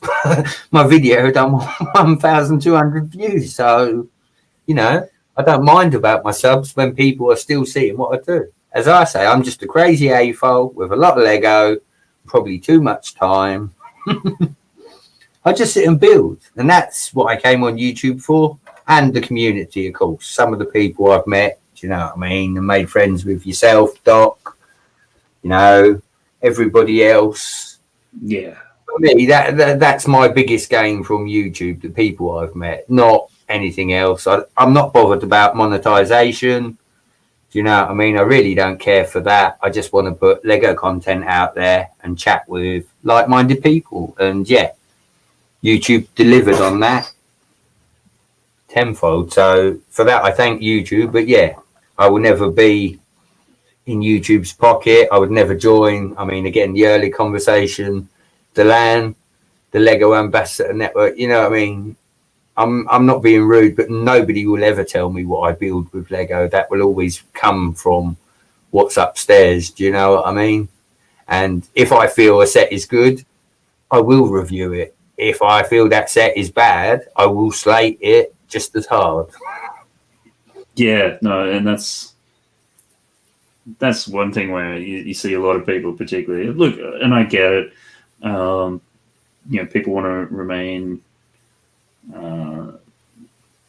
say that they remain unbiased, but you look at it, some sets which are disasters, for whatever reason. You know, it's a business at the end of the day. And you look at independents, particularly Jang and some of those things, or even Solo, and they will let rip. And then you find some of the ones which have been provided by LAN. I remember seeing this one, I'm not going to name exactly what it was, but it was like a 24-minute puff piece. And they never said, I think the furthest they got into saying something was bad about it was, oh, there might be too many stickers. And it's just like, really? You're ignoring so much of the obvious that everyone's complaining about. So yeah, I mean, again, you know my views on this, Mr. Elder. We've spoke before, but when with the Lego anniversary thing where you had to choose your theme and that, and everybody was saying, bring back monorail, bring back. What did I say to you, Mr. I said, no, you don't do that. And I mean, again, you know, shoot me in the foot if you wish. I am going to name somebody here, and, you know, he's more than welcome to abuse me. But yourself, you had the airport shuttle monorail. We'd been in talks for almost half a year about doing a stream for that. Then, like you said, the master himself, Sir Jang, got it. Now, I watched Jang's video about him getting it, Mr. Elder, and the emotion in his face. Yeah. Oh, he was very. I genuinely thought that was, you know, Jang is he's a big celeb in the Lego community, whether you want to say it or not.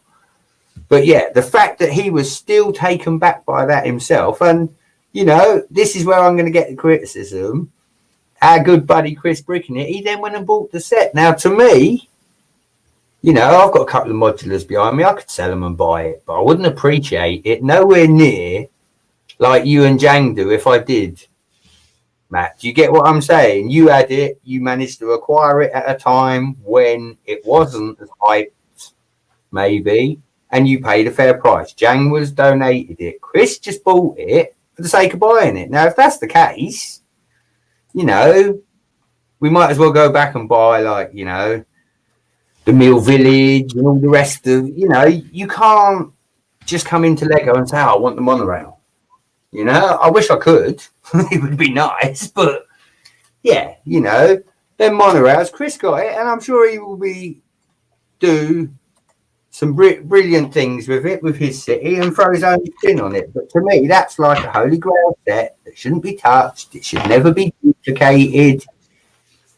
That's when Lego was at its best. Like we were saying earlier with the Technic, you know, the golden age of Lego is where the best sets are. I'm sorry, it is. Yeah, it's because somebody else once pointed it out, and you know, they're a much older AFOL, and it's like, if you don't have the change, then you know, we'd still have just 2x4 bricks, and that would be the end of it. Yeah. So there is, yeah, there's going to be change and things like that. I get that. You know, things need to move forward, but sometimes the way that it moves forward, it's sort of like, really, have we thought about what's happening here? Like, so. Just while I'm saying that, though, we've got somebody who's just popped into the green room. Let's double check there. Yep. So we've been speaking tonight, and they are doing their stream tomorrow. So if you like what you see here, and it gets drawn out over 5 hours, and you want to see it over an hour or less, then we go and have a chat with FunnyFigs Ray. How are you going? Oh, I'm going well. How about yourself? Yeah. I'm getting back into the swing of things and enjoying this. Yeah, no, it's been good. Good. Hey, how's my volume? Yeah, no, it's good. All right, excellent. Here, let me share something more interesting than this. Hold on. Let's see. Application window. Here you go.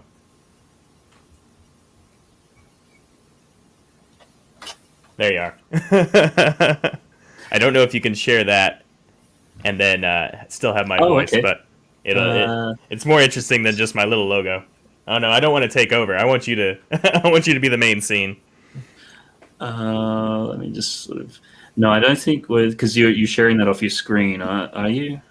Yeah. Okay. Well, if it's got to be big, then never mind. Yeah, it's one of those weird quirks that they have at the moment that you can't do a share screen as like a little tiny thumbnail. It has to be big, and unless somebody's out there who can correct me, but that's as StreamYard. far as what I'm.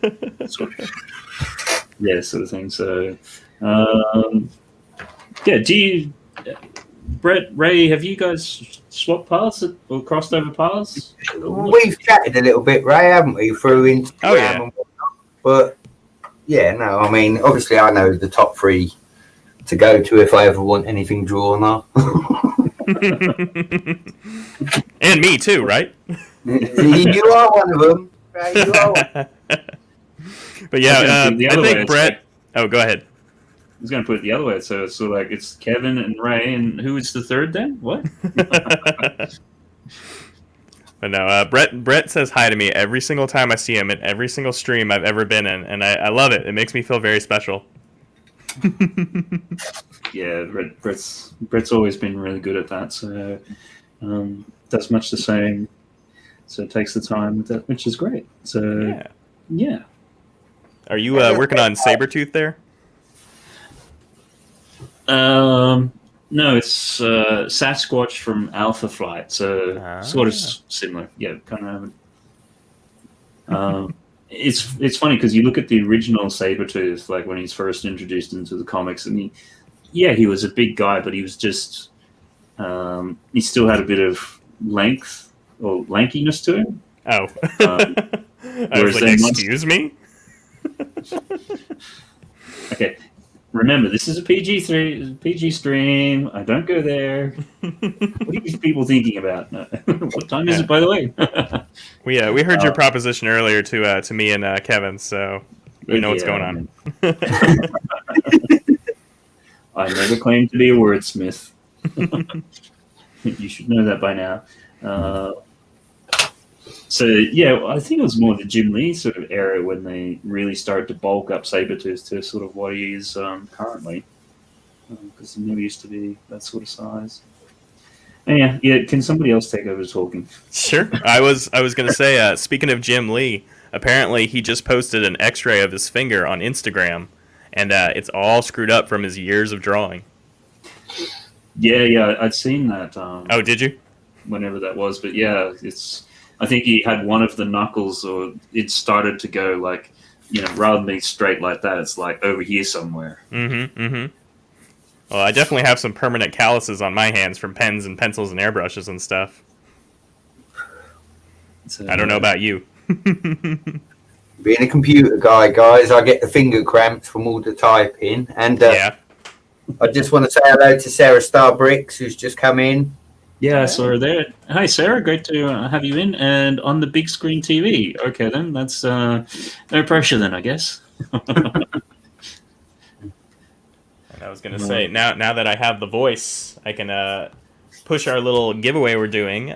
We've got a free giveaway, free to anyone to enter for a 3-month subscription to either Marvel Unlimited or DC Universe. Thousands of comics, thousands of back issues, every story you've seen on the screen and love. You can read it now. You can see where it came from. And the giveaway is free to enter. Like I said, I threw the link in the chat. Would love you guys to enter. Would be cool. And we've actually had 3 chances to win that. The first one was yesterday with Mr. Hinkle, and then today, of course, with Matt, and then we got one last chance tomorrow on my stream, and that's Sunday. Well, obviously Sunday at 12:30 CST, which is 5 hours later in London, which is 6:30, I think. Is that right? Are you doing yours the same time as you do normally, or is it an hour earlier? No, that's the same time it normally is. Because it's normally 6:30 here, but when I went to your YouTube placeholder, it tells me 5:30. Really? So that's where. Okay, that's what I've been saying. If you turn up at 5:30 and still got an hour to go, you know you're right. We're just doing double the time. Let me check that while I'm over here. See if I just I might just. Again, Ray, points out of 10 for giving us the UK time. There's not many YouTubers from America do that. I get it wrong, though, every time. That's the problem. As I said to Matt earlier, I'm on tonight, and it's 2 a.m. UK time. The stream starts.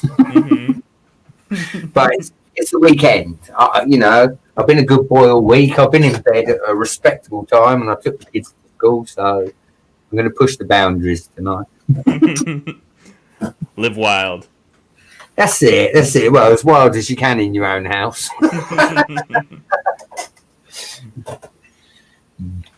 But yeah, no, it looks like it's the right time, so maybe I just misspoke and it is 5:30, because that's normal time I do it. So. Oh, when do we, Brett? Is that clock change? Is that tonight or is that next week? No, it's tonight. That would explain. Oh no. So well, it's Mother's Day tomorrow, so I hope everyone's got all their cards ready. Because I'll just does this come up on the share screen or do I have to add it in? I gotta add it in. Yep, here we go.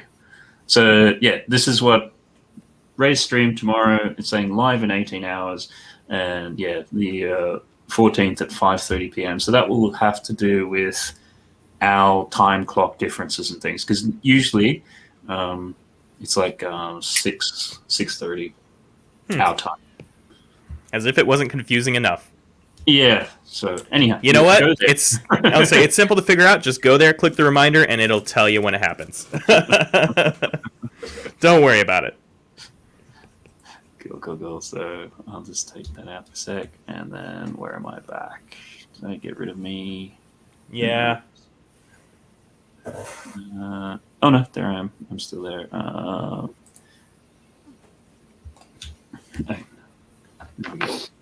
So, what's your favorite comic book film? Favorite comic book film? That's an excellent question. I mean, I got to give it to the original Iron Man. You know, it changed the trajectory of superhero films for decades now.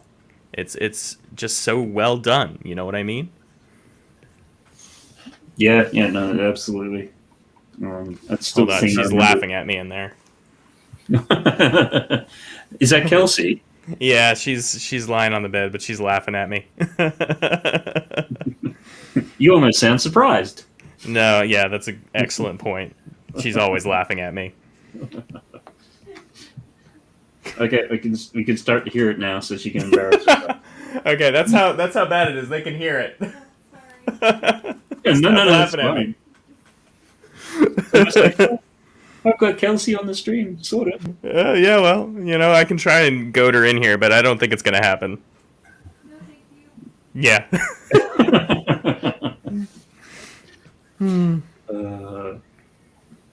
But no, yeah, I mean, I enjoy all the Marvel films, but Iron Man will always have a special place in my heart just because of, I saw it in theaters, and I didn't expect it to be what it was. I didn't expect it to set off an entire universe. I just thought it was a movie.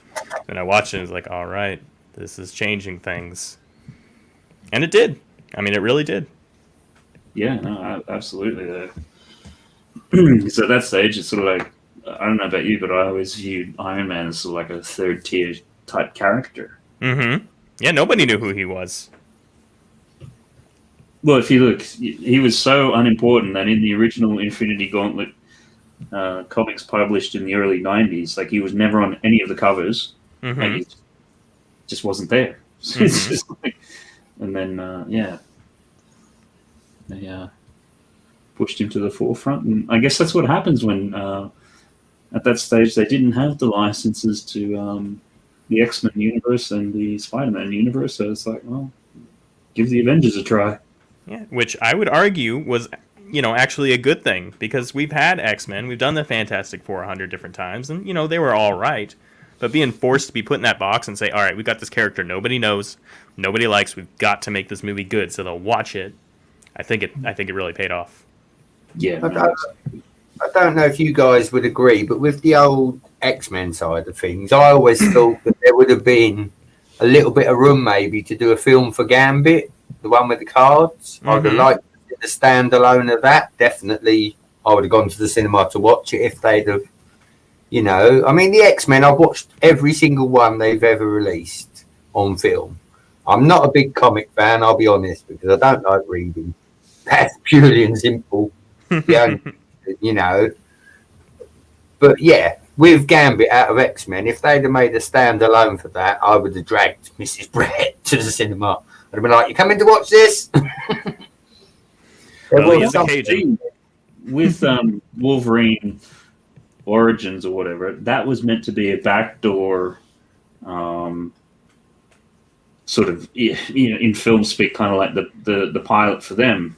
But because Wolverine Origins was received so poorly, that kind of killed the chance of the Gambit film, or sort of seriously putting it back. Because then after that, they had, was it Channing Tatum?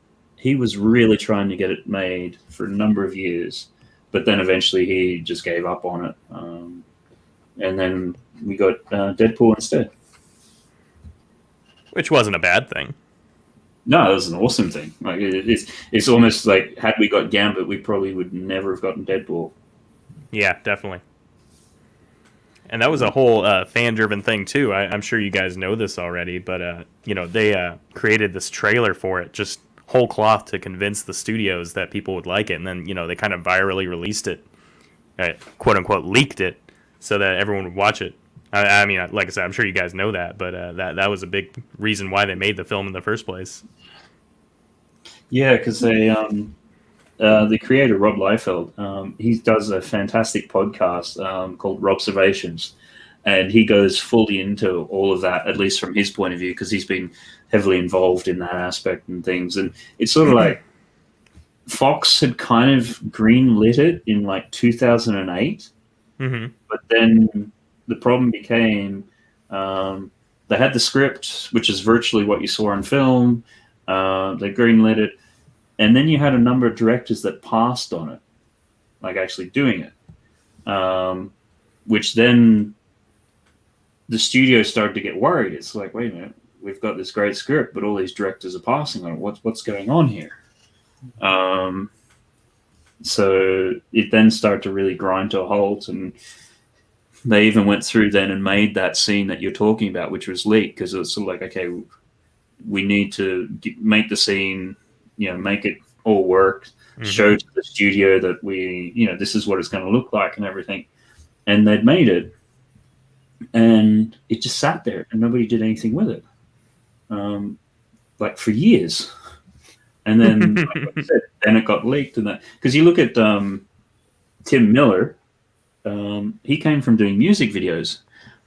So that's the sort of thing where they had, no real confidence in the directors, which were coming and saying no. So it was sort of like, okay, well, we'll just give it to this music video guy because everybody else is passing on it for some strange reason. So, yeah, throw him a bone, right? This poor guy. So you got Starbricks, Mr. Starbricks saying, yeah, daylight savings, it makes everything a mess. Yeah, the next 2 weeks, I think we were commenting earlier, back home with family in Australia and things like that, they don't change until the end of the month, so it just gets all weird. And As if it wasn't confusing enough. Yeah. Is that your cat? Yes, sorry. No, that's fun. He's a talker. He'll be on the show with us. Because you're not having Kelsey on tomorrow. Is it your...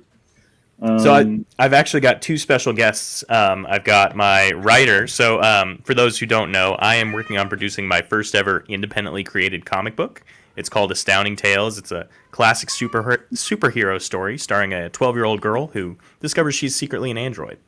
Can you tell I've had to give that pitch a lot? Anyway, but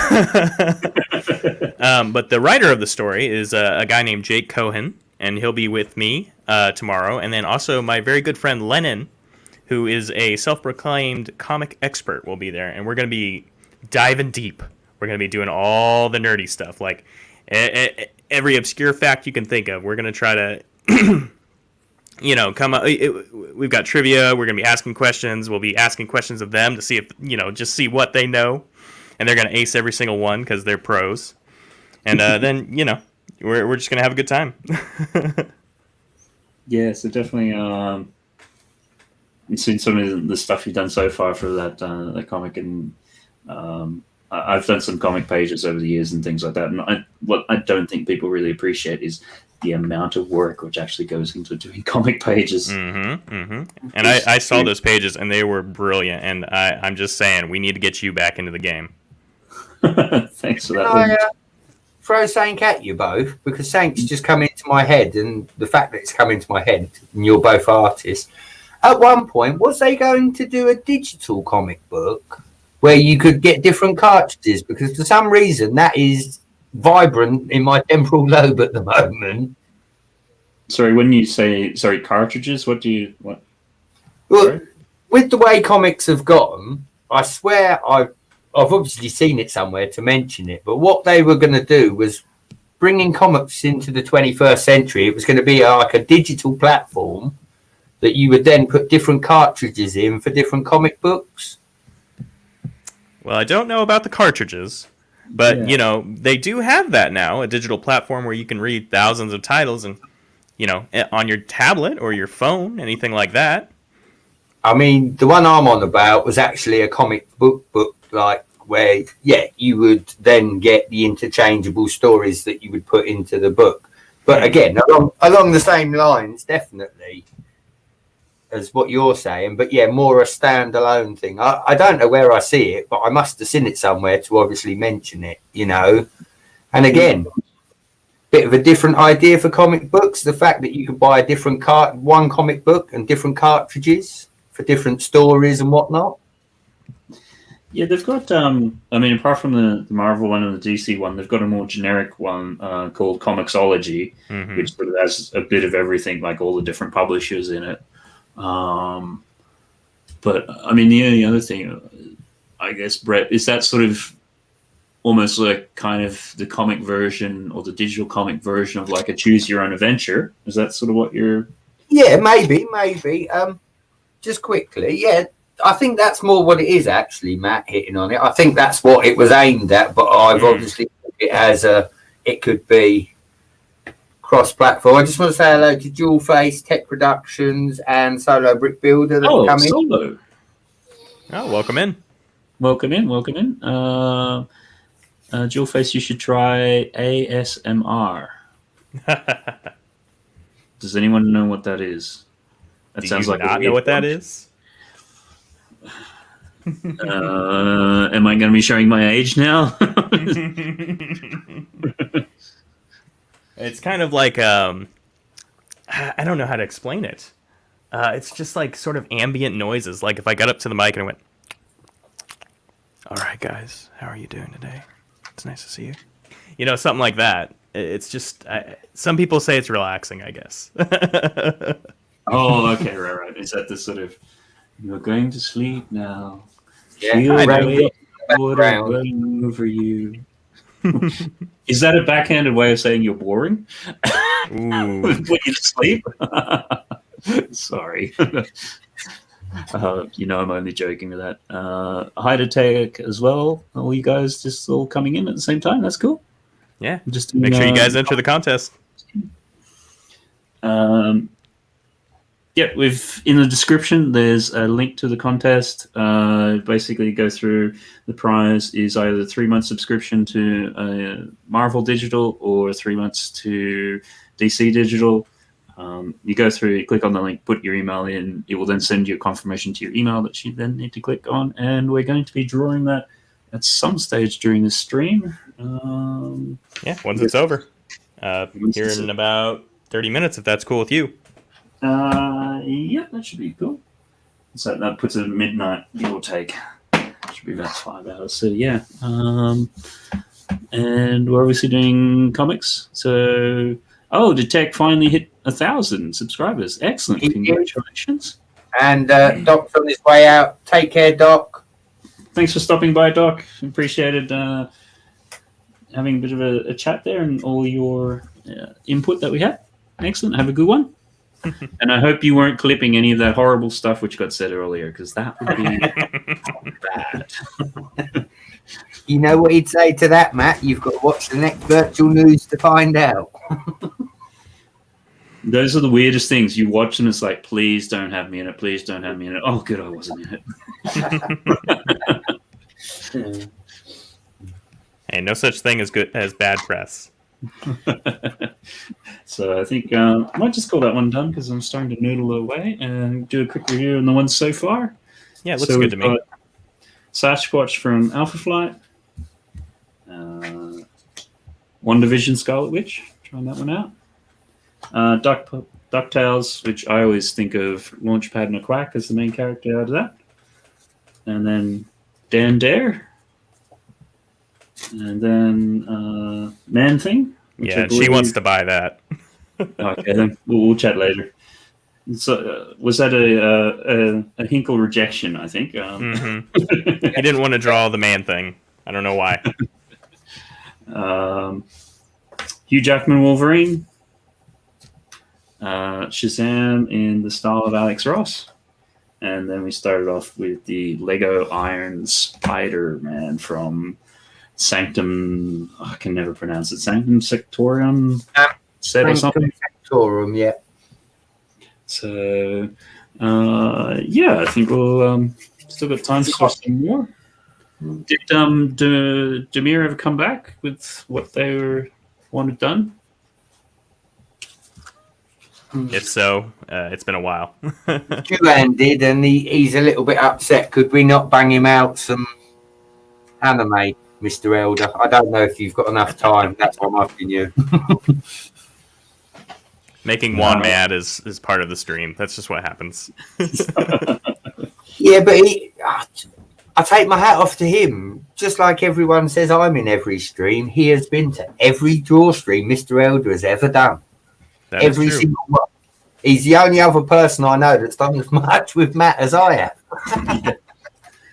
And he's got a weird time zone because he's in Indonesia, which I think is about 8 hours ahead. So that means that if I start at 7, that's about 3 a.m. possibly. So, Wow. Well, that's dedication for you boys drawing. You're all so good at what you do. You make us stay up late. You know you can watch the replay, right? Don't you swear at me like that. What's a replay?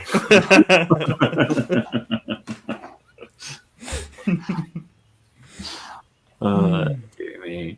And then just seeing anything else in the chat that's happening there.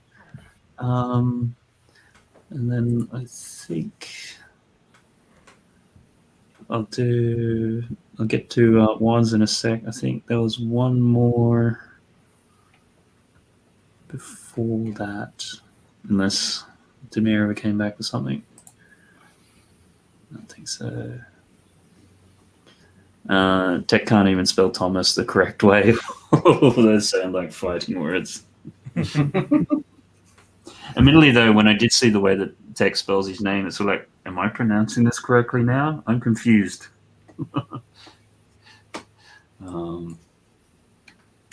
Yeah, if there's a request from Demure, I can't see it.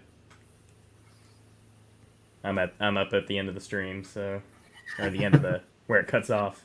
Yeah. We went back for Duan earlier, and I done StreamYard and YouTube, and we could only both go back so far. What else have we got here? So I guess the next one. What of the proposed comic films coming out are we looking forward to seeing next? Well, you got Guardians of the Galaxy 2 due, haven't you? I was gonna say they've announced like 70,000 of them, so I don't even remember what's coming out. Hold on, upcoming Marvel movies. I know, wasn't it a show that Miss Marvel's getting, not a movie? Hold on.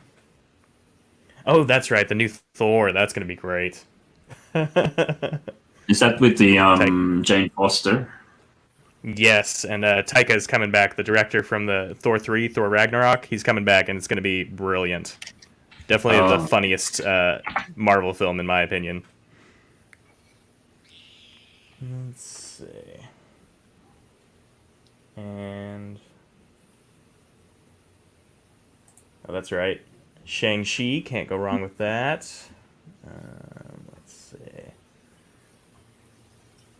Oh, right, the What If series. I forgot about that. The animated series. I guess it's not really a movie, it's a show. Yeah, it's a series. Which, that's been funny to look at because a lot of the What If stories were kind of like throwaway jokes, but then so many of them have become actual mainstream canon. Like, there was the original What If, basically Thor was Jane Foster. Which was like a one and done in I think the late 70s, and then 10 years ago they then actually do it proper, and now we're getting a film of it. So it'd be interesting to see which ones they select to actually do. Well, they've got some of the details out. I don't know if you want spoilers on that or not, but I can tell you a little bit about what they're going to do. Yeah, just at a high level, just whatever's out there. Well, they're doing Marvel Zombies for sure, and then they're doing Captain Peggy Carter, so she's Captain America instead of Steve. And then they're doing this will be actually, sadly, the last performance of Chadwick Boseman as Black Panther, but he'll be What If T'Challa became Star-Lord. So that'll be good, and it'll also be kind of sad. But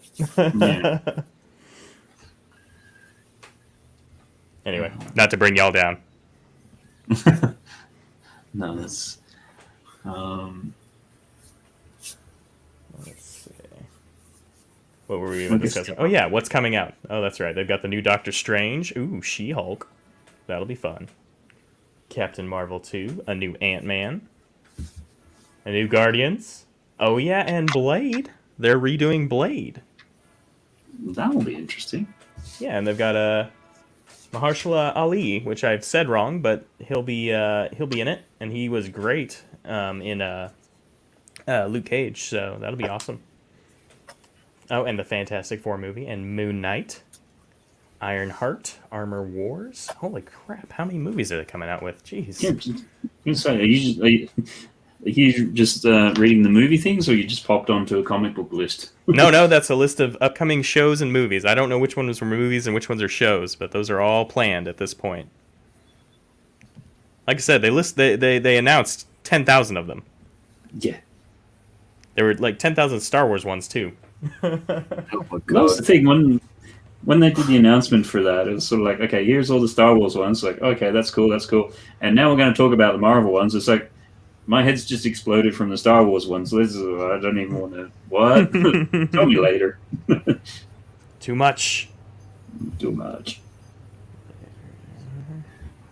I will say this, Mr. Elder. If I win your art competition, I'm going to put that top train, the one that you always say is the one that you fear the most. I'm going to send it round the loop tonight if I win. Live on camera so you can see it doesn't fall off.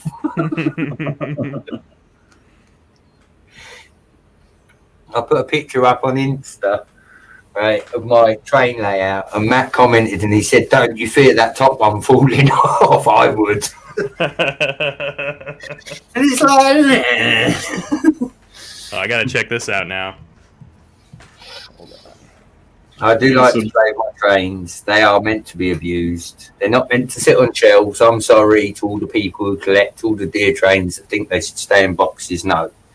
If I had the most expensive train Lego did, I'd still make it go around my track as quick as it could. It's disgusting. I can't believe you'd suggest playing with Lego. I don't. I have a 2-year-old, Ray, that actually has his own train. He is so addicted to trains, I have actually given him a £100 Lego train and said, right, that one's yours. Wow. And he is only 2 years old. They say start them young. Well, I think I got that a little bit wrong. He's just chewing on it. Oh, no. He sits and races me. Right, have Really? no distraction. As soon as the trains are paired up, I press the button on the train. He presses the button on the controller. With that, he's off. He doesn't wait for me to pair my train up. He's going. That sounds really cute. It's fun to watch until, you see my layout go flying across the room. Well, you know, what's it for if not having fun? Well, this is it, If it was an Airfix model, he would not be playing with it. I can promise you that. Mm-hmm. But it's Lego. It's meant to be destroyed and rebuilt. It's true.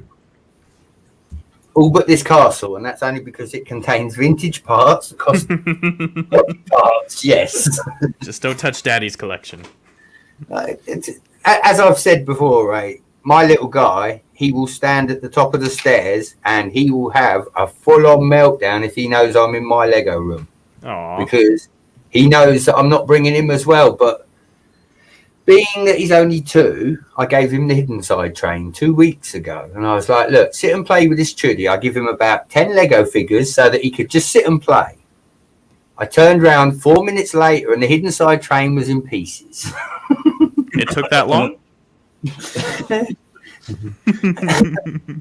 If you really want me to tell you, the hidden side train was in pieces and he was trying to add bits from the National Geographic submarine to it.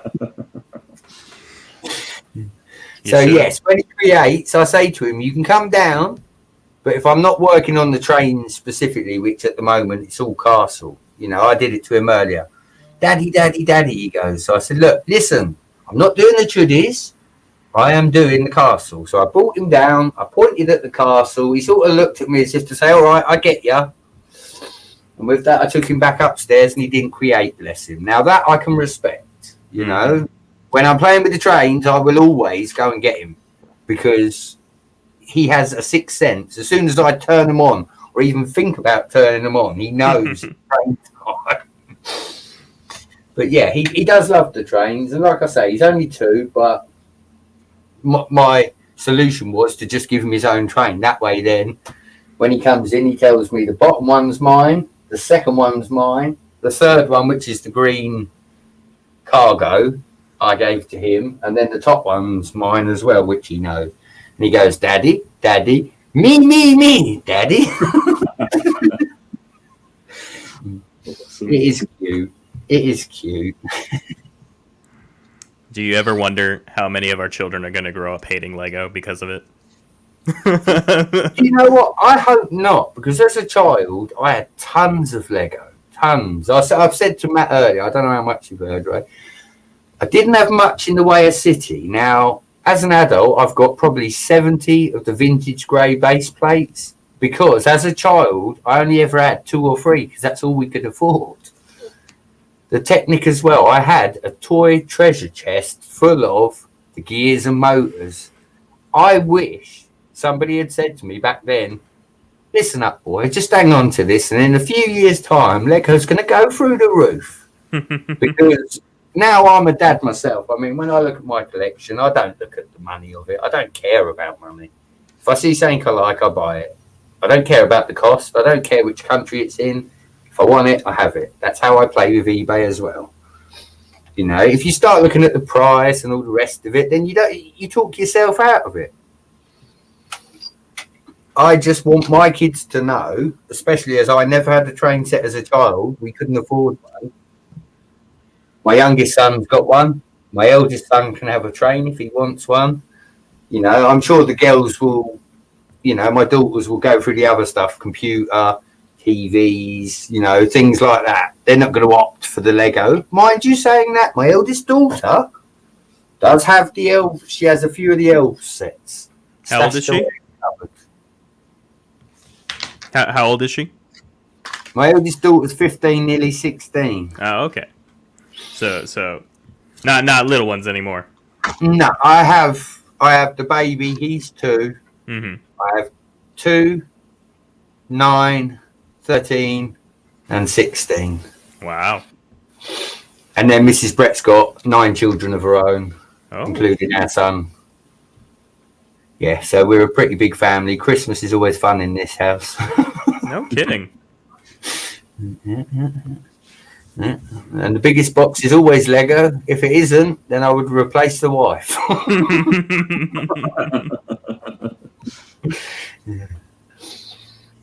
See, again, it was Mrs. Brett's fault because she was actually the one that got me back into Lego. I used to be Funko Pops. And yeah, I had a bit of a bad time with them, as I think I've told Matt before. And yeah, Mrs. Brett went out that Christmas and bought me the fire station. That was my first set as an adult back into Lego, really. I did have one of the castles from the late 80s, but it was my son's. It wasn't mine. I'd just been looking after it for him. I think that's what we said anyway, looking after it, yeah. But yeah, no, she got me back into it. The castle was the first set she bought me. But when it comes to the trains, and anybody that sort of followed me from the get-go, the first train Mrs. Brett bought me, she bought in July. So she made me sit there for 6 months while it was in the cupboard and look at it before I was able to play with it. So now any opportunity to get these trains on, whether it's day or night, I don't care. You know, them 6 months hurt me. Sitting there looking at the box, and I'm like, but why can't I open it? I'm not a child anymore. I know I've got Christmas. We argued, and it got to the Christmas. I think it was 2 days before the Christmas when I was going to open it. Me and Mrs. Brett had an argument. I said, I've had enough. I'm opening my train set. She went, go on and open it. And I said, now that you've said I can, I don't want to. Even more. It's been a reverse psychology play the whole time. That's it. That's it. You want it? No, you can't have it. But I don't want it. Okay, you can have it. Yeah. Pretty clever. Yeah. I think the trains are cool. There's something that Lego's done that goes from a mediocre price range to an out there price range. You know, you don't have to have the out there stuff. I started with 1 set. I bought more track. I've now got like 6 or 7 trains and more track than I need. Well, I don't. I need more track all the time. But yeah, I've got enough. Some would say I've got enough now, but I will always add trains to it. That's, you know, that's a key thing for me. And the fact that they're around the £100 mark as well, you know. You get a complete set, you get the power functions, you get the track. You know, that's one of the things that Lego actually kind of got right price-wise, I think. Sorry about the cat. Can you hear it in the background? He's a talker. I don't know what he's got to say, but he's always got something to say. Seems to be a thing with cats. I know that Sloth's had it a couple of times, and I get it occasionally. Mrs. Brett's got a cat. And it's always when you're streaming, they want to come in and start meowing. They hear you talking. That you're doing something. It's like, hang on, you're not paying me attention. I'll come in and make some noise. Either that or so like, we know there's other cats out there. Come on, get to it. Show us them. You know we're not alone in the universe. But yeah. Oh, very cool. I hadn't even looked at your drawing. Well, this is a somebody had said Batman, so like I feel like doing a Frank Miller one. So then, what would be two birds with one stone? What's more iconic than just Batman by himself? Superman to kick the snot out of him. Perfect. So you come down on the Superman side of who wins in a fight, Batman versus Superman, huh? I don't think I've ever really thought about it too much. Hey, there's some people who feel very passionately about this. That's all I've got to say. I know. That's why it's like, okay, I get it. It's like, I get the argument in terms of, Batman would outthink him, but then it's like, well, if you caught him on the wrong day, he wouldn't get the chance to. But Batman doesn't have a wrong day. Yeah, well. That's Mr. his superpower. Elliot, is this going to be another robots and androids stream? Well, Kevin's not here, so. Oh, good. That means we can talk bad about him. No, he seems to somehow manage to stir it up. I just loved yesterday when someone suggested he draw a Kirby Silver Surfer, and he thought it was the video game character. It was like, oh, buddy. I'm gonna steal that tomorrow and draw it if I get the chance. So what's the prompt you need? Yeah, Kirby Silver Surfer, because obviously they meant Jack Kirby, like the style. Yeah, but yeah. I love his interpretation even better, and I wish he'd drawn it, but since he didn't, I'm gonna take care of it. I was gonna have to draw Man Thing too, but thankfully you took care of that. I appreciate that. I'm sorry, it's the best character name that's ever been created. Can't be beat. Man Thing or Silver Surfer Kirby? Man Thing. Yeah. We're going to run out at some stage or something.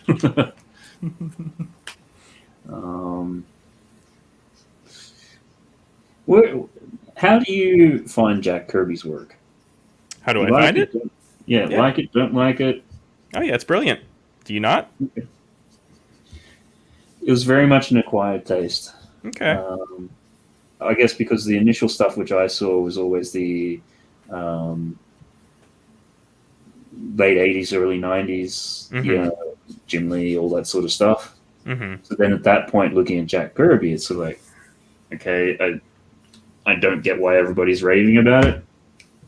But then once I did life drawing and started really trying to piece it together myself, it's like, oh, now I understand. Okay, yeah. I was gonna say if you haven't taken a look at it lately, you need to take a second look because the technical skill demonstrated is just absolutely breathtaking. And yeah, it's not up to the same standards you might see today in some respects, but that's more a limitation of the times than anything. Still, I don't think it's so much that. It's that he'd do pages to get paid. And that's he true. was doing like at least 2 books every month, plus multiple covers, plus. And it's just like, and he did that for decades. Like, some artists do that for 4 or 5 years, burn out, and you never hear from them again. Oh, it's ridiculously hard. Yeah. We were talking about that a little bit earlier. Drawing comics is, just drawing a fully finished picture 6 or 7 times on one page, and then you get paid, $100, and that was your week you just spent on that, or whatever. And $100 is, if you're a pro. And then, because he obviously started with the World War II stuff, and then during the 50s, he did like all sorts of things. Like it was the romance comics, and so he like his range was quite amazing as well. Oh yeah. Well, I thought when you teed that question up, you were going to tell me you hated it, and I was like, oh boy, here we go. Here we go. Like I respect it. It's like I get it now. Mm-hmm. Would I naturally say that it's something that I really like as such? Mm-hmm. Not so much. Yeah, and believe me, there are thousands of artists who are absolutely brilliant, whose stuff is amazing, but I don't personally like it. I understand that completely. Also, I want to say, yes, Hawkeye, I see you, and yes, I got you on that Scotty Young request. We will take care of that tomorrow. He's been dying to get this Hawkeye drawn for him. I mean, it's in his name, for God's sake. Not for nothing, for a nice chat with friends. Oh. Sorry, Hawkeye, did you make a request? I'm not. Maybe didn't see it come through, but DuckTales. Yeah, no, I did DuckTales. Okay, that was the Launchpad McQuack. Okay, I didn't realize that was his. Yeah, that's one just sort of like I'm sure like. Do you have a favorite comic book character? Yeah, that's my wife. Yeah, She's trying to juice the conversation. She's a little bored of Jack Kirby. Okay, then, right. What? Oh, I guess she's talking to Juan. Oh, okay. Well, we know he has a favorite comic book character. We just don't know the characters because we don't read that comic.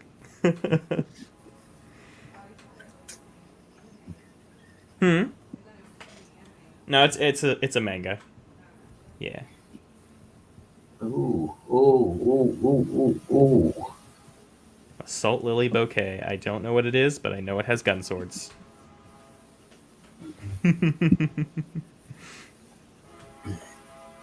You buddy, I've been fighting for you ever since I've been in this stream to get yours drawn. So please, turn that frown upside down. Don't worry, Juan. It's the one after this.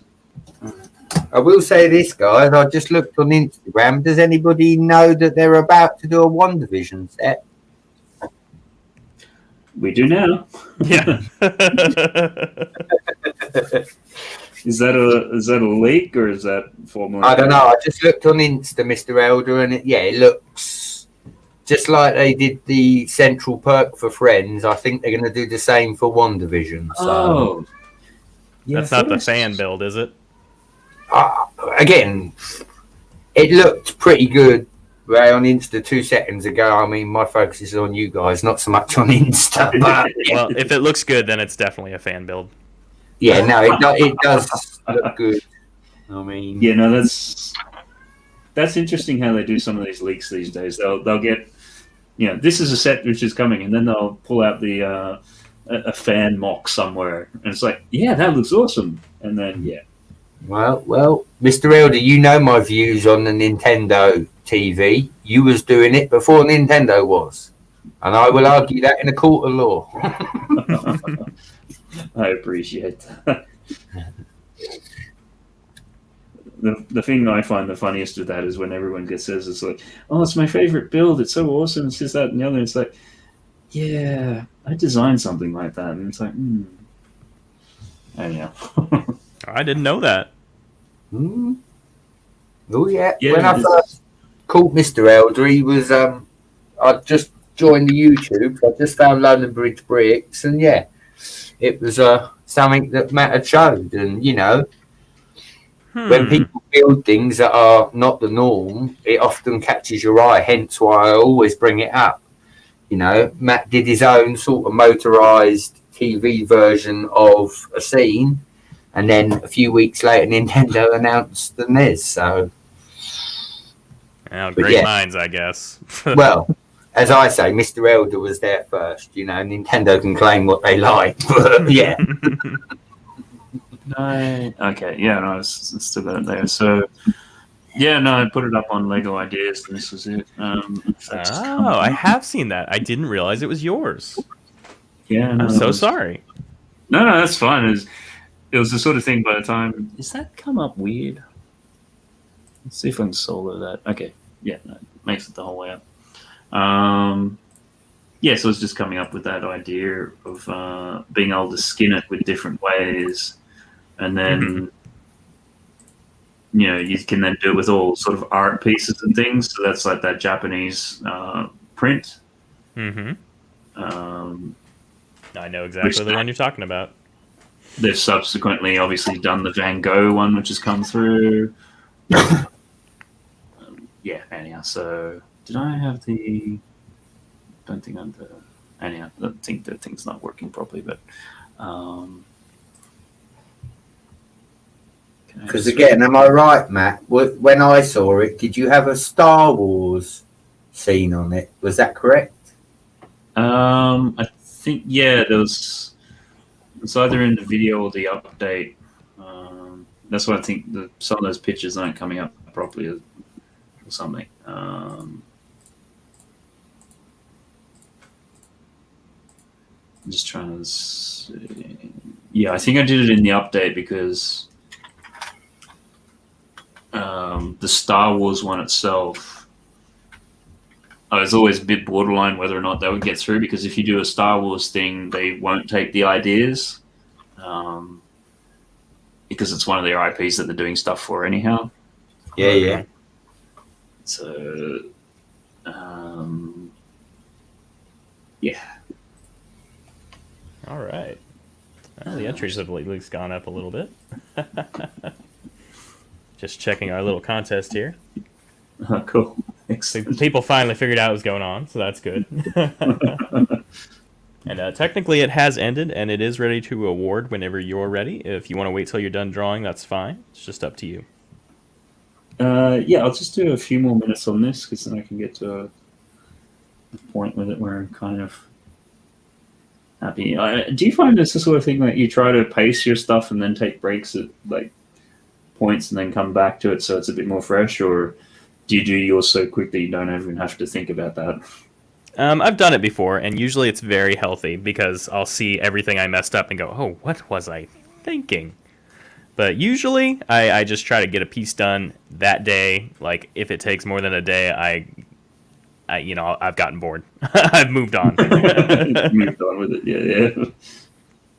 But it's good, and I need to start slowing down because everything I slow down on looks better. Now, granted, I do generally redo every single thing on the drawing, but, it's based on seeing what I've done wrong and what I can do better. Let's see. I mean, obviously... Go ahead. Go. Well, I was going to say, obviously, you are much better at pacing yourself. I mean, especially, I don't know if people have seen some of your work just on your website and in general. Like, these sketches are always incredible, but, when we see the full rendering you've done, it's like, oh, that's right. He is a professional. He is amazing. Thanks for that. I do love oil paintings like that. Since I've had kids and things like that, the time factor with oils was always huge to begin with, but then kids. So that said, though, I then flicked around. It's like discovered watercolor, so you can actually get something done in a couple hours, which looks half decent. Yeah, absolutely. You've done a little airbrushing. Time to pull that thing back out. And talk about fast painting. Yes. I think seeing as Mrs. FunnyFigs has brought it out. Come on, Ray, tell us about these Transformers. What? Oh, yeah, no, I saw that there, and it's like... Why'd you tell people about that? She's either getting bored with the conversation or Apparently. dropping you into something. She's trying to aggravate me, I guess. I made a very irresponsible decision today.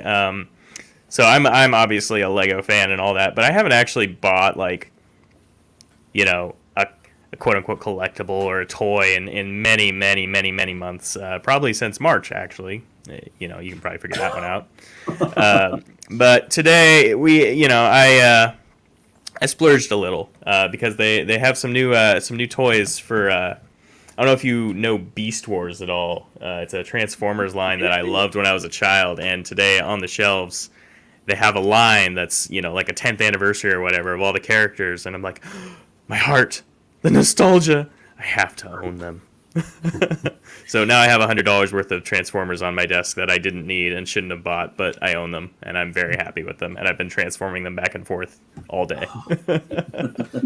I can tell you, Ray, my dad has the original, I believe, 70s Optimus Prime still in the polystyrene with the trailer.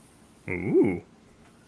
Yes, I come from my father is a collector of many things. I mean, the 3000 AD, that comes from him. He collects the real life Buzz Lightyears. He's got about 16 different ones. Yeah, Transformers. The one in question, my best friend was actually selling it at a boot fest, and my dad walked in there and paid like £4 for it. I was going to ask, what is something like that worth these days? The Optimus. I dread to think. If it's never been opened, thousands. Wow. I also have a friend, and I'm sure this friend of mine doesn't come on any of these platforms, so he will not mind this story. But this friend of mine was also a business colleague at one point, and we got on the subject one day of Transformers. And when they were first released in the 70s, his dad was actually a master thief. And he would go into all the stores in the 70s. And my friend turned around and said, I've got every original Transformer that there ever was. My dad stole them all for me. In box, and he still has that entire collection. And I turned around and said to him, I said, I'm not even going to ask you a monetary value. He said, I wouldn't, because you'd upset me. But yeah, all the originals in all the original packaging, unopened, just respected. You know, all right, they weren't acquired the right way, but it doesn't take the love of having a toy like that still in its original packaging. I just love how you opened that. So he was a master thief, and No, his dad was the master thief. Right. I mean, I guess somebody has to do it. It's not that I can remember beating my brother up with the legs of AT-ATs. Do you know what I mean? The Star Wars fans absolutely hate me for that. And I mean, it was all the Star Wars that is now worth thousands and thousands of pounds. And yeah, we used to snap the legs off the AT-ATs and whack each other with them. And that's why it's worth thousands and thousands of pounds, because most kids broke them or chucked them out. Yeah. Oh. It's funny, when you started saying that, have you heard of HasLabs, Ray? No, I can't say I'm familiar. Okay. That is Hasbro's version of Kickstarter, basically. They will, because it's basically, they will say, okay, look, we've got this massive project that we want to do. If we get enough backers, which basically means that it's a direct-to-consumer, more or less, market, and it's more or less they're able to go direct-to-consumer and say, look, we've got this thing. It's usually large toys that cost lots of money to do, and they can raise all the money up front, and then production follows a year or so. I think I know what you're going to tell me about. So originally I did Jabba Sail Barge, and then the next one was Transformers Unicron. Yep. Ooh. It's like $1,000, right? Yeah, that was $1,000. So when you started saying that, it's like, you're not going to tell me you're doing the Transformers Unicron, are you? Heck no.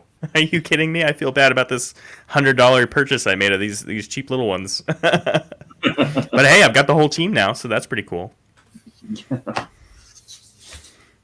So that was the, I don't know, it was kind of, was it, did you say Beast Wars or Beast Machines? Beast Wars, the original. Well, I guess not original, but you know what I mean. I don't know if you ever watched it or not. The one where Optimus Prime's a gorilla. Yeah. No, I know fully the series. Are just because at the time you obviously had Gen 1, and then you had Gen 2, which was kind of just Gen 1 recolored and fancy computer graphics and things more than anything. So by the time you got to, I think, Beast Wars and Beast Machines, it's like, are they just flogging a dead horse now? Like, so, and I always remember it because they won at the time. Was it an Emmy for the technical CGI or something like that? Something like that. Time, it was pretty advanced, but you look at it today and it's just like, really basic 3D models, animated, next to no backgrounds, or the backgrounds are just pretty bland plates. Yeah, it's god awful. And it was really dark. Like those, the lighting in it was not very good at all. So. We had different standards back then. Yeah.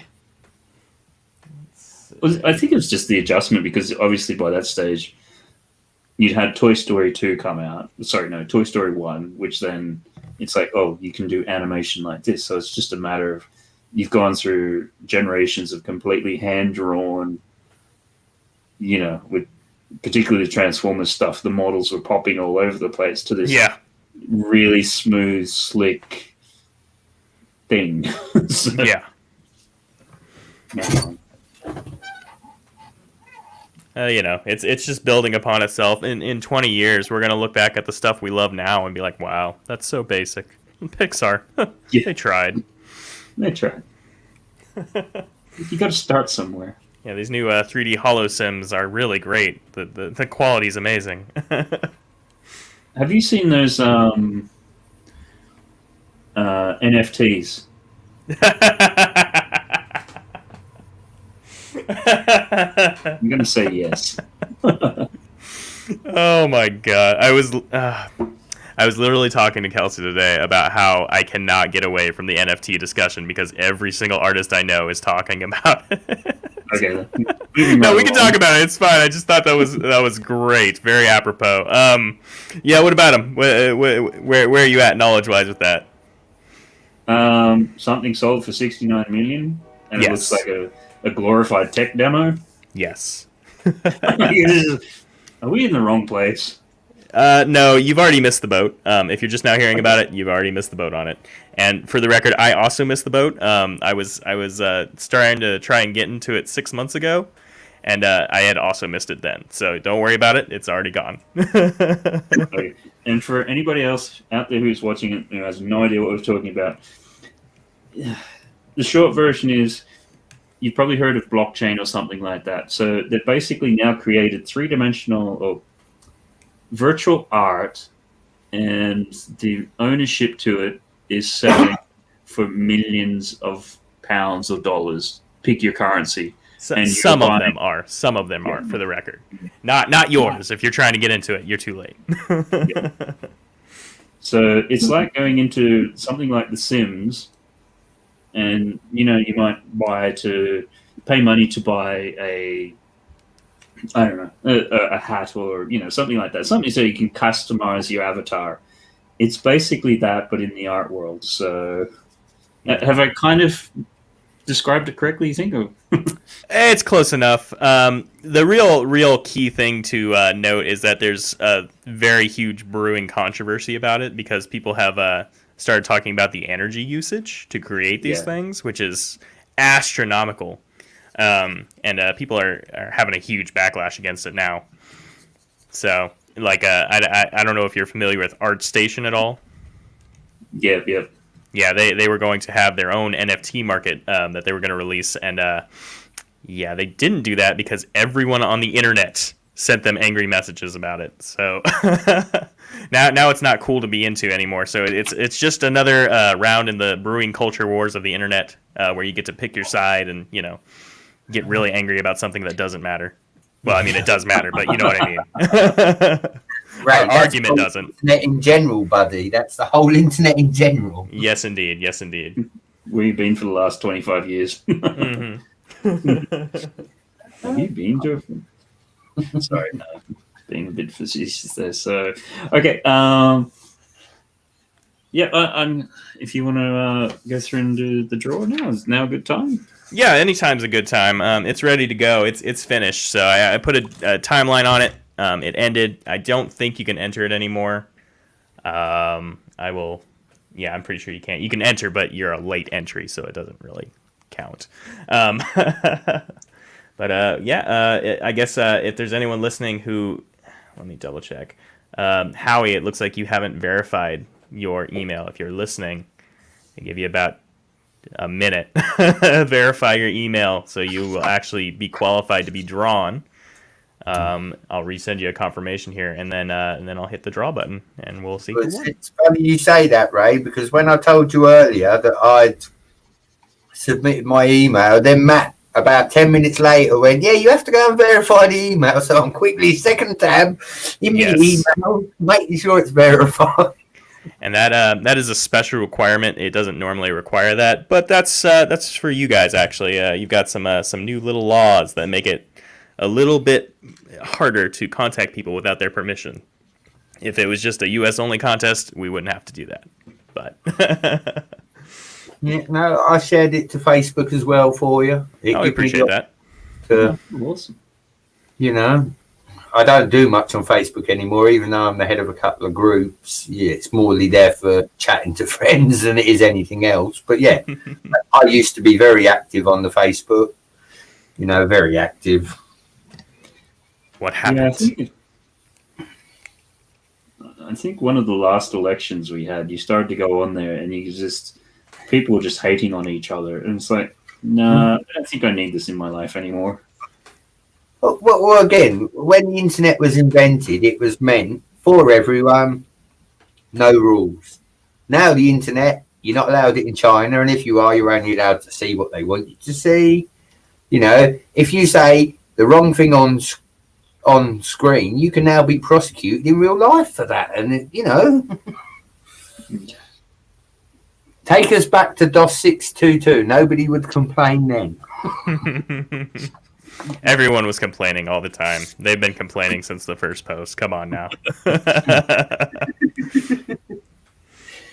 All right. Well, I think we've given them enough chances. Shall we hit this button?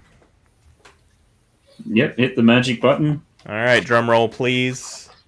Oh, hopefully that. And hey, congratulations to Joey. You might also know him as Maniac4Bricks is our big winner today. Oh, congratulations, Joey. Yeah, heck yeah.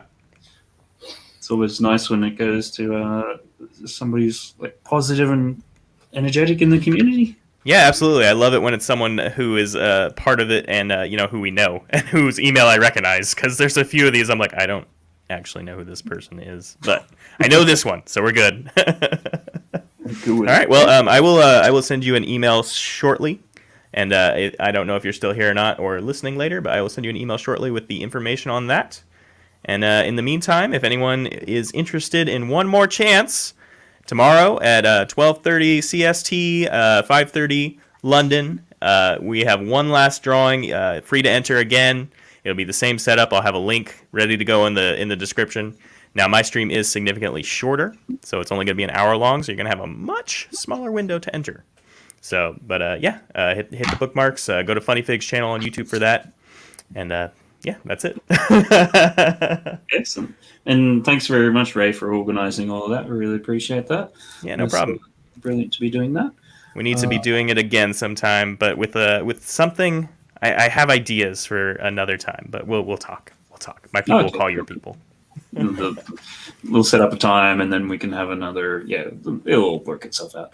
Yeah, well, like you said, I really want to do the 3-person draw-a-thon of some kind. My idea is to make it some kind of game. I still want to do like an exquisite corpse or something, but something. There has to be something. Yeah. There's still that. I pointed out to Kevin. I think I may have pointed out to you ages ago, but there seems to be that digital canvas where you can all draw on the same thing at the same time. Yes. I don't know how that will sort of work. Sort of thing. That would be brilliant. Just picture the hijinks. Yeah, it's sort of like He's drawing a sketch, and all of a sudden a horse just shows up out of nowhere. What? Why is this here?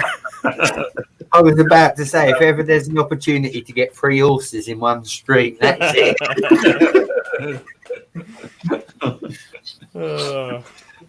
Horses for courses. That's bad. All right. That one there. Are you throwing up Juan's suggestion last, or? Yep, I'm going to give that one a go. Because where are we at now? I think it's 5 hours 20, Matt. Yeah. And it's 12:30 UK. Is it 12:30 and then in another hour it's going to be like 2 a.m. or something crazy like that? Oh, God. You know when you lose that time, or do we gain it, or yeah, we lose it, don't we? Mm. How early did you have to get up tomorrow? When the kids start jumping on the bed. Oh. One of those. Good night, everybody. Sleep. So let's see. You're more than welcome to, Ray. Are you going to stick around? Or you need to shoot off, or? I can hang around for about 10 more minutes. I don't mind that. Okay, cool. Yep. No. Can't quite do past that. I do have some obligations to fulfill, but we've got a TV show we got to watch. The kiddos out of the house for the evening, so we've got to catch up on our TV shows. Yeah, you take the opportunity while you can. Exactly. Actually, watch something that's not G-rated for once. Oh, Ray, I can sing you the theme song to Peppa Pig all week if you want, buddy. Sure, if you want to be banned, go for it. That's what I've had with Tommy D. Daddy Pepper, Daddy Chuddy, Daddy Pepper, Daddy Chuddy. Yeah, you're officially blocked on all my social channels. You cannot contact me anymore. And yeah, no. You're going to see this magic wall just appear up on the icon screen in a minute. Yeah. The thing that gets me is he doesn't sing Thomas the Tank Engine. It's bloody Peppa Pig. At least Thomas is a train, and I can relate with that. Peppa Pig just does my head in, yes. Yeah, that doesn't make sense. Let's see. My internet feels like it's running really slow. It's like Oh, you trying to look up a reference? yeah, one sent me the one for it. Sometimes like your approach, just describe it to me. Yeah. Well, that's kind of the gimmick of my thing. Like, I don't want to be spending time Googling stuff, so I'll draw whatever people want, but I'm not going to look it up. So if they want something I don't know, they can tell me what it is, but I'm not going to look it up. So good luck. Poor Juan. Have a good evening, buddy. Oh. Hey, yeah. See you tomorrow. I hope whatever you've been called out to, it's okay. Thanks for sticking around. You've been here for quite some time. Appreciate that. Yeah, definitely. Okay, that's going up there now. Okay, so that one there, for anyone who doesn't know, it's Dark Knight Returns, Superman, Batman, Frank Miller. So, cool. That satisfies the Batman request. And then finishing off. Yeah, I don't want to do this one. It's always...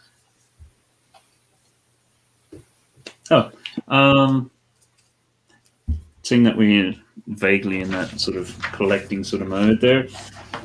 Ray, do you collect comics, or you like any particular favorites? So comic books. I have a lot of. Oh, can you hear me? Yeah. Okay, sorry, I had it muted for a second. I have a lot of independent comic books. I don't have a great deal of mainstream stuff. But my wife collects Punisher, and she has almost every issue of Punisher Max by Garth Ennis there is. She's working on the last couple ones.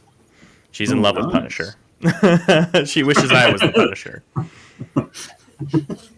I should really get my uncle to watch this stream, guys, because about 2 years ago, down where we lived, the comic book shop shut. And I kid you not, he must have bought about 400,000 comics. Oh, good Lord. And he sits and he says, yeah, they're all worth money. They're all worth money. And I say, they're not if you leave them like in a dusty room at the back of a dusty room. He's like, yeah, but it's all right. So that is a comic collection, though. He had all sorts of comics, stuff I'd never seen. And yeah, like you say, comics are the one to collect. I've also got another friend that does like the very expensive comics. You know, he will go out and search for the first editions and things like that. All right. I say it seems like you have a lot of collectors in the family. I just anything peculiar, Ray. I like if it's unusual. I generally like it. You know, even down to the Lego. Again, I've got a lot of the vintage, the raised base plates that they no longer make. You know, things like that. Anything that's just a little bit peculiar, really. What was that Lego line with the animal heads? You know what I'm talking about? Fabuland. Yes. You got any of those? No. The furthest back I go is I've got a couple of the 3 numbered sets, you know, before sort of like 555 and stuff like that. I've got a lot of the vintage wheels. I've actually got some of the vintage characters. I've got the Lego Technic guy somewhere. But my main themes for me are castle, city, train, space. You know, I like the older stuff. I like Lego of yesteryear. To me, that's the real gold. You know, all this new stuff is good and highly detailed, and I respect and like it. But yeah, for that little stomach feeling you get, you know, like I said about the road plates, as a child, I could only afford 2. Now I've got like near on 60, you know, I can actually build a real city. Yeah. Well, that's what you want. That's the dream when you're a child. Yes. If I just had a whole city, and now you can make it happen. Yeah. So I hate to ask, but when it came to that bring a classic line back poll, who did you end up going for? For me, I mean, again, Paradisa. One of my cousins had so much of the Paradisa, and when you look at the price of these things now, you just think, wow. You know, the castle was good. Vintage space was good. You know, there's a couple of other themes that I'd like a few sets out of. But yeah, for me, like on the, whatever it is, 95th anniversary, it was Castle. I don't like Bionicle. I think it's atrocious. Careful now. You will have people after you. Oh, I'll go after you. Are you kidding? I love Bionicle. That was my first. That's what I was into when I was a kid. I guess I was into robots. Yeah, for me, it's the fact that it's robots with weapons. Do you know what I mean?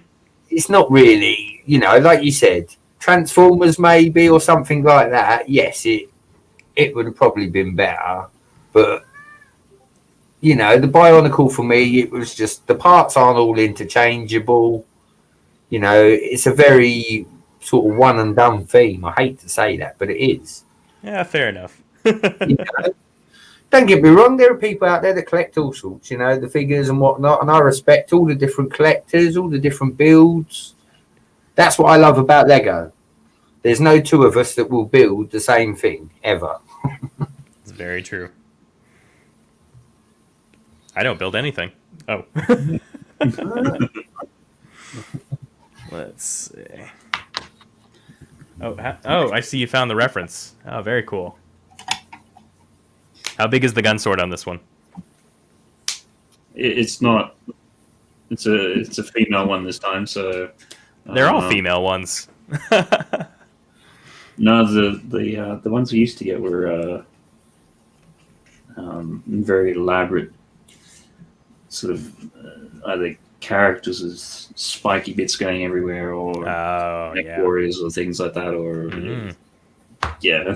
So, this one is just softer feminine, so if you get the lines wrong, you're screwed. So, You can do it. I believe in you. Just back to an earlier subject, well, we've got Ray here as well. Do you remember Sure. I said about the comic books and that, and about them being digital? Have you guys ever looked into the visual novels? You know, where you do your own artwork and there's, again, a bit of a story, a couple of questions. Looked into them like as a job or as like played them? Well, I mean, I'm a computer guy, Ray. Like, I'm an IT technician by trade. You know, I like software, hardware. Like I said to you, I was around before computers were actually colour. I was, you know, I was given an opportunity to computers at a very young age and told that they were going to be the future. Get your head into these, boys, so to speak. And I did exactly that. Now, with the visual novel, I wanted to create one myself. Now, obviously, I'm no artist at all. Mm-hmm. But when it comes to like the coding side of things and all the rest of it and the decisions and that, I could easily do that. I would just need someone with either yours, Matt's, Kevin's, you know, to get the artwork done. I mean, well, what's your budget? Do you take children? Not for very long. I'll give them No back pretty sale or quick. return. No sale or return. Oh. But no, I mean, again, you know, the fact that you guys have got the artist side of it down to a T. I mean, some of these visual novel games do actually sort of make it onto the Google Play Store and, you know, other things. I mean, it could be something different. You know, if I had the skills, I would definitely apply it and try to bang one out. But yeah, I've got the coding skills, just not the graphic skills. I was gonna say I've certainly applied for gigs like that before. I've never actually done one before. I never got selected. I don't have I guess a cute enough style. I don't know. What about you, Matt? Ever had anything like that? I've done a little bit of work for like book publishing and some children's books things and that, but a lot of that is what's more spec work. So somebody might have half a script or an idea or something like that, and you come along and do some artwork for it on the basis that if it gets picked up, then you know you get a share. Blah blah blah blah. How often did that work out, by the way? Didn't. And I've generally found that what you bring to the table is they might have the script, but they're going to get sold on the visuals. Yes. And a writer coming up with a script can go, okay, and there's going to be an army of thousands, and you've just got 10 days worth of work. Like, you know, there's no sort of, and they can get very wedded to some of those sorts of ideas. And it's like, that's nice. I know what you're going for. You're just killing me with the amount of visual information you need on a page. And yeah, it's, and you know, a lot of that stuff was pre-internet. Mm-hmm. So now, you know, it was always the, you know, as what Kevin calls it, the exposure bucks sort of thing. Which now it's sort of like, well, you know what? There's this thing called Instagram. There's this thing called TikTok. There's this thing called whatever. That's, if I want the exposure, I'll go and do it on that. Because half the time it's sort of like, okay, you do this, it's on spec. You can't put it in a portfolio in case it gets picked up. You can't do this, you can't do that. And so, like, well, okay, so I'm doing a whole bunch of work for free that I can't even put out there. What? Like, yeah. So, If I win the lottery, guys, expect a call because we are doing one. All right. All right. okay, cool. Yeah.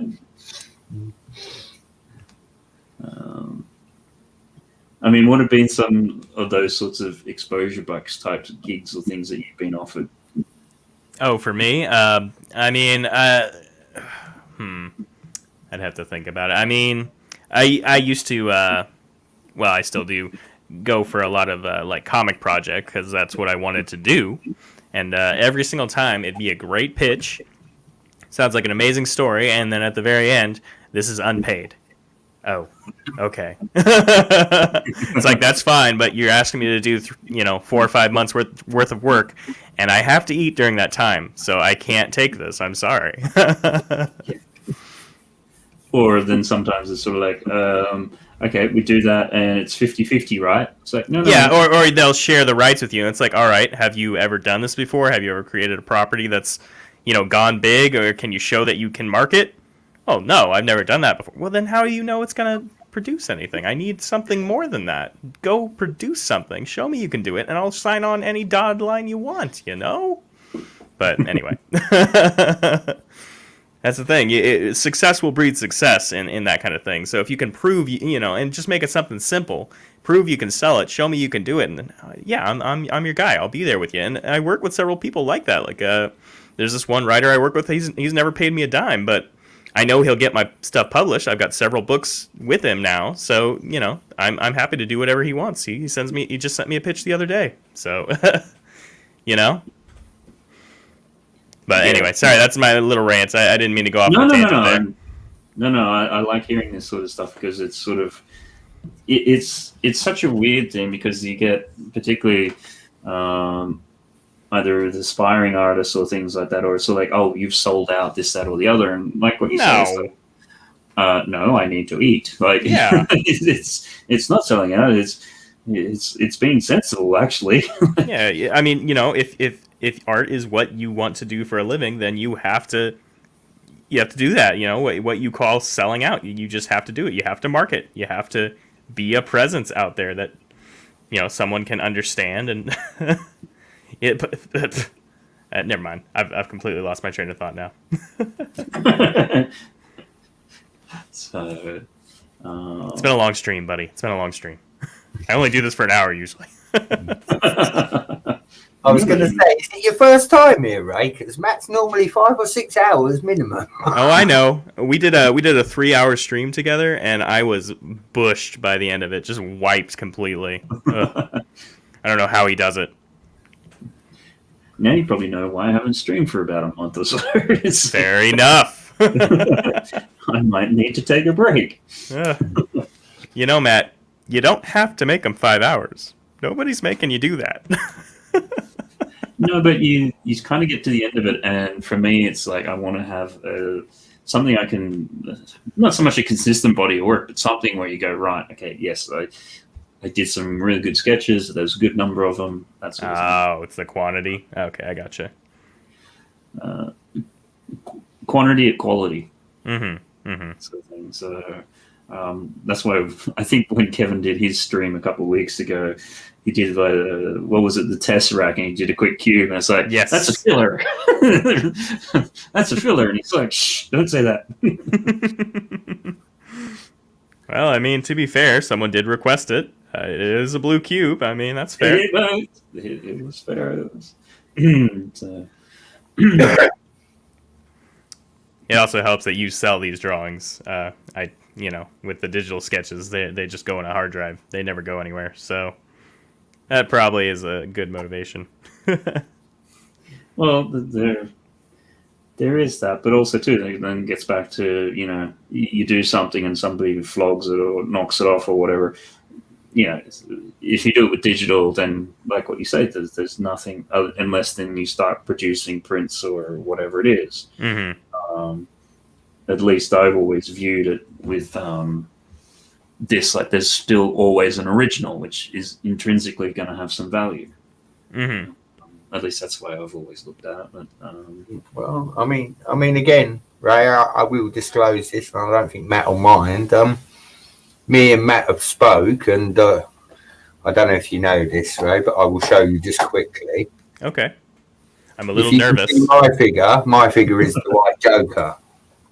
I have, and at some point I will get round to, getting the finances for this. I've asked Mr. Elder to actually do me a canvas with my figure included, and that, you guys are something else. I mean, even down to the butt head that I've got on my desktop, you know, like I said earlier, every time I look at that, I think of Mr. Hinkle. If I had deep pockets, I would have all three of you guys drawing for me daily. You know, none of us would be saying no. you know, I've got the ideas and you've got the skills, so it's just a case of getting the money. But no, some of the stuff you do, like you say, I would happily go out there and shout to the masses for all of you, because you are all experts in what you do. Thanks. You know, it's nice for me to watch as well, because, you know, it's easy to say, yeah, I drew that, and show me a picture of something you drew, but Matt will back me up on this. We started talking, Matt, did we not, because of your Flash and Batman picture? Yeah, that's and Matt had that in the background, and I was like, where did you get that from? And he's like, I didn't get it, I painted it. I was like, wow. Where did I get it? My hands. My hands. That And was a that's month of my the whole life. thing, you know. And as you see now, like I said, I've asked Matt to do that canvas. Once it's up, I will forever show it in every video I ever do.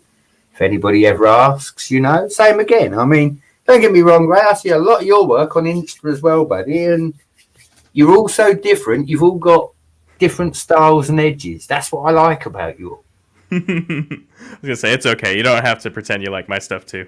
But I genuinely, you know, the It's an phone acquired taste. 24/7. The computer isn't, but the phone is. But you know, like Matt said, Instagram. I've got more followers on Instagram than I've actually got on YouTube. And I only got Instagram to spy my eldest daughter because she had it. Things you have to do these days as parents. That's it, you know. Now it's Brett Field's Lego channel. So, I was gonna say, do you have her TikTok yet? I do not delve into TikTok. I'm too old for that. You know who isn't too old for that? Who's that? You. What? Me? Yeah. Oh, yeah. I'm trying to plug you, buddy. Come on. Well, there's two of them, and I'm not sure which one you're talking about, because one of them I don't talk about too much. So I didn't know there was two of them. So whichever one I know about, that's the one. Is that the one with the angry Lego marketing one? Yeah. Your skits and stuff. That's that one. Yeah, that's. Yeah, they. Because the way I look at TikTok, and I might be wrong, is it reminds me very much. Okay, yes, there's many different flavors on it, but it's kind of like being in high school and just doing stupid shit. That's how I see it. Like, I don't know, like, you know, whether it's either doing weird dances or playing stupid pranks, or I don't know. Can you see that, or am I off base? Or I think the word you're looking for, Mr. Elder, is playground antics. But yeah, no, you are right. TikTok is very much, it's just a platform to make an idiot of yourself and potentially get a few laughs in the process, I think. And yeah, you know, I don't get laughed at, I get shouted at, so I don't want that on TikTok. Although to the untrained eye, that could be hilarious. Yeah, oh yes. Oh man! All right, gentlemen. I hate to say it, but I've got to hit the road. I'm getting the stink eye over here. Say hi to Kelsey for me. I will do. Genuinely been a pleasure, Brett. It's been great talking to you. I'm glad we finally got to, well, not talk face to face, but you know what I mean. I'll be there for you tomorrow. Right? Excellent. I look forward to seeing you. And yeah, we should have a good time. So hopefully everyone enjoys it. And I'll check in later to see how the drawing came out for sure. Yeah, no worries. Thanks very much for stopping by and chatting for so long, and yeah, organizing the draw stuff and all that things. Yeah, we'll have to do it again soon. Definitely will. All right then. All right, later. Take care. And that was Ray. FunnyFigs. For anyone who's just joining late, then tomorrow we're about to wind up this one. There'll be one more in the comic streams, and that will be FunnyFigs. Check his stuff out. I think there's a link down in the description as well to his channel. Yeah. I believe there was when I entered the competition, Matt. So yeah. After a while, you can't remember what you put where. So it's like, yeah, I think it's down there. I'm pretty sure it is. yeah. I'm like that with Lego parts, buddy. Every single day. So where's that part? I just seen the other one. And then an hour later, you find it when you've already used another part. It's like, Yeah, or I don't know. Sometimes you find the part, but it's not the right color. It's like, I'll just put it in there, and I'm sure another one will turn up. And then it does turn up, but it's so built and locked in there, you can't ever get it back out again. Yeah. Mm-hmm. Maybe I should have just taken that extra few minutes to find it. Here.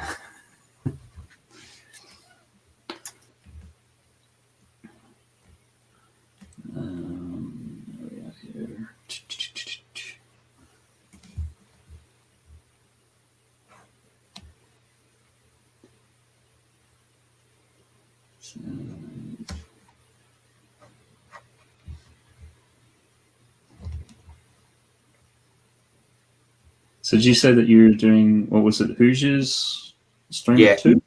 Yeah, I do Hoosier Saturday nights. He's, for me, Mr. Elder, others may say different, but he's like, you know, he's the creme of the train empire on YouTube. Other people will have other people, obviously, but for me personally, he does big displays. He does, like, you know, the show displays. Yeah. And he's just an all-round good guy, do you know what I mean? But I respect, you know, what he does with the displays and that. I mean, he's mirror imaged the Palace Cinema, you know, so that you got one face in the other. I believe he did it with Assembly Square. He did it with the police station mock. You know, so some of the things he does is, yeah.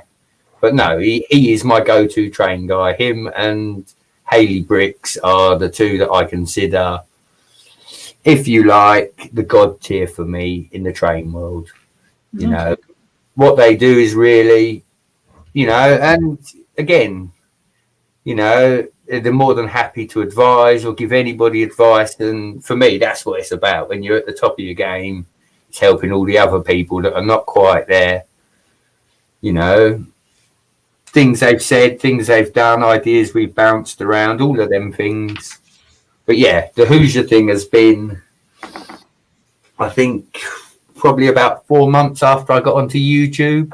Through Butt Chop, I met Hoosier, and that and the summer 72 hour. And yeah, from that point on, I've always been a guest on Hoosiers. You know, we're friends in real life now. We talk on the daily, the same as a few of my other American friends.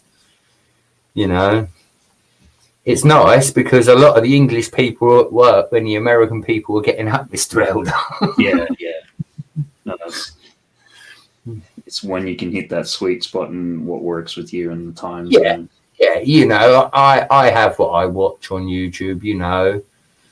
It's always been, you know yourself, your draw streams, you know. Again, I watched you on London Calling earlier and whatnot, and you know, Brick Hives on the Sunday, Hoosiers on the Saturday night. You know, everybody's got, you know, then you got Reed Hope Castle. He's another American. He does Friday nights, you know. I don't need terrestrial TV anymore. I have YouTube TV with all my friends on it. It's much better. Yeah, nice.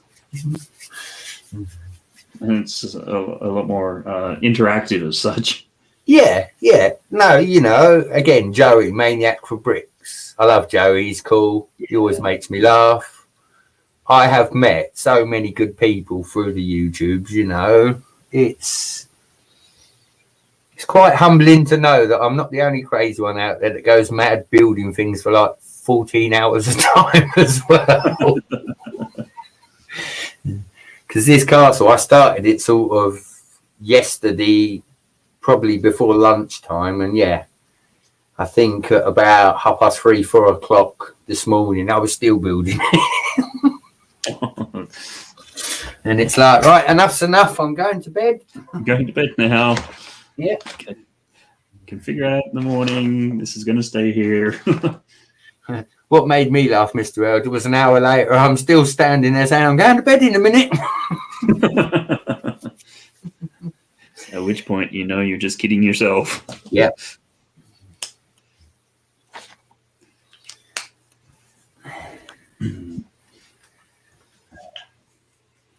So fill me in on what was this about, all this house stuff that's going on, Mr. Elder? Are you renovating? Is that correct? We are looking to. We bought our house, and the idea with it was always to sort of knock it down and rebuild it, just because it's, you know, the land is of a decent size. Yeah. The house itself, you know, it's been livable. But it's the sort of thing we looked at. So like, we can spend the extra money and get a bigger, or get a house that we're happy with, but you'd still be compromising in a location which we might not be as happy with, or, you know, go through the process of building a house that we want, as, you know, the configuration we want on in a really good spot. And, you know, it was always the plan to do it within a couple of years, which turned into 5 years, which has turned into like 7, going on 8. And it's just like, no, we need to do this now. So just starting to go through that process. I mean, again, on the build front, Matt, I watch and have watched and do watch every single episode of Grand Design ever. Yeah.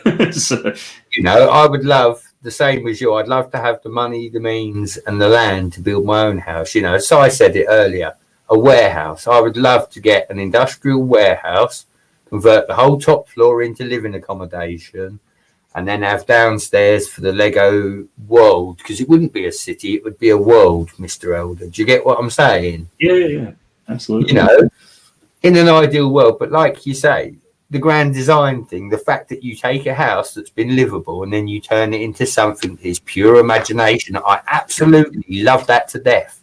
I just wish I had the means to do it. You know, I'd love to build my own house. I always said I'd build a house out of glass after watching, is it 13 Ghosts, the movie? Okay, I haven't seen that, but yeah. Basically, it's about a crazy uncle, and the crazy uncle has a clockwork glass house, Mr. Elder, where the walls move and things like that. And, you know, all right, you know, you've got no privacy, but if you put something like that on a 48 plot right in the middle, nobody's ever going to see you anyway, are they? Yeah. So it's all relative at that point. Yeah, you know, but no, just some of the different things you can do. I mean, you know, yeah, building a house, that would be a wow. But as like Kevin McLeod says on Grand Design, it is also, if you don't know what you're doing, a lot of stress on people. You know, like you said, you've already lived in the house, you own the house and the land. It's just a case of now putting the dwelling on it you so wish. Yeah, it's the sort of thing we've over the years done lots of renovations and quite expensive ones. We've never built something from scratch.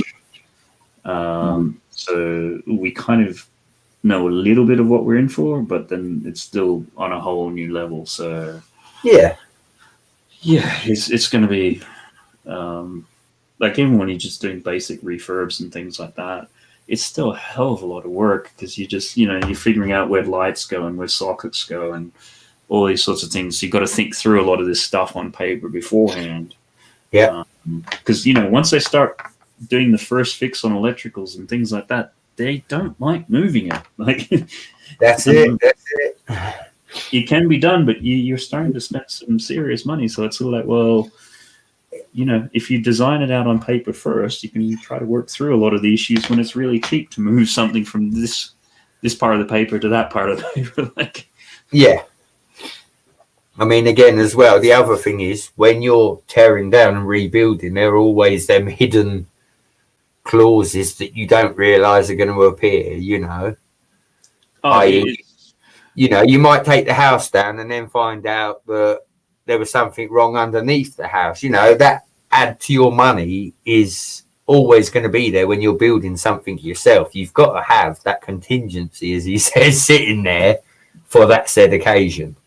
Yeah, it's with building. It's not if something goes wrong, it's when. Yeah. So, yeah, you've got to have the contingency because something is going to go wrong. Yeah. And the hardest part is getting out of the ground because there's, like what you're saying, there's just so many unknowns that you run across.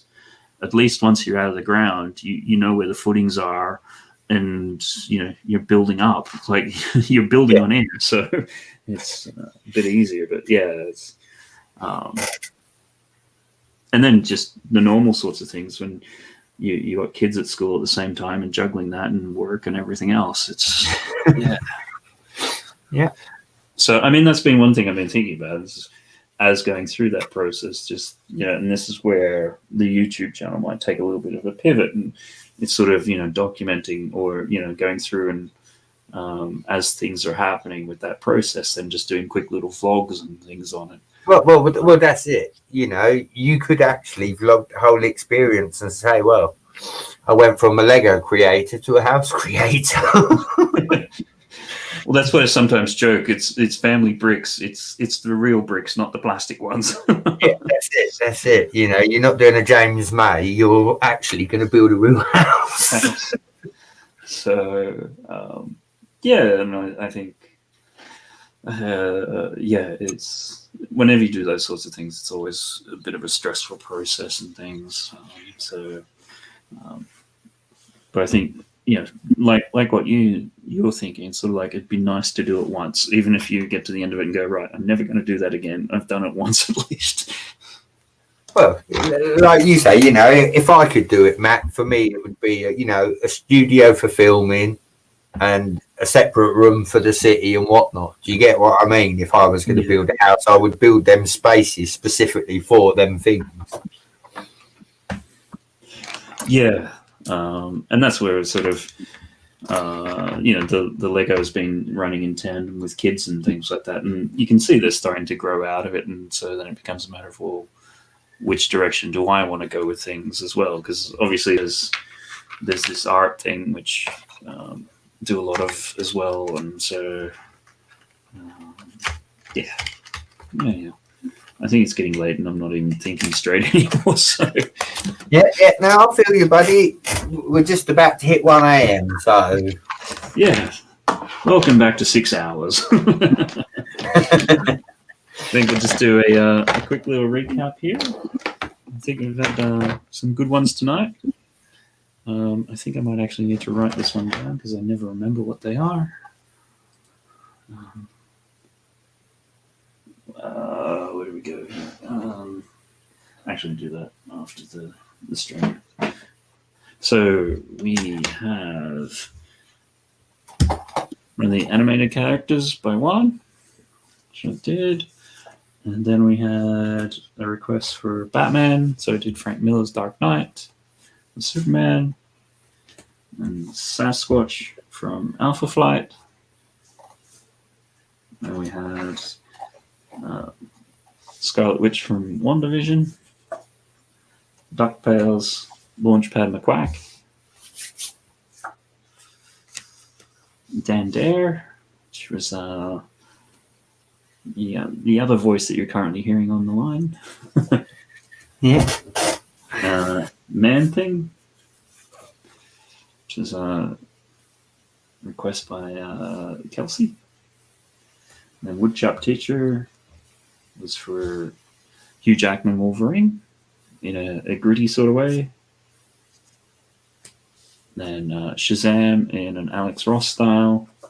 And then starting off, we had the Iron Spider, Spider-Man from Sanctum Sanctorum. I never get that right. Lego set. So that's where I got to tonight. I think I really enjoyed it. It's good to be back doing this. Do it all again next week. Brett, is there any... Go, Matt. Just for you. Can you see him? Let me just put this up for a sec. There he is. There he is. Yep. In all his glory. All his glory there.